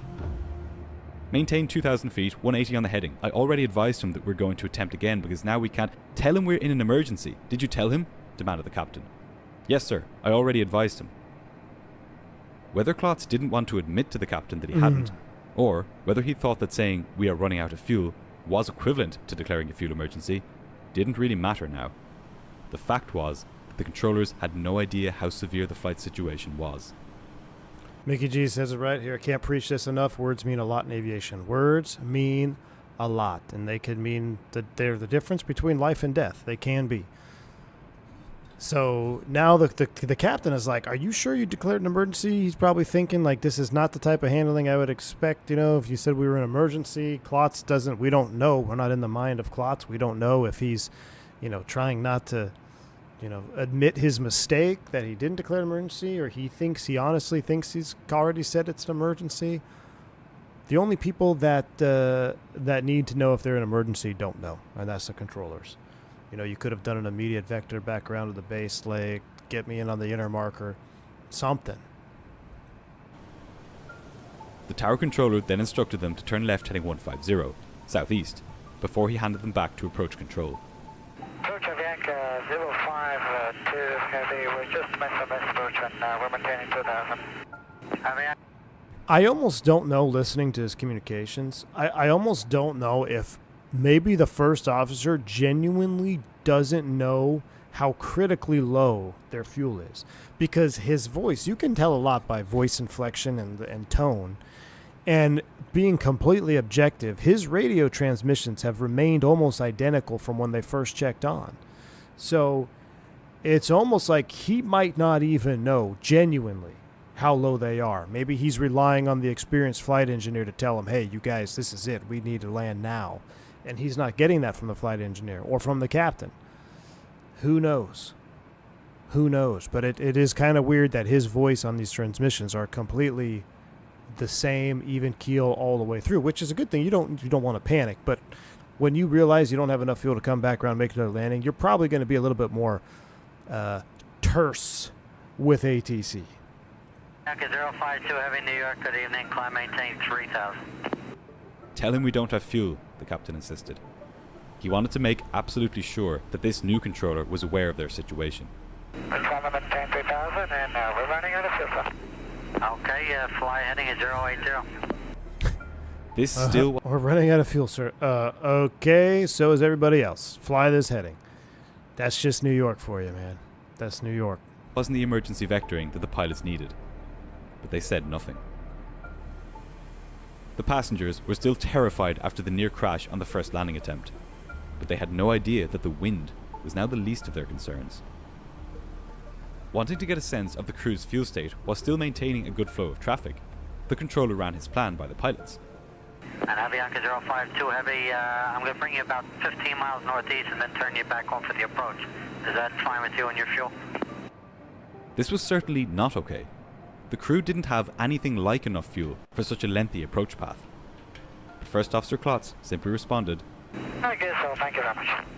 This response gave the strong impression to the controller that while the fuel situation was bad, it was nowhere near a fuel emergency. Yeah, that's not... What did he say? The captain asked. The guy is angry, replied Moyano. The controller was not angry. What? Didn't have anything like enough fuel for such a lengthy approach path. But First Officer Klotz simply responded, I guess so, thank you very much. This response gave the strong impression to the controller that while the fuel situation was bad, it was nowhere near a fuel emergency. What did he say? The captain asked. The guy is angry, replied Moyano. The controller was not angry. but the fact that the crew thought he was may give an insight into why they were so hesitant about alerting air traffic control to their low fuel situation. Whether this affected their decision making or not, the captain should have told the first officer to request an immediate return to the runway. A 15-mile final clearly wasn't going to cut it. No. And this is straight language barrier here with the captain, because I'll tell you this, something that I've learned over the years of flying and my experience as I gain more experience, the older I get, the longer I fly commercial jets, the less patience I have for air traffic control in certain scenarios where, like, you know, when you're super timid about us, you know, going into your, like me flying on VATSIM in freaking Germany, right? Like, I don't want to screw up. But real world, that's not me. It's like, look, never let air traffic control fly your aircraft. That was something that was drilled into me when I did my first captain upgrade. It's like, do not let air traffic control fly your airplane. You're the one that's up there in the air flying around. They're sitting down at a control tower. If you can't do what they're asking you to do, you speak up and you let them know exactly what you need. And you don't have to be mean about it. And when I say my patience is less, it's like, you know, when you're young and you're an FO and you're just like new to the whole, you don't know when someone's being snarky, when someone's being genuine. You don't know, like, really you're still finding your way through. And you could relate very much to this first officer. He's 60 hours on the airplane. He's probably kind of feeling a little bit of that. And I can guarantee you, I know some Colombian pilots, and you hear them on the radio, and some of them are hilariously aggressive sometimes. Now, like, and you can tell there's the experienced one. They speak English. They know what's going on. They're like, no, I actually heard one guy in Miami basically tell Miami to piss off or pound sand because of one of the headings he wanted for weather avoidance, and Miami didn't want to give it to him, and he's basically said, well, we're not going to fly that heading because there's a thunderstorm there. So I can only imagine if the captain was fluent in English or understood what was going on, this wouldn't have happened. So language barrier again. Now ATC is flying the airplane. You have no fuel, and ATC is flying the airplane. Didn't say this. We're about to hit Swerts. So let's take a time out. We got to come back here to our situation. We're 2 minutes from Swerts, 8 to 9. Let's go ahead and cycle it. So waypoint 3 should be ZZ top. Where is ZZ top? ZZ top is right there. So let's go ahead and change it. So let's go waypoint change 03.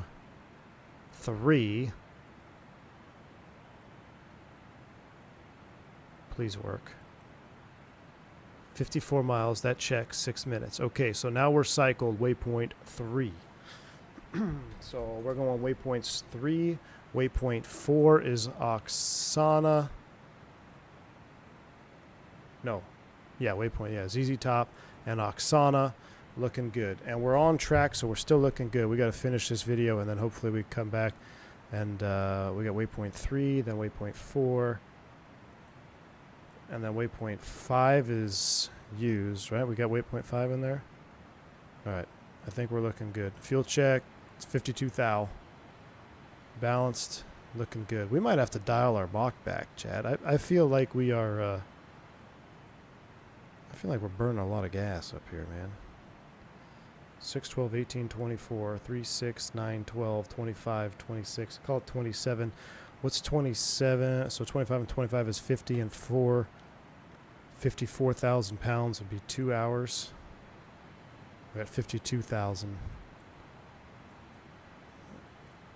We're almost there, though. All right. We're getting close. So we're going to ZZ top now. All right. We'll finish this off, and then we got some work to do. Avianca Flight 52 continued northeast, dutifully following the controller's instructions. "We must follow the identified ILS," said the first officer. "To die," replied the captain. Wow. He knew that they would probably run out of fuel before they got back to the airport. As the plane passed to the east of Kennedy Airport, the first officer finally asked the approach controller for a turn straight in towards the runway. Can you give us a final now, Avianca 052 Heavy? Avianca 052, affirmative sir, turn left heading 040. 040, Avianca 052 Heavy. This wasn't a turn in towards the runway. The pilots were too close to the airport for that, and they wouldn't have time to line up. So, the controller cleared them to fly northeast first, to give them enough space. The pilots were growing desperate now. They had used what was probably their only good attempt to land, and now they were stuck in their glowing red cockpit with nothing but darkness around them, burning fuel as they travelled away from the airport. Then, the controller told them to climb. Avianca 52, climb, maintain 3000. Unable. But the pilots knew that if they powered the engines up for a climb, that could use up whatever was left of their fuel. Negative, sir. We're just running out of fuel. We're okay, 3000, I'll be good. But Klotz accepted the instruction anyway. The pilots were growing hopeless. They started to feel as though they were doomed no matter what they did. In the back, the passengers had no idea quite how dire their situation was. Okay, turn left heading 310, sir. 310, Avianca 052. This was a step closer. A heading of 310 northwest would bring them towards the extended runway centerline. But this instruction was quickly followed up with an instruction to fly heading north instead. And Avianca 52, fly heading at 360, please. Okay, we maintain 360 now. Back to the right. Tell me, heading what? Asked the captain. 360 now, said Klotz. This was a much less direct path to the runway, but one the controller figured would be necessary in order to give the pilots enough distance to line up with the runway without overshooting it.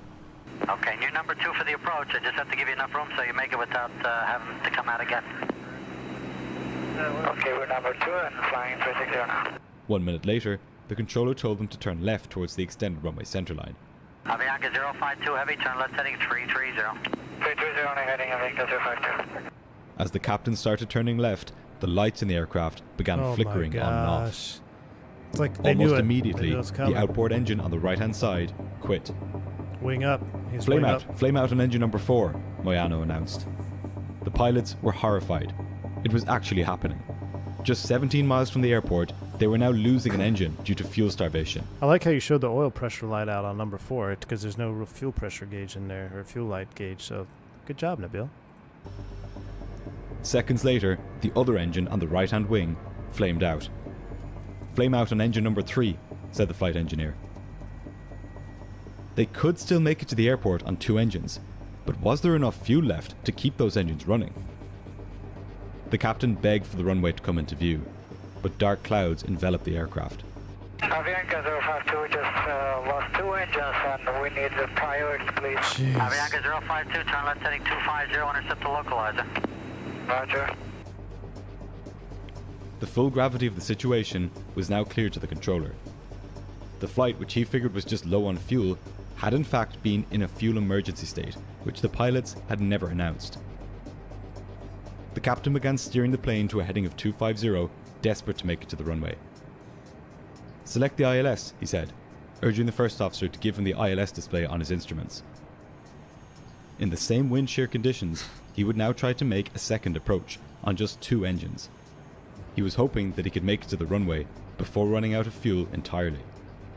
Avianca 052 heavy, you're 15 miles from Metamarca, maintain 2000 to establish a localizer, clear for ILS 22 left. Roger, Avianca. But just 10 seconds after this transmission, the remaining 2 engines flamed out. Dunzo. With that, there was a total electrical failure on board the aircraft. 6 hours and 25 minutes after takeoff, and still over 10 miles from JFK, Avianca Flight 52 I cannot had run out of imagine. fuel. I cannot imagine what that crew's going through right now. I mean, I'm sure the passengers are freaking out too, but you know you're cooked. You're cooked, chat. I mean, your IMC at night over New York City. Dead engines.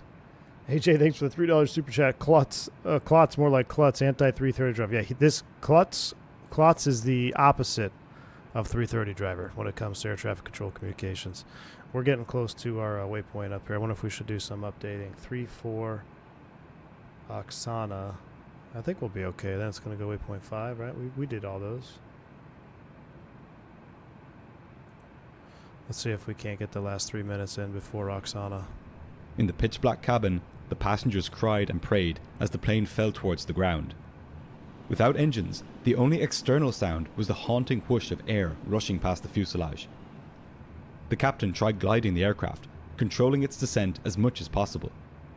But with nothing to see out his windows, there was no landing site he could aim for. He was flying completely blind. He had just 30 seconds until impact. And without landing lights, he wouldn't even see the ground coming. Avianca 052, you have enough fuel to make it to the airport?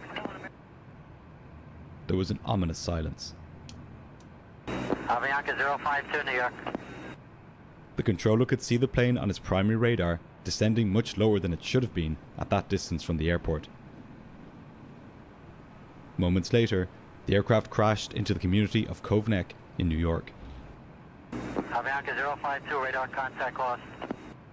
Of the 158 people on board, 73 died, including all 3 of the cockpit crew and 5 of the 6 cabin crew.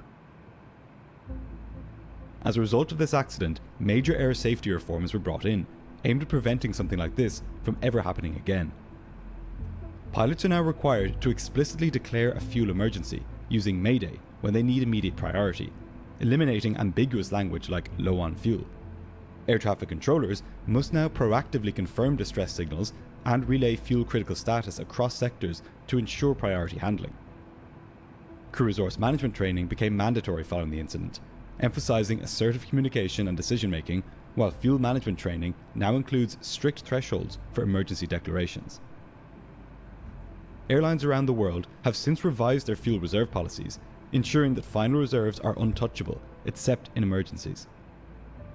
To further prevent the kinds of miscommunication which took place on this night, the US's Federal Aviation Administration and the International Civil Aviation Organization standardized English proficiency requirements across the world. Importantly, they also improved flow control measures to minimize delays. As a result of the crash of Flight 52, fuel exhaustion accidents have become rare, and aviation safety has significantly improved worldwide. However, there are other reasons that planes still do run out of fuel, including a more recent incident which I've covered here on the channel, where a fully loaded Airbus A330 ran out of fuel halfway across the Atlantic Ocean. Check out that video here.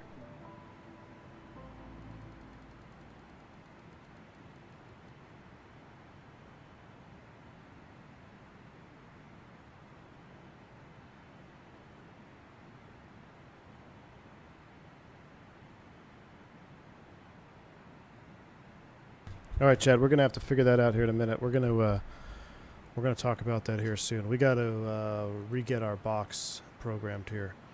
We're on a heading. We've got everything screwed up here. We need to go to Waypoint 3. We're gonna put in a new waypoint, Yale. Hold on. Let's get things going here. North 38, 16, 8. Insert west 7157, 7157.7. Insert.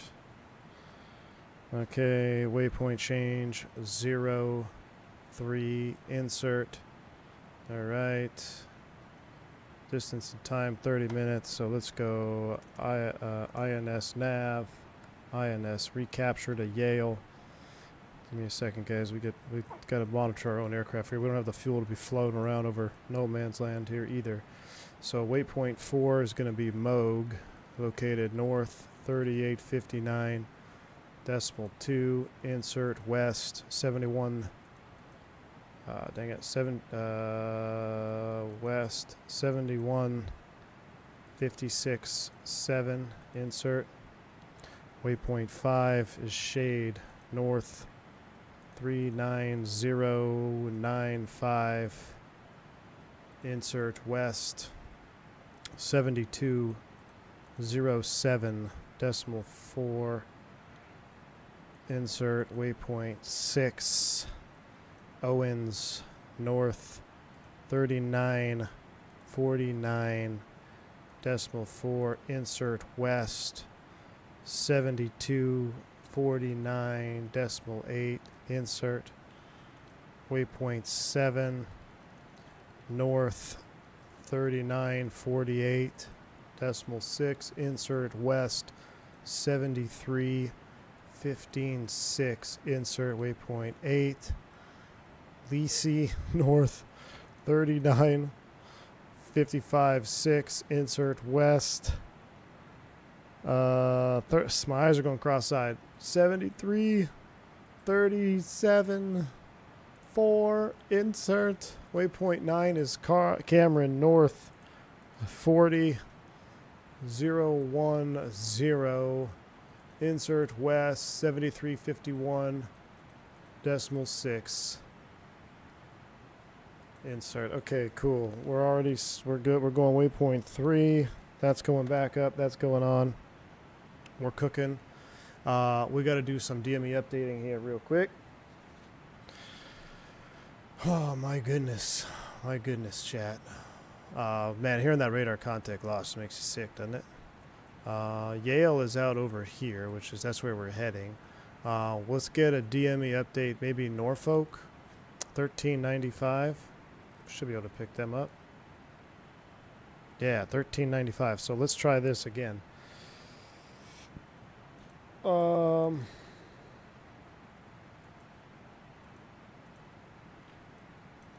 Let me try this. Norfolk Navlog 16.9, right, is what we got? No, what's 13.9? Oh, that's NGU. NGU. Hold on, I gotta get the proper frequencies, DMEs here. We'll try NGU.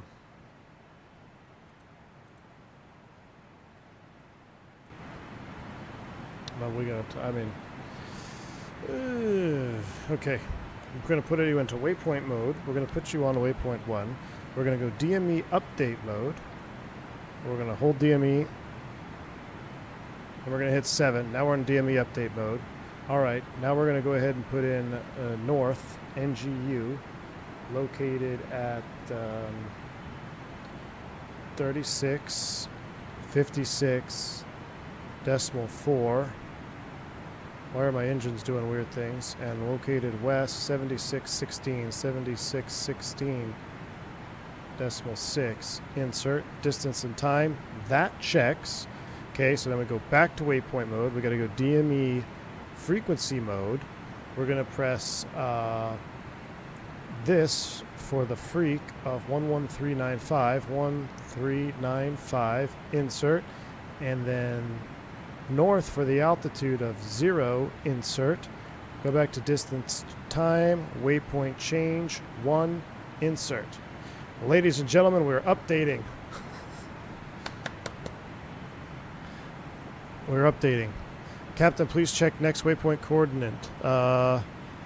Which one? We should be going to Yale. We're going right, and we're pointed towards Yale right now. I think we're good. Real quick, though, we got to get one more. Let's get number 2 updating. Look, see, it's correcting course already. Let's see if we can do... what's this one? Oceana 16.6.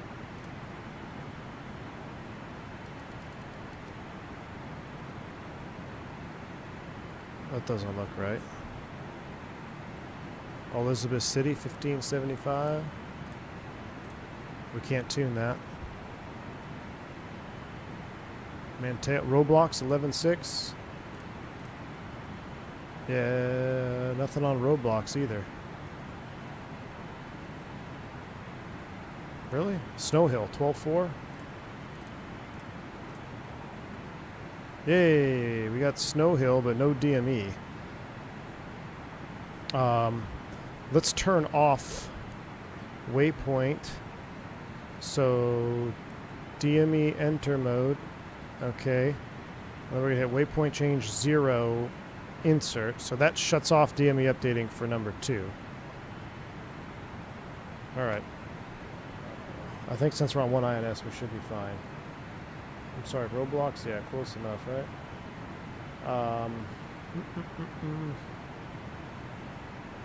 It's got a distance, but no DME on that station.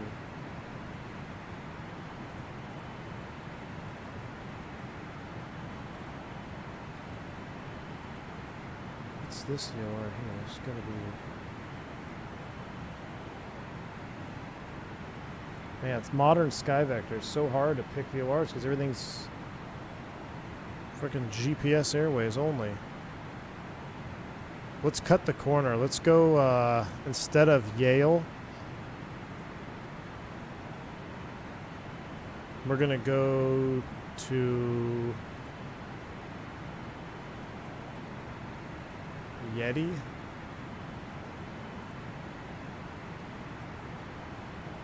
I want to cut the corner here. Let's go to Magoo.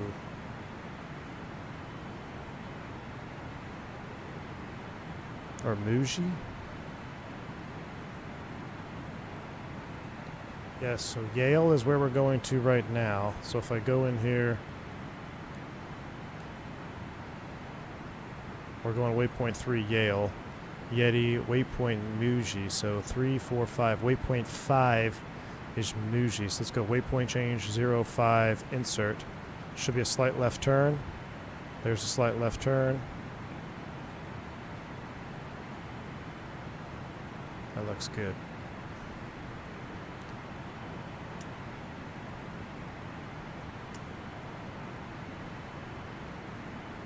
Turn down the lights a little bit.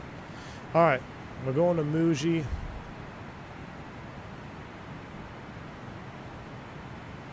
And we're DME updating on number 1, which is the only one we care about. All right.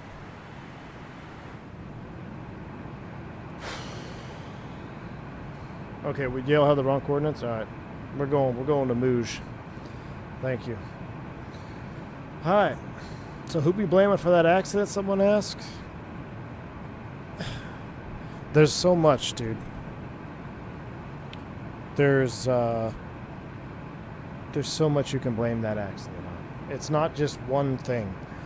Now, the catalyst, you could say the language barrier, or, I mean, you could say the FO, but at the end of the day, the captain is the one responsible, right? The captain is the PIC. He is the pilot in command of the aircraft. He was aware of the fuel state. He even said, yeah, 030 to die, or whatever.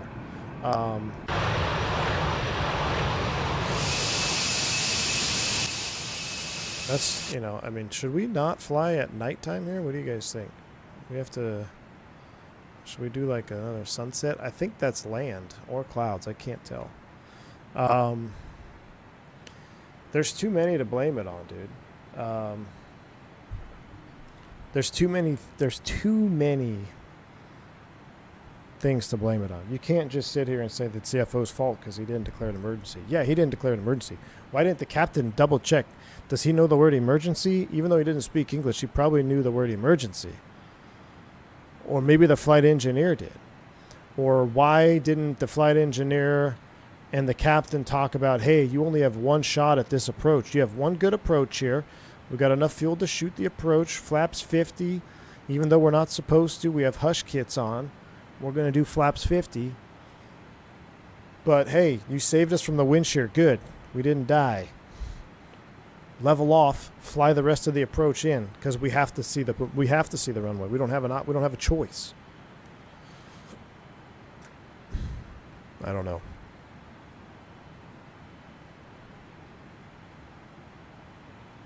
Chad, I'm not feeling confident in our fuel burn.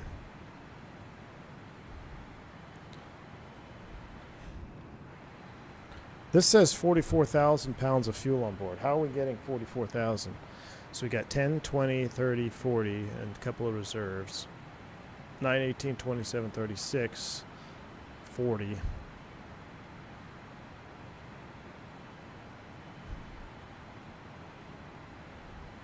How do we burn more from the outers?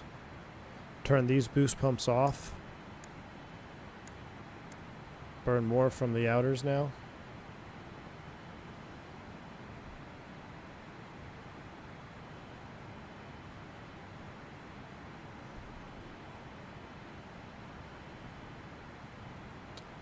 Have I considered asking for priority?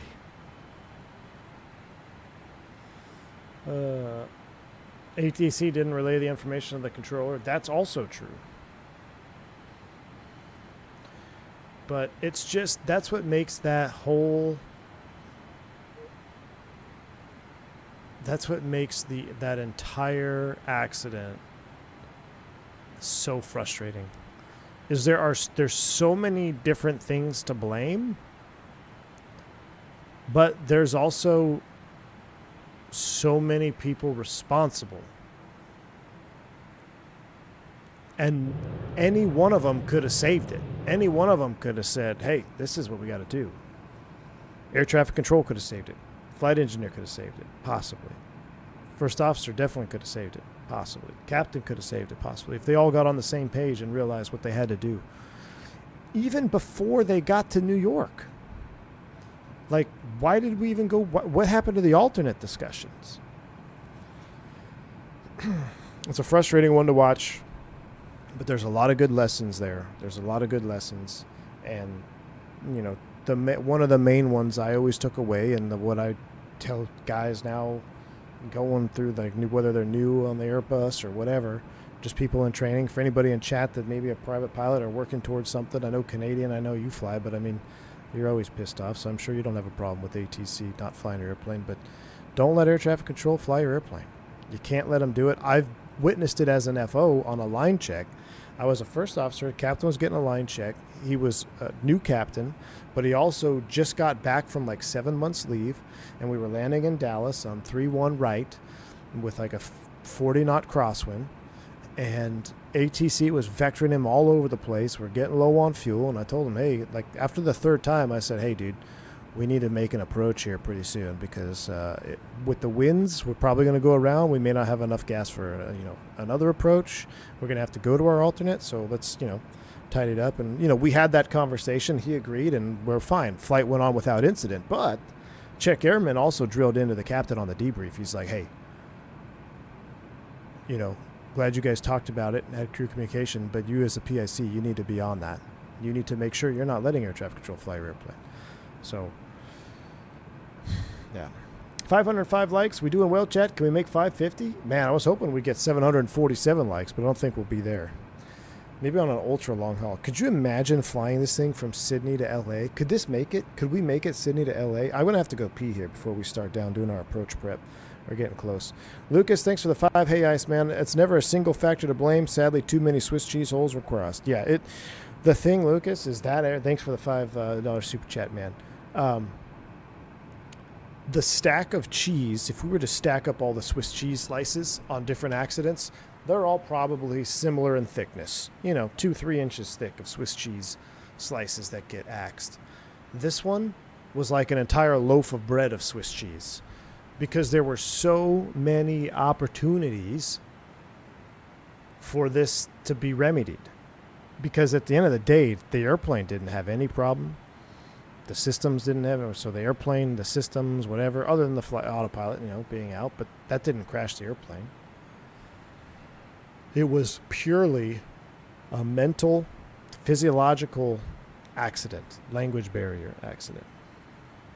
That's what makes it so unfortunate. All right, we're 170 miles from Muji. Our DME is updating, so we'll finally be back on course. Someone find me a freaking VOR for VOR2. When I come back, we got to look at some other things here. Actually, let's pull it up right now. Hopefully everyone will be asleep and we can just get direct to the airport. But I see DC Center's online. I did not anticipate this taking so long. 5:23. How are we still live? We're 5 hours into the stream. 5 hours. 4 hour and 40-minute flight. We must be getting close to the end. Wingnut dropping the 5 gifted memberships. My man. Thank you for the 5 gifted memberships, Wingnut.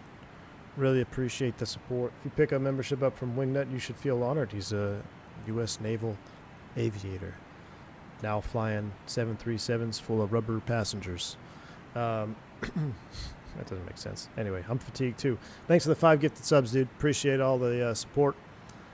Hopefully you're not alone on the streets of the Moog tonight. Atlantic City. Sea Isle. Ooh, did we get Sea Isle? Come on, 14.8. Ooh, chat, we got Sea Isle. Maybe let's go direct to Sea Isle. Let's go direct to Sea Isle on regular nav. So, how are we going to do this? We're going to do 14.8. Oh, we just hosed our DME updating. That's fine. I want to fly direct there. We're going to go heading nav. And we're going to go rad nav. And we're going to go course nav. We're cutting all the corners, Chad. We ain't going. We're fuel priority. VLOC engaged. 14.8, 166 out. We'll fix the INS when we get back. We're turning direct to Sea Isle for the Cameron 4 into JFK. You have control. Don't touch anything. I gotta hit the lavatories. Stand up, walk around. I haven't stood up this entire stream. Look at that cockpit, though. Make sure we level off. Maybe I should make sure we level off here before I take a leak. I'll let you enjoy the sounds. No music.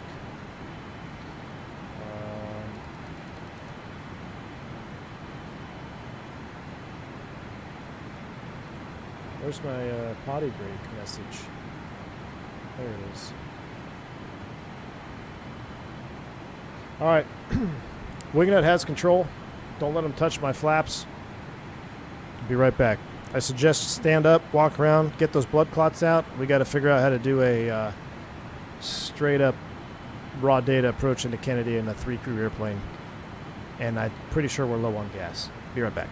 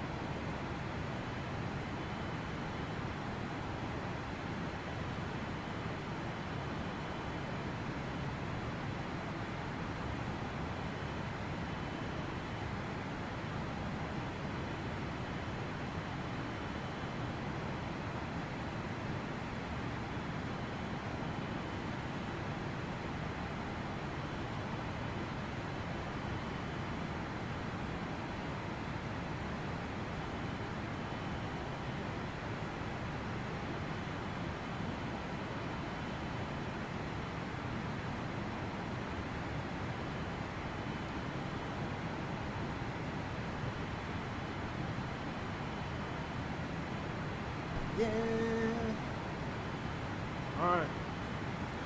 All right, ladies and gentlemen.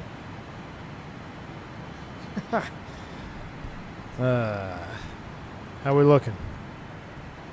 120 miles out. I'm getting some clouds. Oh my word! All right, so we're actually much closer than I thought here. So let's go to airports. How do I get weather in Kennedy and in this sim? Anybody got a METAR for Kennedy? I'd like to go direct to Cameron. Can't quite do that though. We need to put this in the box. So we're going to do some massive box overhaul here to make our lives easier. So right now we're going direct Sea Isle, and then it's going to be Bhutan. I don't want to do a ton of waypoints though, so let's just do Sea Isle,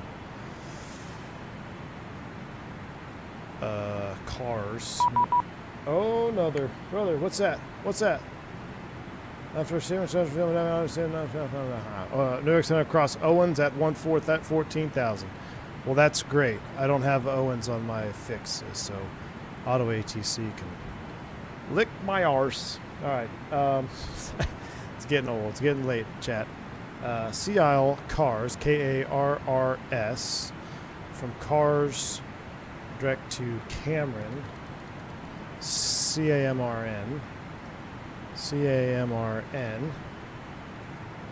JFK 230 at 7, 320 at 7. Okay. So, what kind of runways are we landing? 1, 2, 3.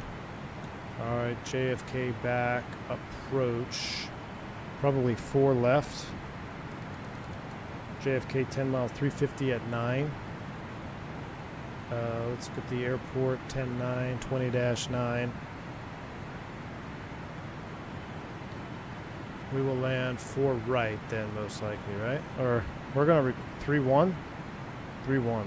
3-1 left, 3-1 right. That makes more sense. 3-1 left then.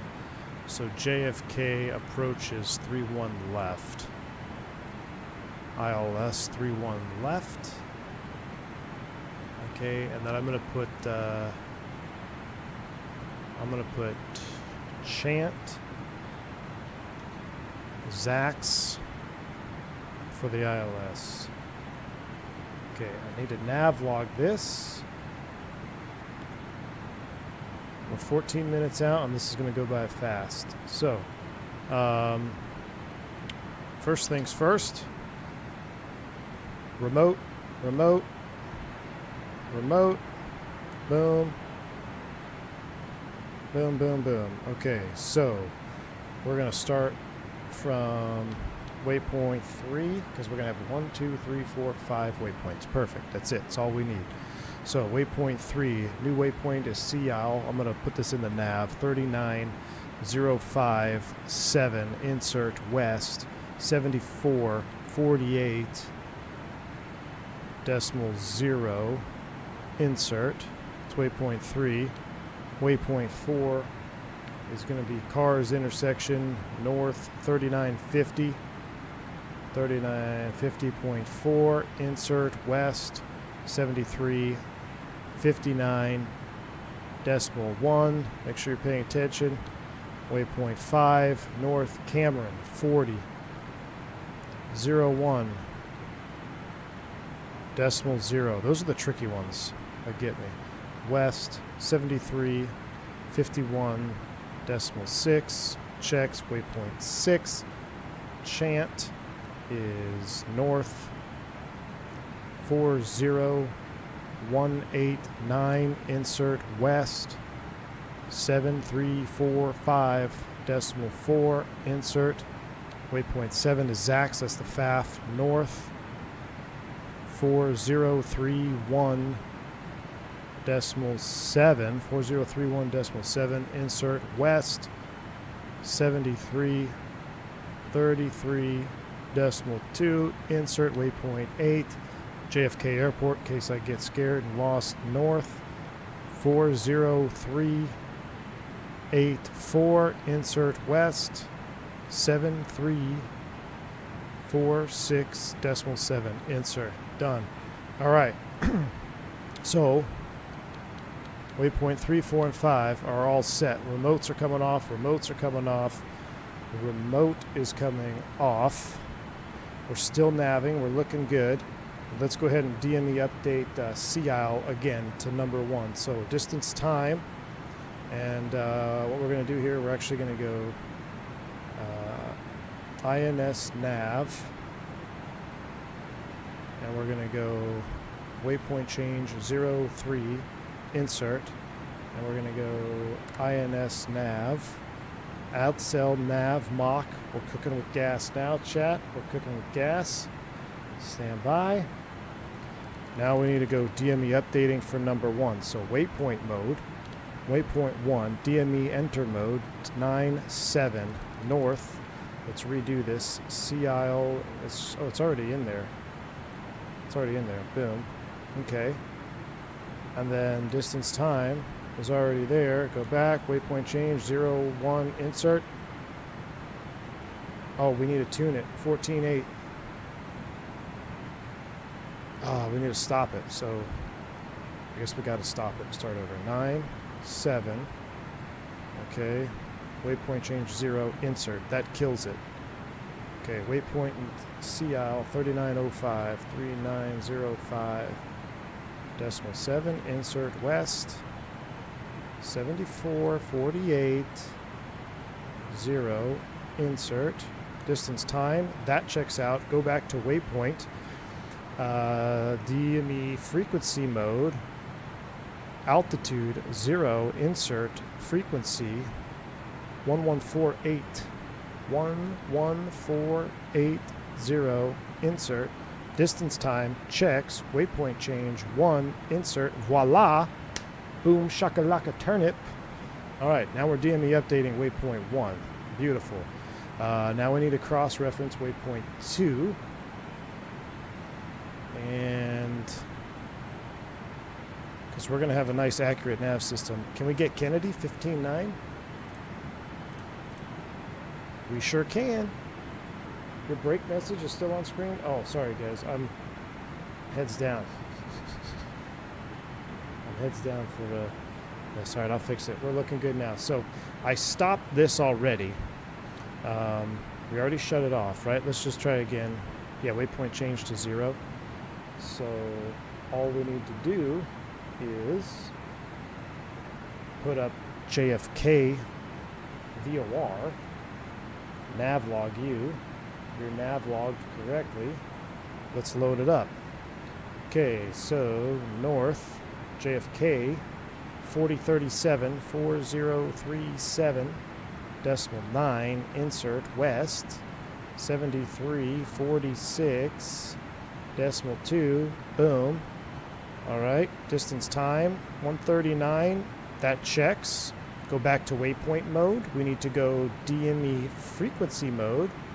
We're going to go elevation 0, insert frequency 115.90, insert distance time checks, waypoint change 2, insert. Ladies and gentlemen, we got dual INS nav. We're triple mix. We are cooking with gas. We're headed, look at us, we're correcting course lines. All right, what'd I miss? Missed a lot. Let's go ahead and unpin this message. Nightbot got angry with somebody. Maddie K. Oh, the anus. Thank you, man. Appreciate you. Man, look how far off that is with the nav update, though. I'm glad we did this. Glad we're getting.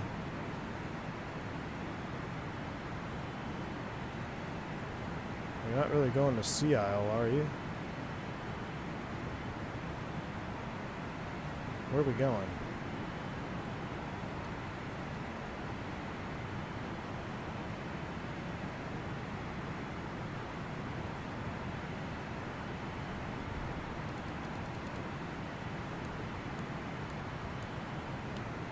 Let's go waypoint change. What about flying this plane with failures on? If you have a death wish, let's go direct to Cameron. So that was waypoint 3, 4, 5. Should be waypoint 5. Waypoint change 05. Insert. 92 miles to the right. Yep, now we're going direct to Cameron. We're going direct to Cameron.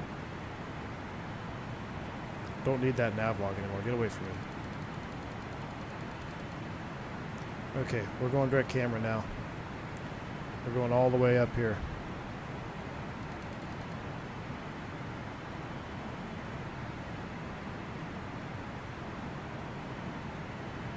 Cameron is 10 minutes out. Supposed to cross Cameron at 11,000.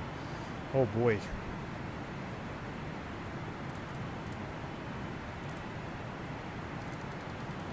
Let's go ahead and start down 240. Let's make it 300 initially. Once we get closer, we'll be able to go full-blown raw data mode. Have I ever flown the call Meta Concorde? I have. Yeah, we've done some long hauls on that. I'm going to redirect the line here. We're going to go waypoint change 05 one more time. Insert. Just kind of recenter the needle.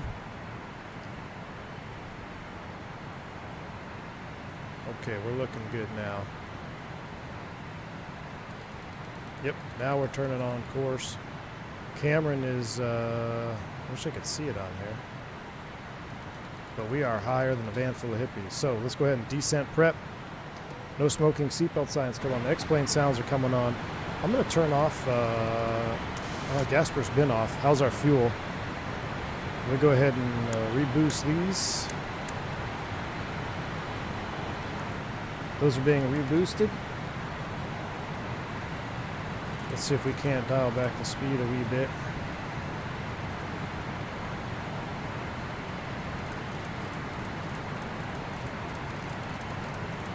Send a 200.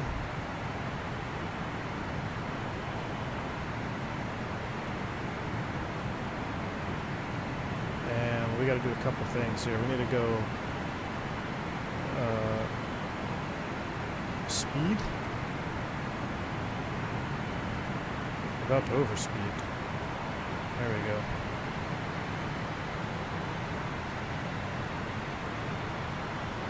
I'll tell you what'll make life easier. Let's do this. Beeper. Go around.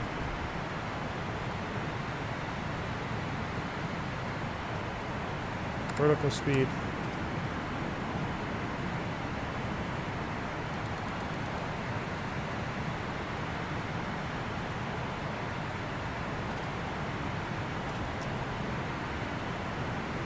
Speed brakes are coming out.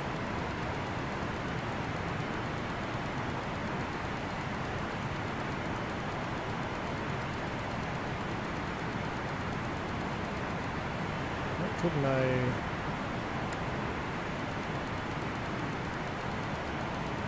I'll tell you what. I'm gonna go vertical speed. Auto throttle's going on. I have the thrust levers. What's wrong with our engine number 2? Okay, everything's fine. They're sussing me out. That's auto throttle disconnect. That's me. We're on the descent. Read data from sim. Landing perf. Read data from sim. Read weather from sim. Let's see. Set speed bugs. Minimum, medium, maximum. We'll go minimum. Minimum brakes selected. Seatbelts are on. We're descending into... Oh, we left the engine anti-ice on the entire flight. No wonder we've been cooking gas. Low N1. I gotta juice it up a little bit here.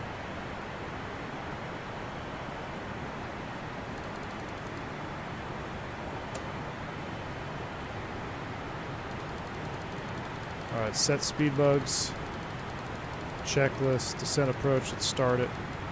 Approach checklist, please. Seatbelts and shoulder harness. Check. Seatbelts and no smoking signs. On. Did I compressor stall number 2? Off. Exterior lights. I don't know what was going on with that. Check. Outer brakes. Low. Radio INS switches. We're going to skip that. We're staying in radio for now. Or excuse me, we're staying in INS for now. Check. Brake pressure. Check. Spoilers. Hold on.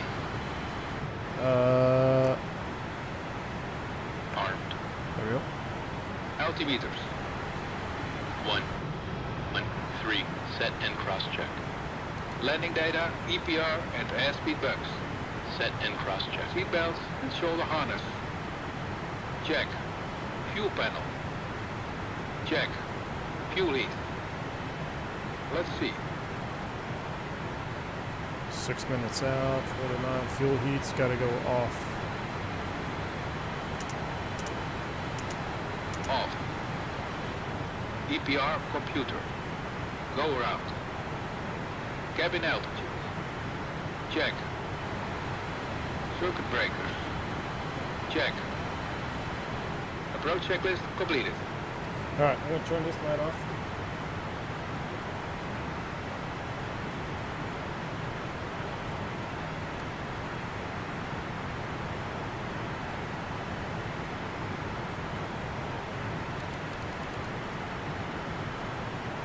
Get us more in the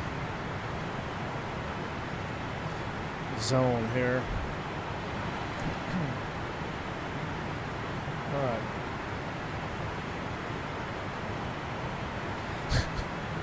Second leg, anybody? You want to go back? 42 miles out. 5 minutes from Cameron. After Cameron, we're on the chart. After Cameron, we're basically going to fly 041 outbound. We'll have to go with raw data nav on that. We need to pick up our rate of descent though, chat. Let's go 3,000. Power's coming to idle. Gear light, normal. We got a low end 1 warning. Are we in the clouds? I don't think we are. Let's go ahead and clear the ice.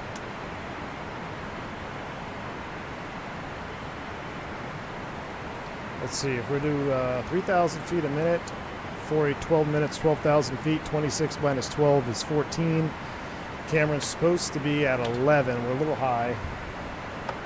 Get some speed brake action out.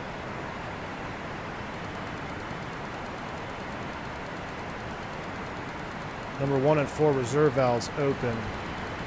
Thank you. That could have been a big one. Thank you, sir. Whoever said that, Jamie, kind of saved the stream on that one, brother, because that would have been not fun. Reserve valves are open. Let's pick up some descent rate here.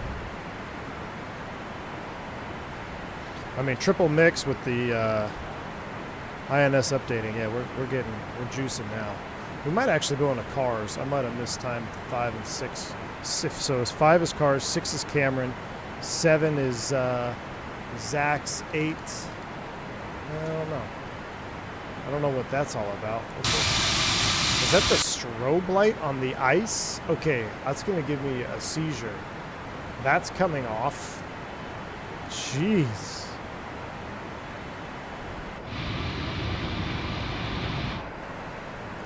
Question is, do we land at night or wind it back? I kind of feel like we have to land it at night, right? Okay, now we're entering clouds, I think.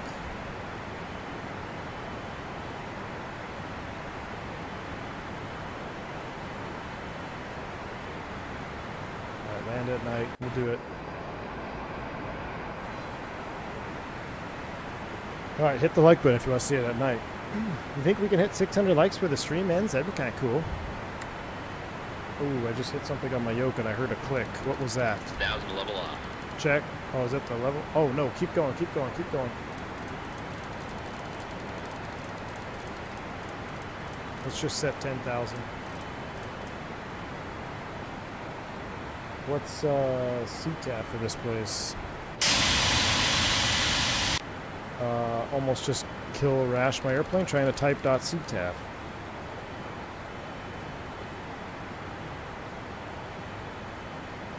I don't know what I did, chat. I've got nothing. What'd I do? Okay, I got everything back. I tried typing in VPilot and I almost just killed my whole airplane. I don't know why. See, now my vertical speed level off. Here we go. Nose it over. Here we go. 119 or 0.1. Thank you. CTAF. Freak out of here, man. My ears. Are you awake now, Mickey G? Everybody should be awake for landing.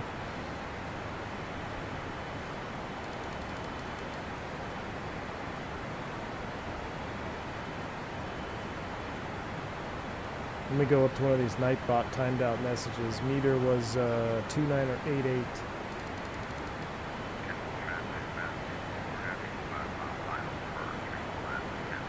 Oh, he sounds zippy, sounds tired. 2988 was set once, twice, and thrice. 2 minutes from Cameron. We got to prepare to turn right now. Let's go ahead and flip it out. So let's go radio, heading,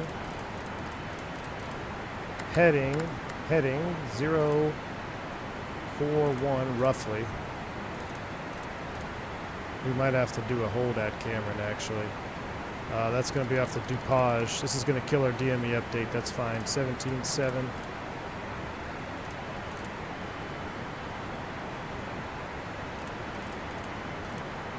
.221 radial,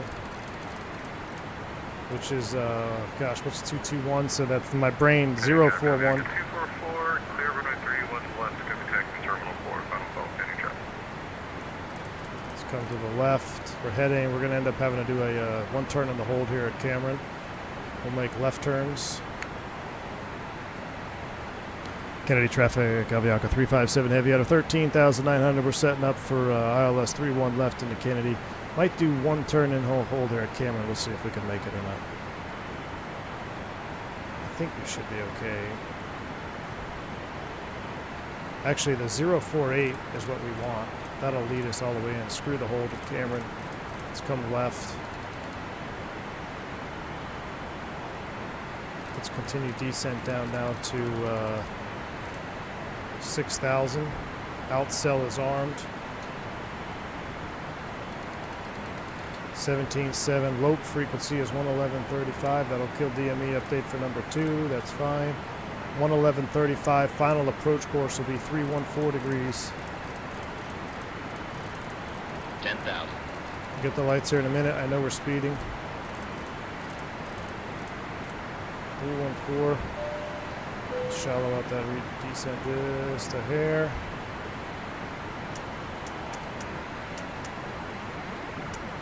Let's see if I can get the strobe on without having a seizure.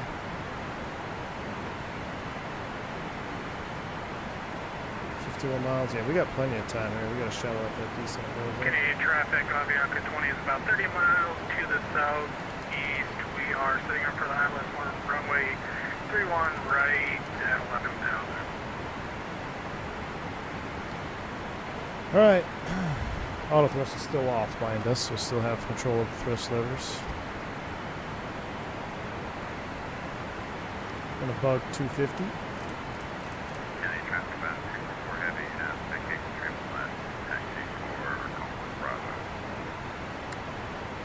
Outcell. 1,000 to level off. Is something going on while so many flights from Bogota is coming in right now? D1 simulation stream. Who's that guy? Copy. I don't know. Alright. So there is course line. So basically, if we take this in, this is the 048 inbound, and then that should take us to Zax. Speed brakes are stowed, thank you.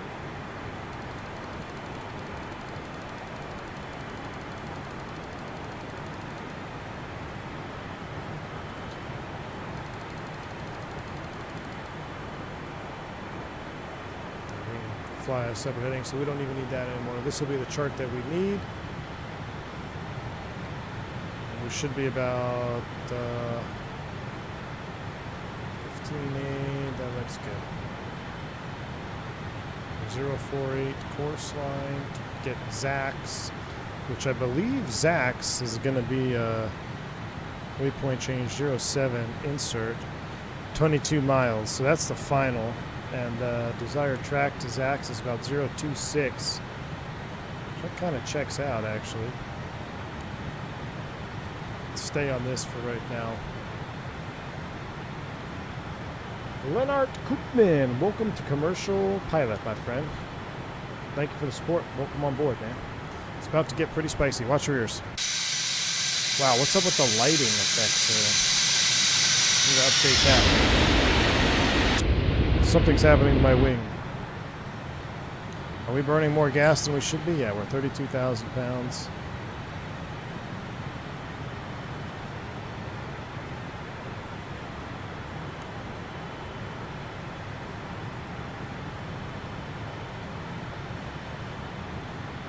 All right, 048 inbound. V1 Loke engaged. Oh, what did I just test? Oh, I'm starting to click things I don't mean to click, chat. Things are not looking good. Radio INS switches are now radio. Next list, landing checklist. Gear, flaps, ignition, anti-skid. Well, they've been on flight start the whole way. Anti-skid is on. Medium auto brakes, min auto brakes, I should say. Game Boy graphics. Oof. Savage. Yeah, but Mickey G could fly 747 Classic. Tell you what, man, it's something to fly this airplane like this for 5 hours and 48 minutes here. We've been doing this. And boring is not really a word you could say. Constant manipulation of the aircraft. How's our fuel? 31,000 pounds. We're burning it now. We are burning it now. Ooh, there's us. Look, it's almost like we're on the proper thing here. We need to get down to 2,000 feet.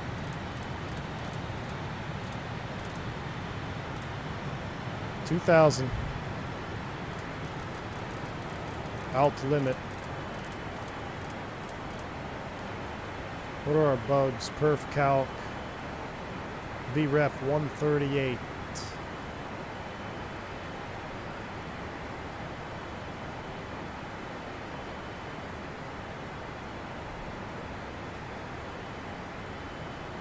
So let's bug 220, I guess.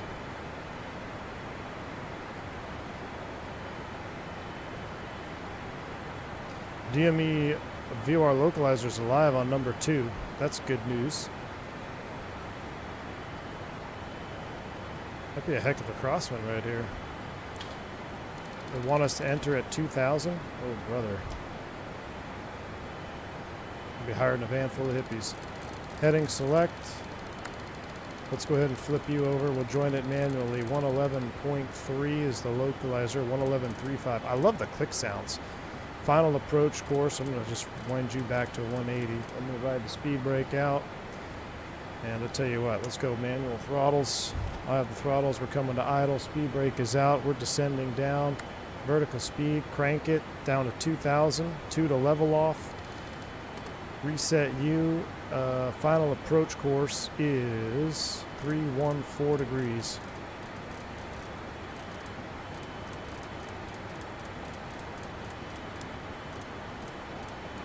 We're on a heading to join. I see lights. Ooh, I see Kennedy. I see it. Avianca 357 heavy, turn left, heading 040. Yeah, the sounds are spot on, and the animations. You're right, Gus. They kind of like do that little like scroll wheel thing. Yeah, how they bounce in the window. Okay, traffic. Avianca 20 heavy, 10 miles on runway 31 right, Kennedy. Kennedy traffic, Avianca 357 heavy is about 25 miles to the east, set up for the ILS 31 left. Kennedy traffic.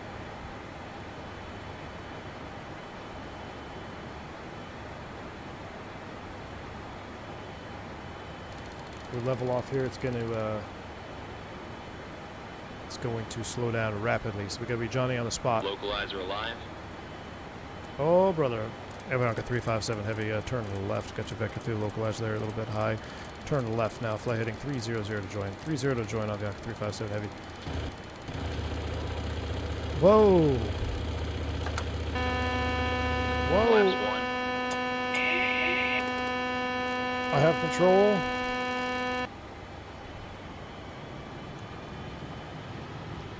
Shaker alarm. Hey, but we saved it. We're armed. That was sus. Flaps 5. Flaps 5. Vector through the localizer here. That's okay.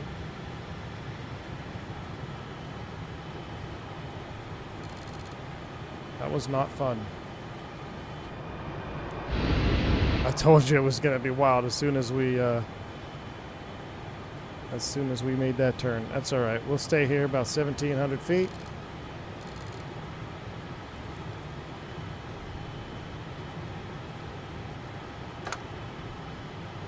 Flaps 10, 180. Rejoin.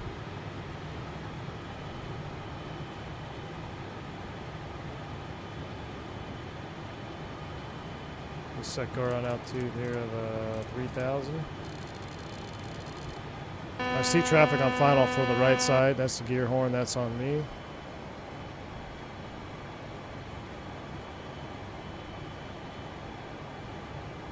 There's 3-1 left. Kennedy traffic, Vinger 357 heavy, turning final, runway 31 left. About 10 miles. Correction, 6 miles. Gear down.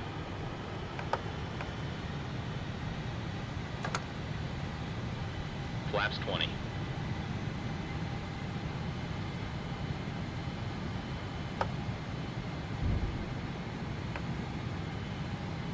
Gears down, green light. A little premature on the gear there, I just got scared.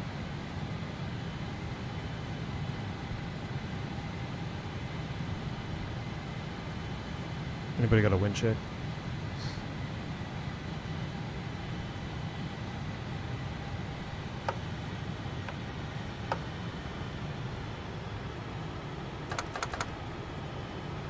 Flaps 30.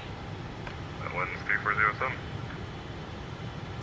Alright, a little bit of a quartering crosswind there, 340 at 7.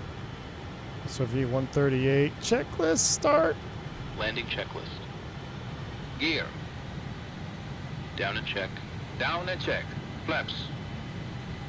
Flaps 30. Flaps 30. Ignition. Flight start. Anti-skid. Check. Altimeters. What's ticking? 1, 0, 1, Oh, the 2. speed brake. Set and cross-check. Landing checklist completed. We gotta slow down. Speed brake was ticking there.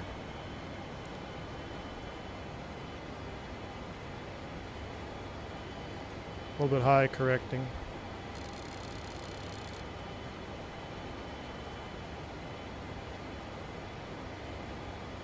Really got to be 3 whites anyway on the 7.4, so we'll follow the slope though. All right, we're back in the slot here. We're stable by 1,000 feet. Clear to land, chat. Godspeed, brothers. 1,000.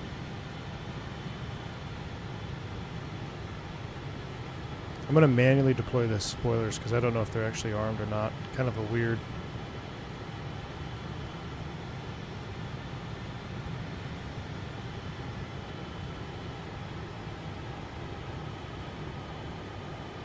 thing.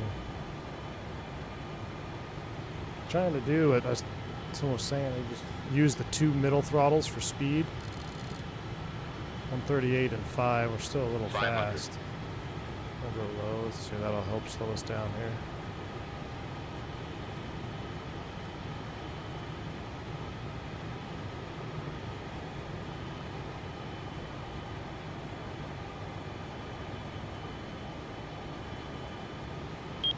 Glide slope. Glide slope. Glide slope. Check. Glide slope. Glide slope. Glide slope. Pull up. What? Pull up. Pull Brother, up. with Glide reds. slope. Glide slope. A little over exaggerated there. 50. 40. 30. 20. 10. Check reverse.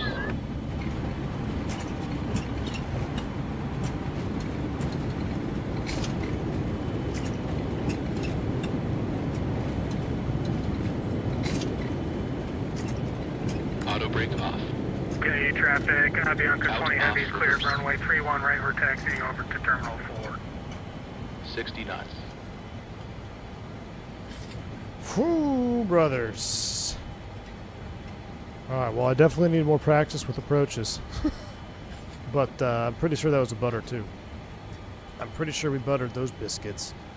Kennedy traffic, Avianca 357 Heavy, we're clearing runway 31 left, exit terminal Kennedy. Ladies and gentlemen, welcome Flaps up. to JFK. Now where do we go? Avianca 357, turn right on Quebec if able. Can we fit there? I don't think we can fit there. We don't have a choice. We're going to try. Body gear steering.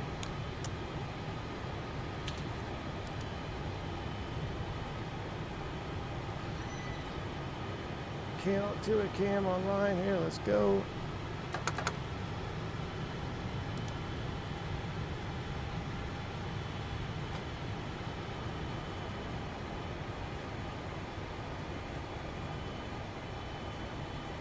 I see the... Why is there police lights already here? Oh my goodness.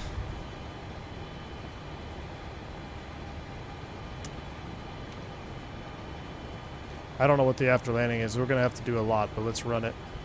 After landing checklist. Brake pressure. Check. Body gear steering. Arm. Outer brakes. Damn. Off. Ignition. Off. Engine and wing anti-ice. Off. Radar and transponder. Stand by. Flaps. Up. Spoilers. Down. Stabilizer trim. Hold on. 7 units? 7 units. Outflow valves. Open. Pressurization mode selector. Wait. Pressurization mode selector.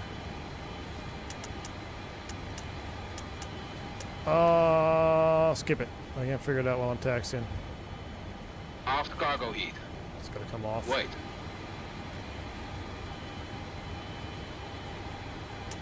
I can't find it. I can't do it while taxiing at night. You need a freaking flight engineer. APU. Yep. Check. Can't find it. Alright, Quebec Alpha, left on Hotel Bravo, gate 31, terminal 4. Hotel Bravo, you say? Well, that's Alpha. What's this one?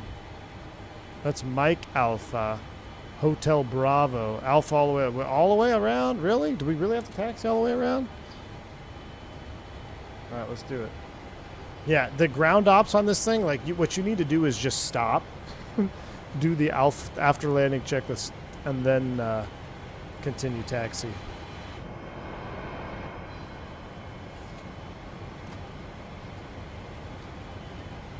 It's gonna piss me off though. Where's the aft cargo heat? I know you're right here. Aft cargo heat. There. Pressurization of manual and not auto. There's a pack controls. Pressurization. I don't remember where it is. I can't look for it when I'm taxiing. Captain V1 muchas gracias. Pitsky, thank you for the $20 super chat, dude. Appreciate you. Very, very kind. Glad you enjoyed the flight. Cover your ears. We'll do a flyby taxi cam. Thank you very much, Pitsky. Very, very kind of you. Need to fix this light bloom. It's horrendous. Looks like you got acid leak. Something going on there. This is a long taxi, Gus. Why do we gotta go all the way down here? Why don't we I see some Avianca heavies over there. Let's go park next to that guy. Let's take this one. There's a heavy over there. And I think it's the 7-4. Maddie K dropping the 5 gifted memberships. Hey, clear left. Get out the way. Alright. guess not. Maddie K dropping the 5 gifted subs. Maddie K, thank you so much, dude. Appreciate the 5 gifted memberships. Appreciate all the support tonight, guys. It's been a hell of a ride, huh? I didn't realize this long haul was going to be that long. I thought it was going to be like, you know, a 5-hour stream, not necessarily a 6-hour stream. But it was a lot of fun. I really enjoyed it, man. I didn't feel bored at all. Airframe films doesn't hurt, though. Having some green dot. Maybe Gus wanted us to go to the other side because it was, there's more heavy gates over there. We'll take gate 34. Wow, all the gifted membership subs are coming in. What is going on here? Hold on. My goodness. Oh, look at that. I'll show you what my favorite part is of the X-Plane. Watch this. Being able to do this. Oh, hold on. Let me turn off the lights. And then I got to get to all these crazy awesome sub gifts here.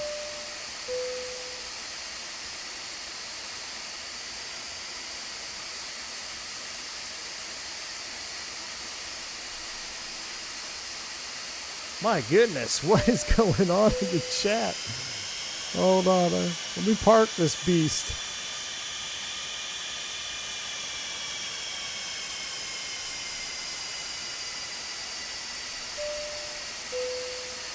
I'm not sure where the stop line is. There's a tug right there. We'll just take it up right about... Erp. Ladies and gentlemen, parking brake set. We didn't start the APU. I kind of want to shut it down. Hold on. Let's start the APU. Let me get to all this stuff. I want to start the APU so we can hear it spool down because we just flew for 6 hours. My goodness, what is going on over here? You guys are insane. All right, let me get to this. I have to scroll over. What is going on? Pete Galecki with the 5 gifted memberships. Thank you, thank you. Very, very kind, Pete.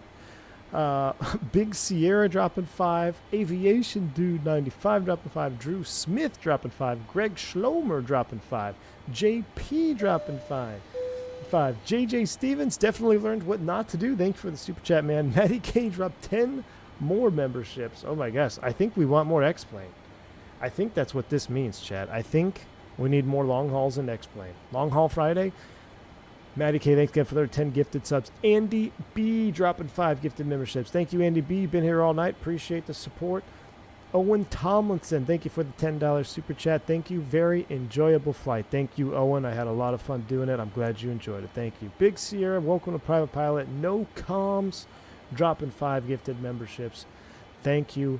Bill's Mafia with the super chat saying awesome stream. Man, you guys were excellent guests, excellent passengers, I should say, on this stream. I really enjoyed this stream, y'all. I really, truly did. Let's go ahead and spool them down, shall we?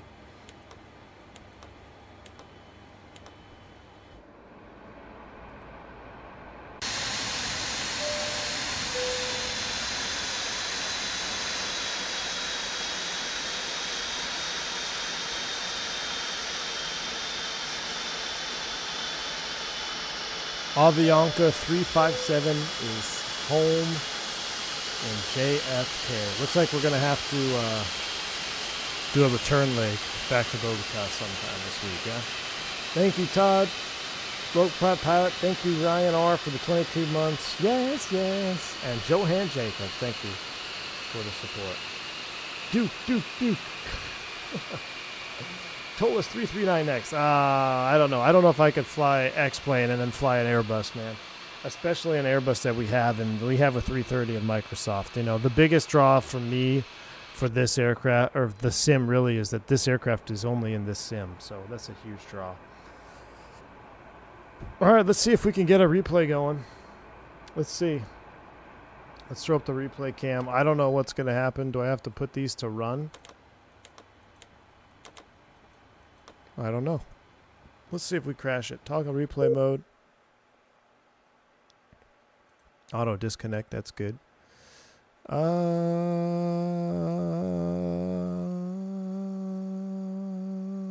think we crashed it. Maybe I should have done rewound first.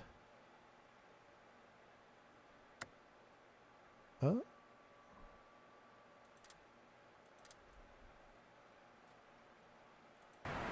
Oh, that's way too far out. Oh, what the heck?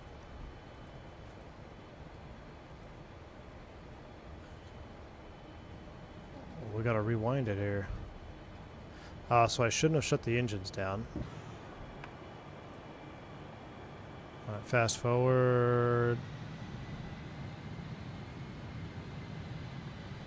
That's one thing I like Microsoft's better though is even if your sim crashes, you're guaranteed to have a replay. Lights, maybe? Will you come on back on? Maybe? How about generators? Because generators need... Yeah, let's get the gens back on. Yeah! Yes, yes. JJ Stevens, 5 gifted memberships. JJ, thank you so much, man, for the 5 gifted as well. Bill Klein dropping 5 gifted as well. Wow, you all are awesome. You guys have been awesome passengers. This was a lot of fun, man. This was so much fun. Thank you all for the support. Thank you, Chris PT6, for the $5 bank angle check. Great stream, bro. Can't wait to do it again. Hopefully next time I'm not flying so I can join. Yeah, group flight. Next one. Next time, we're going to do another group flight. Back to Columbia, or we got to do some Clipper ops, man. We got to do Clipper. We're flying a 747-200. We need to get the Clipper going back on. We shall see. All right, y'all. I'm going to get replay going. I'm going to get sail going, rather. I'm tongue-tied and twisted. I came here straight from church, so I've been gone since 8 this morning. Been 13 hours here. Well, shoot, 14 hours. Come on, 15 hours at the office. So I want to go home. I'm going to watch the landing here with you real quick. Glide slope. Let's see how we did. A little low, I think, over the numbers, but I made up for it in float. Watch your ears.